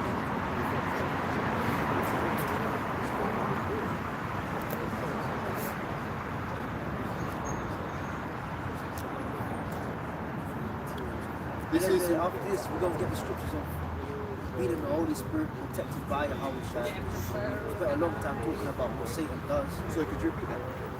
What you just said, after this, we're going to get scriptures talking about being in the Holy Spirit, you know, having Yahweh Shai and stuff. But the contrast can come. You can talk about Satan. Oh, yeah, he does this and he does that, and then you go home. And then, like, who you told brothers, Satan does this. Okay, what about the flip side? What about the good side? You got to be balanced. Yeah. Second Ezra 9 and verse 12. Now let me read from 11. The brothers I'm talking to myself first and foremost, and all of you as well. Like, you get to talk, you get to put it both sides, because you say one, you just give one side, you become like the BBC. They just pick the picture from one angle to benefit them. Or the ITV news. You see, you check the news channels. ITV is more for like regular people. Channel, Commoner. yeah, the commoner. Channel 4, they're on borderline a rebellious news company, because they'll tell you the truth straight out. Like that ain't right, man. When you watch Sky News, CNN, BBC, Yes. they paint the picture from the Edomites' perspective. When you look at these news outlets, they say the same thing. They're all demons, but some of them are more like, you can see the agenda they're trying to push behind the story. You know, very good at the students. So if you come in, how much more us, you know, even the name of the camp is spiritual, London Forecast, that, you know, you gotta say both sides, man. You know, I get told off that brother just went up there talking negative like, about Satan and sent brothers home. You gotta talk about the Lord, man. Okay. Go, bro. This is second Ezra 9, starting from verse 11. Start at 10. Right, for that. Yeah, that's good. For such as in their life have received benefits and have not known them. See? Because who did they know? They just went through it That's the what I'm whole saying. time. They knew Satan. Right. Now they thought, oh yeah, it's school and a job and uni and a degree and money in the bank and a wife and the house and the mortgage. Yeah, behind all of that, you didn't know the Lord, because all of that was Satan. That's what it was. Now I'm not saying if you have those things, you're a Satanist. The scriptures speak about using the word, not abusing the word. There's certain vanities that we do need. Solomon spoke of that, vanity of vanities, you know, but it always got into that. There's certain vanities that are necessities. You can't say, well, fuck it then. Take off the clothes, because the clothes is vanity. Walk around naked, you'd be crazy. You know, vanity such as clothing, vanity such as a roof over your head, food in your stomach, a mobile phone, you know, a job, these vanities you need. But when it becomes excessive, then it's a bit like, whoa, you know, you don't even, now you've gone past your daily bread, you're talking about your daily feasting. That's a different story, right? You read that,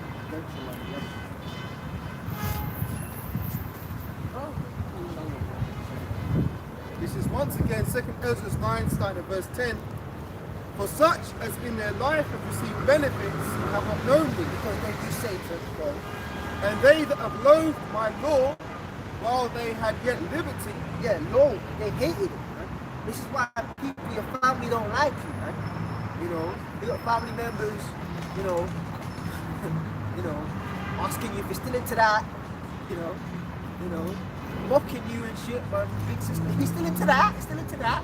Yeah, okay, I'm still into that. You know, they're, ooh, okay. They get surprised because they think it was a fad. They think it was like a little bad boy teenager phase you had. Then you're gonna drop out of it. They thought you were crazy, and then you come back round. Give him a pat. You know what? My brother said that, man. Give him paracetamol. You'll be alright. Well, your brother? Yeah. Is he older than you? Yeah. Older than you? Yeah, all of them are older than me, man. You know, give him paracetamol. All that No, shit. still Still into that. Okay. Yeah, you guys do Satan, man. You love anything to do with him. And then it gets to a point where, you know, when you come in, you know, you're silly and more than you are now, and you want to tell the whole world. Now you don't even tell people anything. You just go into the room, they don't like you. All of, you know, at the job, you walk into the office and everyone leaves. You know? Or your family, don't invite him. I actually heard that being said over the phone, but you know, oh, fuck you anyway, I won't go in. You know, they don't invite him because, yeah, he just says, yeah. You're talking about the guy you grew up with, that's kind of known in England. Oh, yeah. You know, him and my cousin, don't invite him now. Don't bring him there. Okay, they don't want brothers there because they know what you're coming with. Your presence alone is going to offend them. So that constitutes as them loathing the Lord. That's why, brothers, I speak to myself first and foremost. Understand that to people in the world, you are the closest image of Yahweh Shai they'll see. Like, you're not even you anymore. There's somebody pulled up, you can look it up. When it says JC word there, but when Yahweh Shai, who is our life, type in Christ, shall appear, then we shall appear with him in glory. Like, we're not even, when you come into this truth, you actually become dead. First John 3 It's and the 2. paradigms of life eternal. You're entering into life eternal, but the initial stages of life eternal is death. Like, you have to die to this world, bro. You know, you're not even you anymore. You become a representative of Yahweh Shai. These people in the world, they're not even seeing you, you know. That's why, you know, I was talking with my woman about it, like, why don't, like, your cousins, like, you're not close to them? Yeah, because there's nothing to talk about. Literally. What are you talking about, bro? What the fuck am I gonna talk to you about? Like, before we could talk about football and that. Now we talk about football, the conversation's not even picking anymore. Yeah. We're two different spirits, man. Yep. What's up, cuz? How you do? I was talking to Aria about that 2 weeks ago, or 3 weeks ago. On the way to the camp. Some cousins in the world, you know, opening bags and showing you shit. And it's like, what the fuck is this, man? What am I gonna do with that? Yeah. You know I'm not into that. Now, what am I gonna? We're different now. Yeah. Because our life is in Yahweh Shai. So actively, you come into this, we're dead now. You know, when it says Lord, my Lord, you are a living representation of the scriptures. I'm not saying you're bringing out precepts to your family and your peoples everywhere you go. You walking into the shop and speaking to boss man, he's looking at the Bible. That's how heavy this truth is. Like, we're carrying something that if we fuck up, man, we're misrepresenting the Most High. You're right. You are now the closest thing to a Bible. You are the closest thing to Jesus Christ, because that's what we know him as. Yeah. You go into the shop and buy him milk and bread, and you, hi, how you doing? Yeah. £2.50 change. they're speaking to the Lord through you. Yeah. So when they act funny with you, it's because they're funny with the spirit of the Lord that's inside of you. You know? Go. Just a quick one to add to your point, you just reminded me of something. When I was on my way home from camp on Thursday, I stopped in Tesco's just to get some bits and pieces. I was standing at the queue and someone goes, "You're right, cuz." Turned around, it was one of my cousins. Right? She's similar age to me, she went to the same school as me. And I just thought, you know what, I ain't even bother to entertain any conversation with her. I said, "Yeah, I'm cool. How you doing?" And I could tell her spirit, like, there was no attempt to even make a conversation. It was like it was hard for her to even say hello. She was like, "Oh yeah, alright." And the conversation was just dead. There's nothing there, because usually I'd have made an effort, like, "Yeah, you know, how's this, how's that?" I thought, why am I even bothering to try and talk to these people anymore? So it's just like, okay, like, see you later. It's like, alright, take care. It's comical, man. Like literally last week, I had to go drop something off at a family member's house, and you know, my cousin opened the door, you know, and like we were kind of cool growing up, and I felt like a postman or a delivery man. She opened the door, and she looked disappointed to see my face. It was literally hi. Yeah. You know, hi, literally. Yeah. But years ago, we were cool, man. Exactly. Hi. Hey. Yes.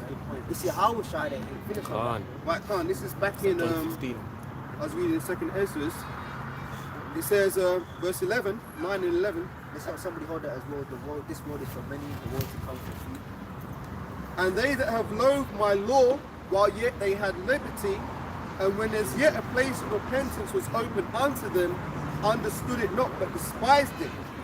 The same must know it after death by pain." See, so Satan's a two-time demon. He's a double agent. He's fucking these people up now, and then when the time comes, he's gonna look at them. They're gonna look at him. You deceived me. I just did my job. Don't hate the player, hate the game. Yeah. Satan's gonna say that. You know, they deceived the word of the Lord. Who's got this up? You know, school for a few goals. That's perfect. I'm just doing my job. That's it. Colossians 3, I'll start from the top. It Like, says, you know, what was it? What game was it, man? The referee and his family were going through the airport, and the fans tried to rush him the other day. Oh yeah. They were upset with decisions he was making. Like, bro, brother's just doing his job, innit? Mad. You know? Fan of what? Yeah. Europa Cup, people in the airport. You fucking nigga! You know? Bro's just doing it, you know? Penalty! Yeah. Bro, man, you know they come with a card. Yellow card. Yeah. Bro, he's doing his job, man. Now you're attacking him and his people because the game didn't go the way you wanted it to go. You know? Like, bro, it's a game, bro. Colossians 3 and 1, it says, "If ye then be risen with the Mashiach, Yes. seek those things which are above, where the Mashiach sitteth on the right hand of the Most High." That's what we're saying. When Tom and Todd take the piss, let Tom and Todd take the piss, man. We're not even seeking the things of his realm, man. Now we're seeking heavenly things. Yep. So if Todd wants to be reigning over you, let Todd do that, man. Todd could be your job, Todd could be your family, you know, Todd could be your woman, you know, Todd could be your neighbors, you know, Todd could be a random person, man. That's the name of the day, Todd. Yeah. Let Todd do what the fuck. Let them alone. Let them alone. Let them alone, man. Because we're not even focused on the things that Todd's focused on. We're focused on things above. You know, Right. go on. Verse 2 says, "Set your affection on things above, Yeah. not things on the Beautiful, earth. beautiful. For ye are dead, and your life is hid with the So I Mashiach." said, we are dead, man. We're actually, when you come into the truth, see, the Lord plays both sides. A false balance is an abomination unto Yahweh. Entering into life eternal requires death, essentially of the old man. So right now, whilst yet living, we're actually dead to this world. That's the spirit, brother Caleb. You know, channel. Channel. We're dead Dead to to this the world, world. bro. You know, read the next verse, Muhammad Bashar. It says, this is verse 4, it says, "When Hamashiach, who is our life, Yeah. shall appear, then shall you also appear with him in glory. So we're outside now in the elements, but when people walk past us like they can't see us, or you want to be living my life, yeah, doing everything, okay. Listen, man, those who are spiritual understand that when Yahweh Shai, who is our life, shall appear, then we shall appear with him in glory. So until Yahweh Shai comes back and he's apparent on the scene again, Yeah, man. we're not even going to get a look in. Yeah, man. So you got people that's actually trying to fight. They're trying to get that glory now. Look for fame. For fame now. And Yahushua is infamous. Infamous, you know. That's why a lot of people, they do bugged out breakdowns because they know they're going off, but they know it's going to give them attention. Yes, A yes. lot of people do that, man. Well, you got the GMS groupies, man. All of a sudden they'll pop out of nowhere. Yeah, what about the brothers not in GMS? Yeah, you got held low. You know, and they purposely try and create contention so that they get a look in. Bro, if you just talk the truth in truth and in sincerity, you'd get a look in from the heavens. Yeah. It's not even about man. Like, bro, some brothers, you're not going to get a lot of views. Yeah, you're not going to be known by a lot of people. All right, but you're getting a look in from the angels. Exactly. All right, you got people on the earth, you know, they watch your video, and then next week they forget the channel. And you're going to be upset about that. Why? When you get 1 view or 2 views with 5 or 9 subscribers, yeah, and angels are watching and writing it down. That don't forget. You know? Don't worry about views and I want to be seen, the people. And, oh, yeah. Let me do some bugged out shit so I'm in the rear view mirror now. You can see me, hi, hello, being a demon. Don't do that. Because this realm ain't even for the living. This realm is for the existing. We're just merely existing. You know, life is for the living. Yeah, for demons.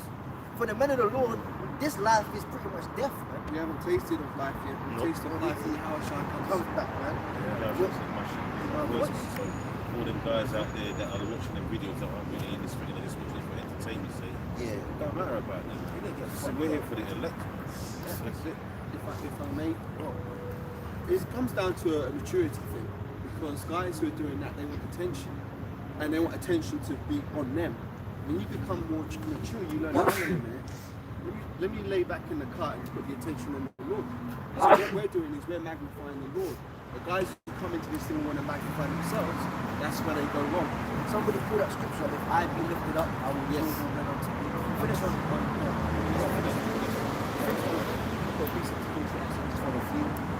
Oh, yeah, hold that. Yeah, just to finish what I was saying, Luke 10 and verse 20. Notwithstanding, in this rejoice not, that the spirits are subject unto you, but rejoice rather because your names are written in I heaven. love that scripture. I love it. I love it. As I was saying, it's not about getting the glory right now. We're not going to get the glory right now because this isn't our time to shine. First, Yahushua has to get his, then we'll get ours. So the works we do like now, like as you said, a guy can watch your video and forget the channel name next week. It doesn't matter. What matters is that your works are recorded in heaven. And when the new books are written in the kingdom, man, like the conclusion of the book of Acts, all the things that we're being done will be magnified and people will know of them. That's man. beautiful. Nobody's going to be talking about Beyonce in Tottenham Stadium or this other nigga who's conjuring demons to get a role for a film. Who's going to give a shit about it in the kingdom? What's going to be held in high regard is the acts of the apostles, man, and the elect. Remember, sister, let your light shine before men, that they could see you and glorify the Heavenly Father. See, glorify the Heavenly Father. You see, It's not about us. it's not about us. You can't read that. Second Ezra chapter 8 verse 1. Second Ezra chapter 8 verse 1. And he answered me, saying, the Most High hath made this world for many, but the world to come for a few. This world is made for many. That's why the scripture says, broad is the way. I had it on deck, you know. You got it? I had it on deck. No, get it again. Get it again. Read that again. Another position. Second Ezra chapter 8 verse 1. And he answered me, saying, the Most High hath made this world for many, but the world to come for a few. This this world is for many. The masses, the people. Mass means death anyway.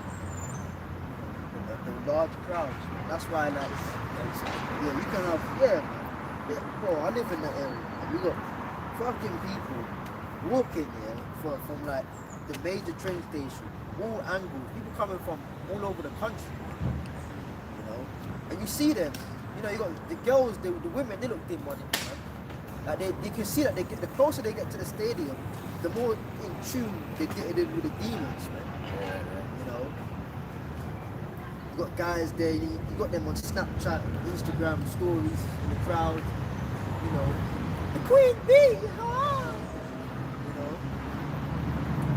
And it's like, oh yeah, you just look like the masses, man. You droves. This world is for them, you know. Now, I mean, it's not going to happen according to biblical prophecy, but that crowd should be for this. You know, we're not going to make money of this, you know, freely have received, freely give. But if it was a ticket to the event, you know, the ticket should be on the event, right, wherever the site is to come to this. You know, usually it's parked full, right? You know, all the way to the train station. And this whole area should be full up. People listening, you know, but because they're in the world, and they're of the demons, alright, they just don't resonate with this. So this world is for the many, but what? The world to come is for a few. It's for a few, which is the elect, man. You know? So just like how they want you to conform, nah, why don't you like Beyonce? What's another one they got going on today? Burna Boy. Burna Boy's playing. Nigerian. In a Nigerian guy, man, yeah. He's playing. You got tickets for Burna Boy. Yeah. Okay. What about listening to this? No one wants to listen to this, man. Again, same narrative. But the world to come, you're gonna have to like our ways. There ain't no, I don't like that. What the fuck do you mean you don't like that, bro? You will keep the law, statutes, and commandments, man. If you're gonna have a heathen in the kingdom, I don't want to do that. Why do I have to eat lamb today? It's the past. I don't want to eat lamb. I want to eat chicken. You get smacked upside the head, bro. All right. The same way they want us to conform and you have to like this and you're weird if you don't like this genre of music. You don't eat pork, you don't eat shrimp, you're weird. You're a picky eater. Yeah, they want you to conform to this world. Okay, when our world comes, you're gonna conform. That's right. Alright? And you will be forced to like what we eat. Alright? What we do at our holidays, man. You know, Halloween time, trick or treat. You know, you closing the door in their face, and you got the parents knocking your door the next day. You're a horrible individual. It's for the children. Why don't you just give them some sweeties? You're a horrible individual. You know.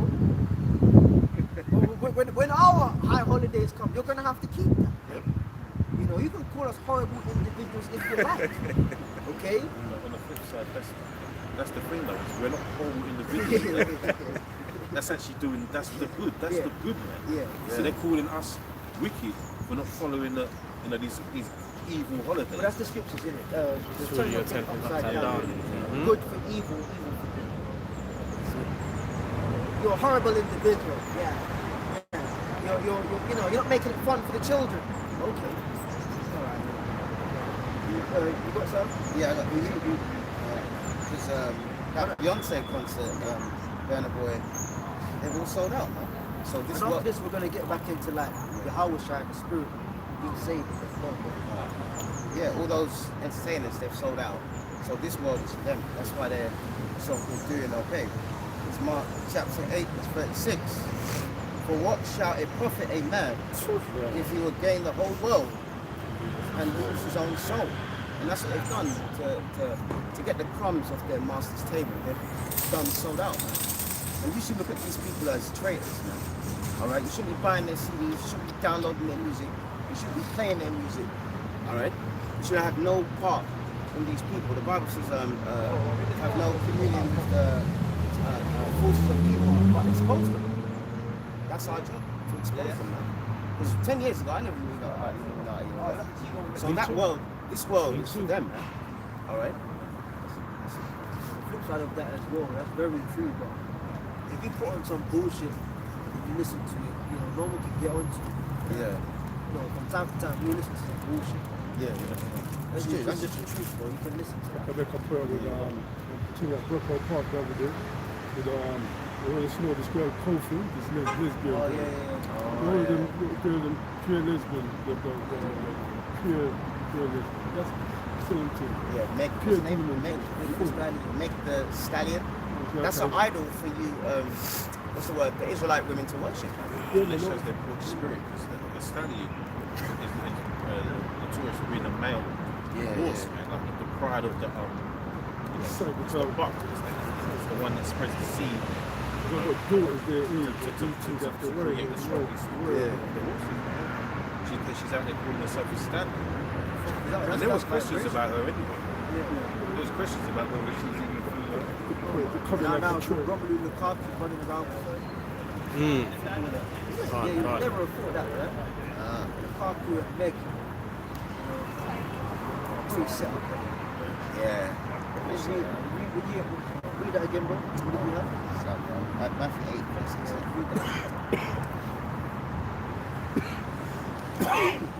This is Matthew chapter 8, verse 36. For what shall it profit a man if he shall gain the whole world and lose his own soul? Yeah, he's profiting, man. He's selling out for the world, man. Doing things, man. Getting bent over, selling your soul, sacrifices, all of that stuff. And like we said earlier, man, we was getting into it, the demons and how they started off from school age up, because it's true. These things actually happen out there. Yeah. You know? But what are they profiting? Okay, you get a little bit of fame. You know, you act in a couple of movies, you know, you get a couple of shows, you get a couple of deals, a little bit of money that oftentimes runs out, and then at the end of your career, they put you down as some rapist, man. Yeah. Now, why is it all of them are just into that, man? Clearly, there was something in the contract they were bucking up against. All right, well, if you don't do that, Philip Schofield, if you don't do that, we're going to say you did this. Yeah. You know, messing with little boys, you know, traffic. I was thinking of him the other day. Jimmy Savile, supplying children to people and doing things, man. You know, Rolf Harris. You know, I remember watching him as a child. Talking about The camera shot. You know. If I could say this in the spirit, right, I was thinking about this, Jimmy Savile. But Jimmy Savile, yeah? I'll be honest, you know, he's from the old school, old time, yeah? I used to watch him as a young boy. He was in Top of the Pops. Yeah, we all did. Top of the Pops, yeah? And he used to touch all these kids on Top of the Pops. Yeah, he used to do all that kind of stuff, yeah?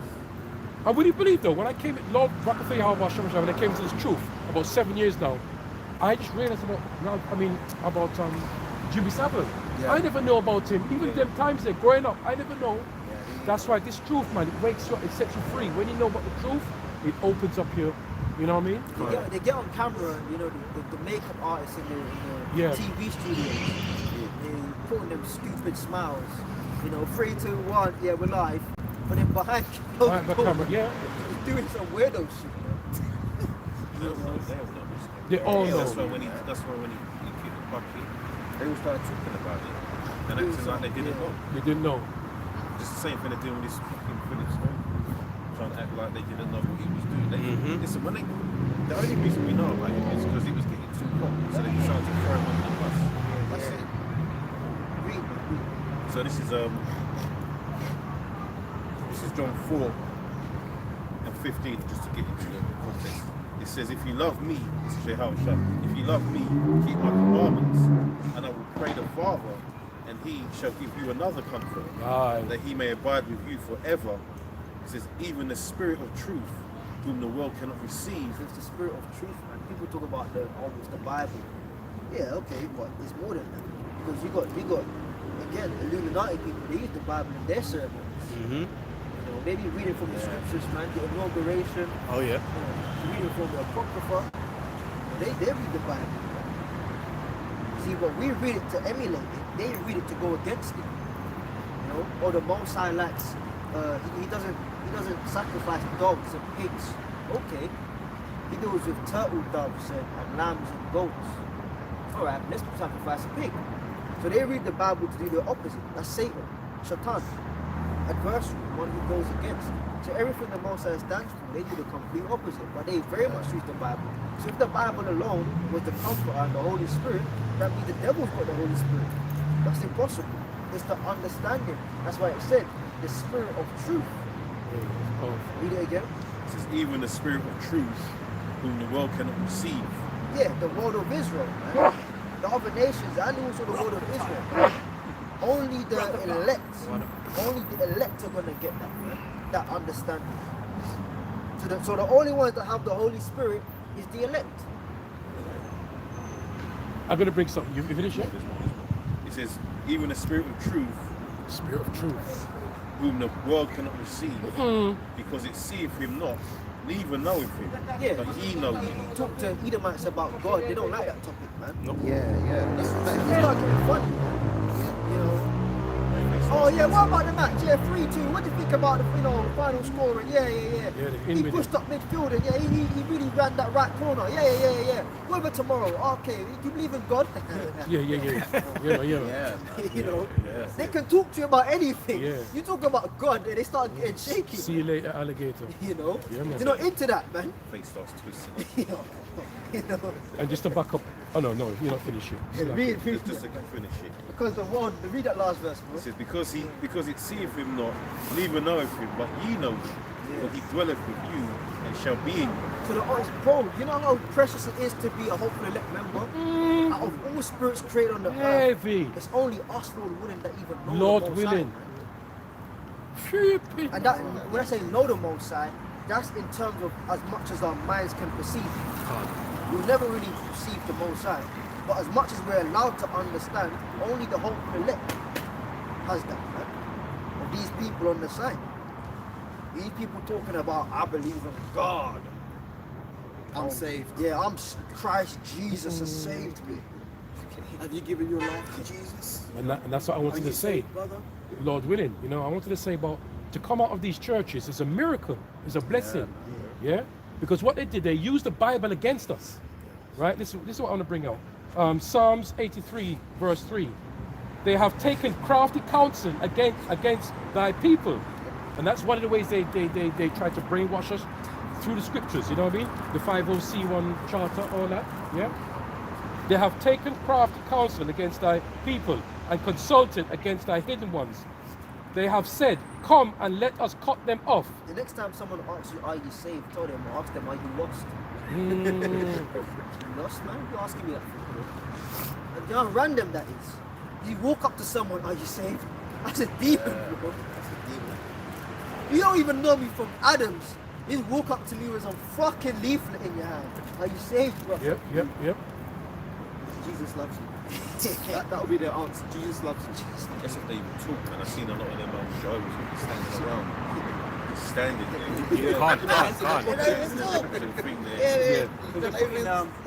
I can give you a bit of insight on that.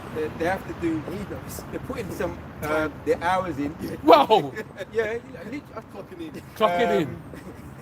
Auxiliary Pioneer is 45 hours Wow! a month, 45 hours a month. And So they did it rank also, innit? definitely. And Special Pioneer is 90 hours a month. So they've got ways you can do it. Some of them, they might stand out there, they're looking at they're counting the hours, or they may take the long way around. Wow. I never used to do, I was never a pioneer. It's called a pioneer. You teach us something there, Auxiliary brother. or Special Pioneer. So what if, I've got a question, so what if you go back to the Kingdom Hall and just put in, I did the hours. Yeah, you could probably do that. Rig it the time. But it's just, they say it's your conscience, some of them are sincere, probably, because, they've been brought up in it, and they, just like Muslims, they maybe believe in Allah and all that. Yeah. But you put in your hours, Yeah. that means you've got to spend time out there in the ministry. So when you spend time out there in the ministry, you've got an hour sheet, you fill it in. I've still got something that Okay. you fill it in and then you hand it into your elder. And the elder, every now and then you say, Sister so-and-so, you know how the women did. Sister so-and-so done Auxiliary Pioneer this month, she put in 90 hours. What? Yeah, so Oh, it's hitting man. targets. So people get glory, you get glory. Find themselves doing If you want glory in the Christian church, you can get glory by doing that. What are the perks of becoming an auxiliary pioneer? Your front row seat or something. Yeah, exactly. Right. Exactly. People see you, people give you, say, oh, you know, you're zealous, you're very zealous. Yeah. You know, it's similar to in a lot of these other churches. I'm you know. mixing it up, maybe. Is that the religion they believe the 24 elders is in America somewhere? No, this is not that one. There's another type of Christian, because it's Like speak they about- saints, I think. yeah, they believe the 24 elders are actually somewhere in some room. Ready to cast But their crowns. definitely, all of the elders, you know, in Revelation, and all of the Yehoshua, everybody's white. They was what? So you could be in there. Obviously, you're into white supremacy. But when I was watching the brothers, cut a long story short, when I was watching the brothers, I started to, what the fuck was I doing? That's a blessing. About mental illnesses, everybody Yeah, got something. that's a blessing, brother. It's a mental It's a blessing. We spoke about that. That's a demon. These philosophies. When Yahushua gave the disciples the power to take a beat on, the first thing is philosophies of the world. That's why you got to forget all of that. You know, people try to hold on to certain parts of Christianity in the truth, and then they start acting funny when certain things come around. You try to hold on to like some Jesus image. You know, you, in your head, you're saying you're Yahushua, but you're still a white man to you. Long hair. Long hair, like, No, brother. you got to let go of No that. way. No way. Yeah. The Lord is not in any of these churches. No way. We learning there. This is Acts chapter 7, verse 48. Howbeit the Most High dwelleth not in temples made Yes, with hands, that's another sign. as saith the prophet. So all these churches, the Lord is not in them, man. So it is really a miracle that, especially being in Jehovah's Witness, man. That's fucked up. And the founder of that was, what's his name? Charles Taze Russell. Yeah. And he was a Freemason, man. But my example is, because I lived an extreme life, Yeah, I've yeah. done extreme things. Most I put me in an extreme, contrary thing to Yeah. get me out. It needed to be extreme, you know. But the story goes deep, you know. We don't have to get into the details. So we're blessed, man. Church. That's the church.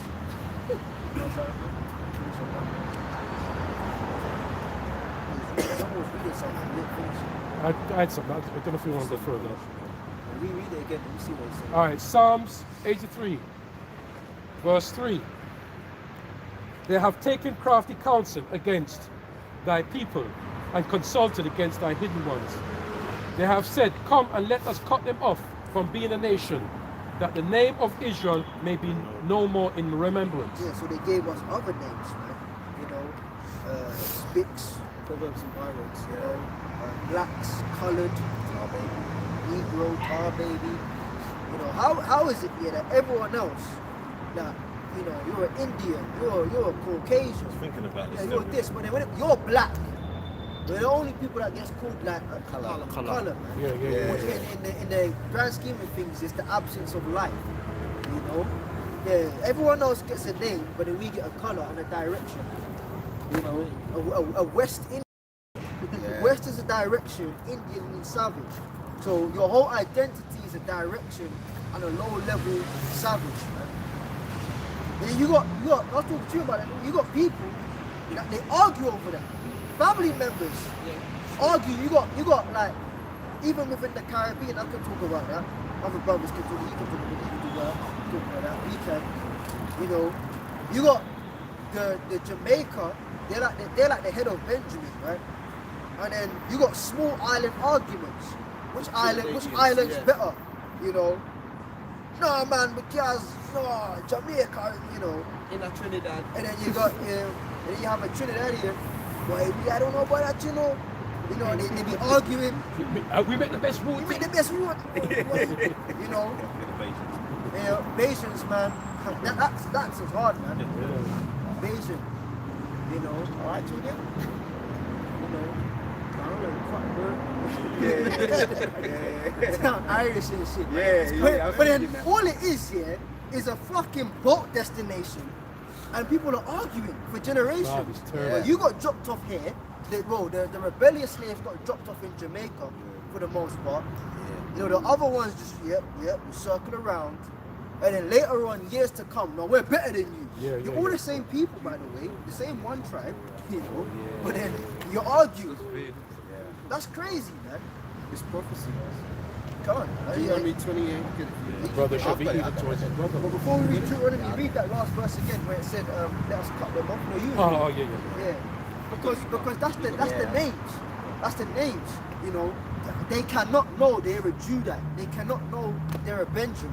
What's lucky? Because those names have vibrations to them. The name of our nation itself. Of course it does. But then you got people that, you know, smart ass Jake that get into Chemite shit. Oh, we're not Israelites. You know, ISIS, Ra and El. You know, that's an Egyptian. Well, do you think we were fucking going around calling ourselves Israel? That's a German one.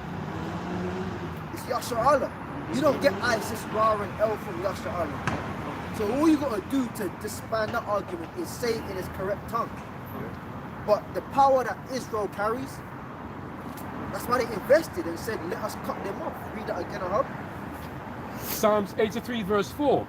They have said, come and let us cut them off from being a nation, that the name of Israel may be no more in remembrance. Yeah. So now, like we said earlier, in the school system, you get a month, you know, and you go as far back as slavery in the ships. You're cut off from being a nation. What the fuck can you build on in the knowledge of, ships? And we were shitting on ourselves. Yeah. You know, we was peeing on ourselves. And the 6 slaves, they threw them overboard in shackles and chains. You know, and we were sick.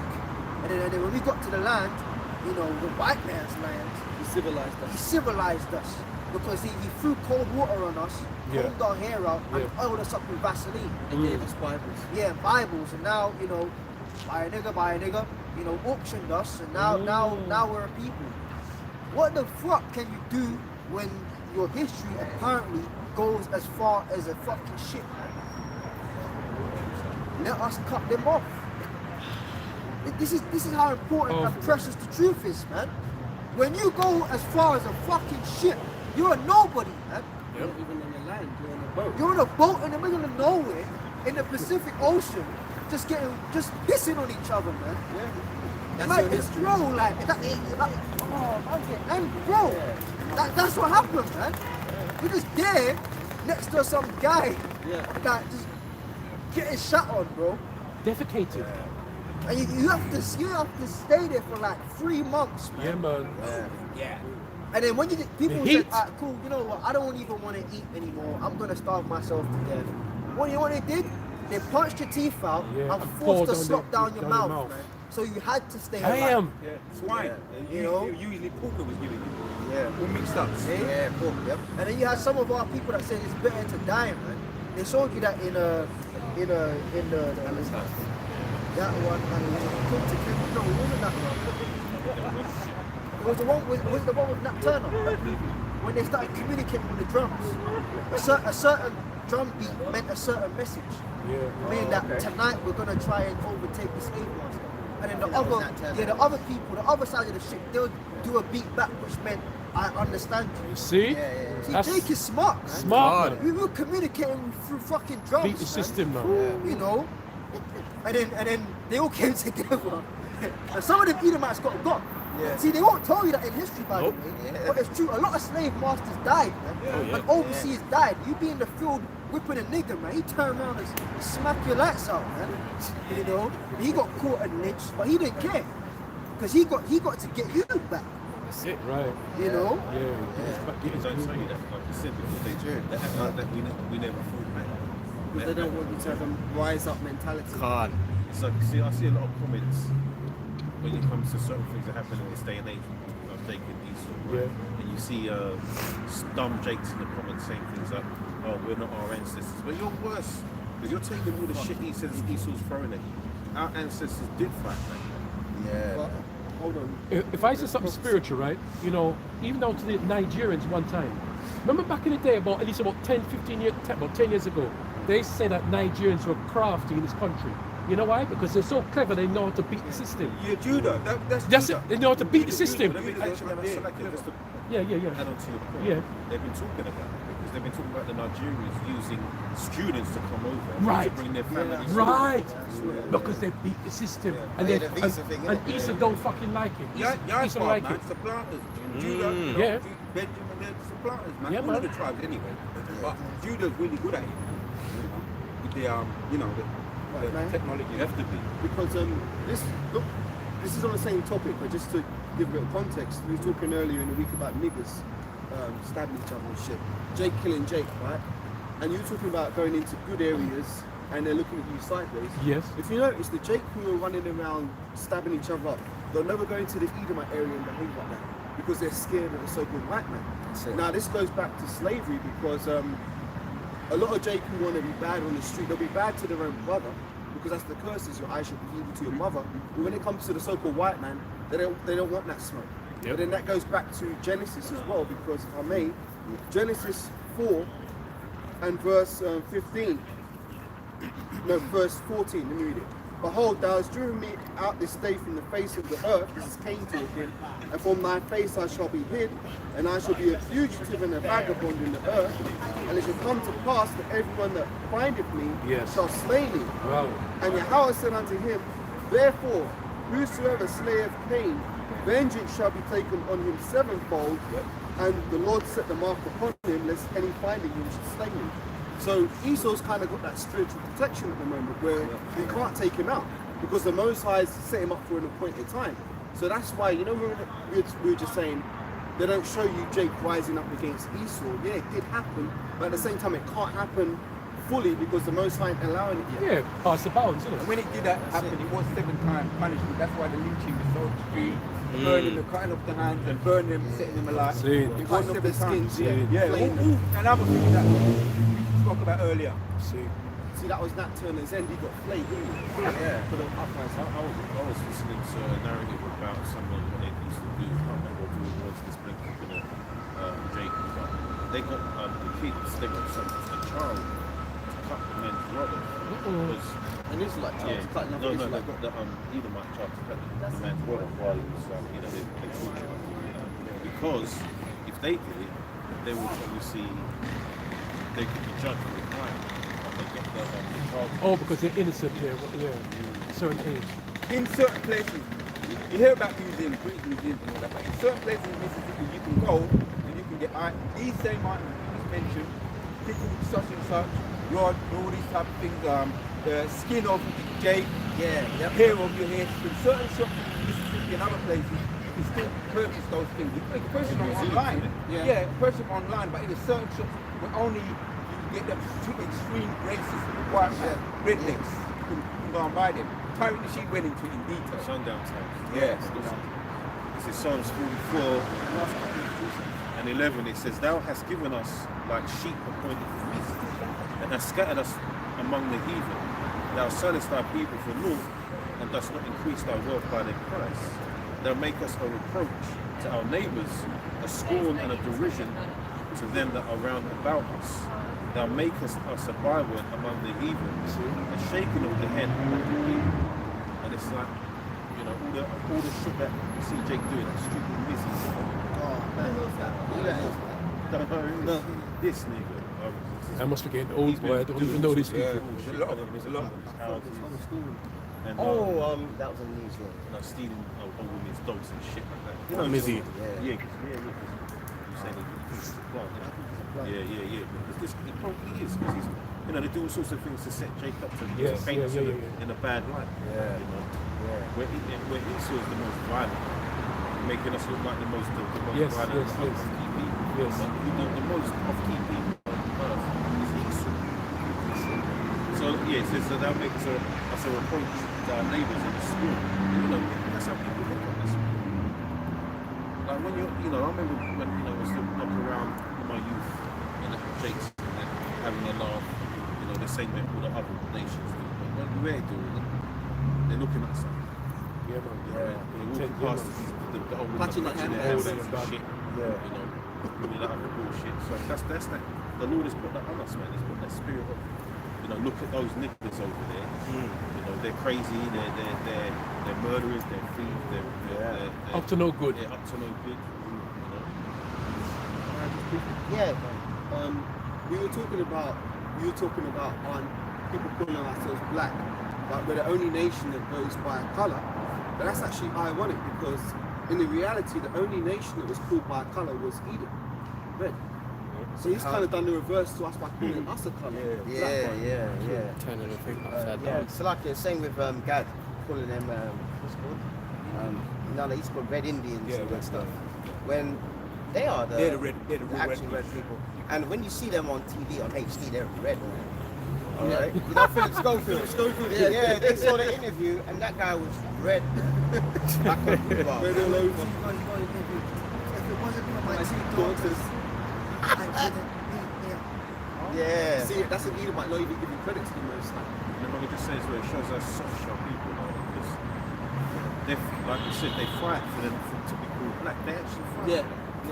It's like they don't seem to realise that they're the only nation on earth that don't know what they are and don't know what to call themselves.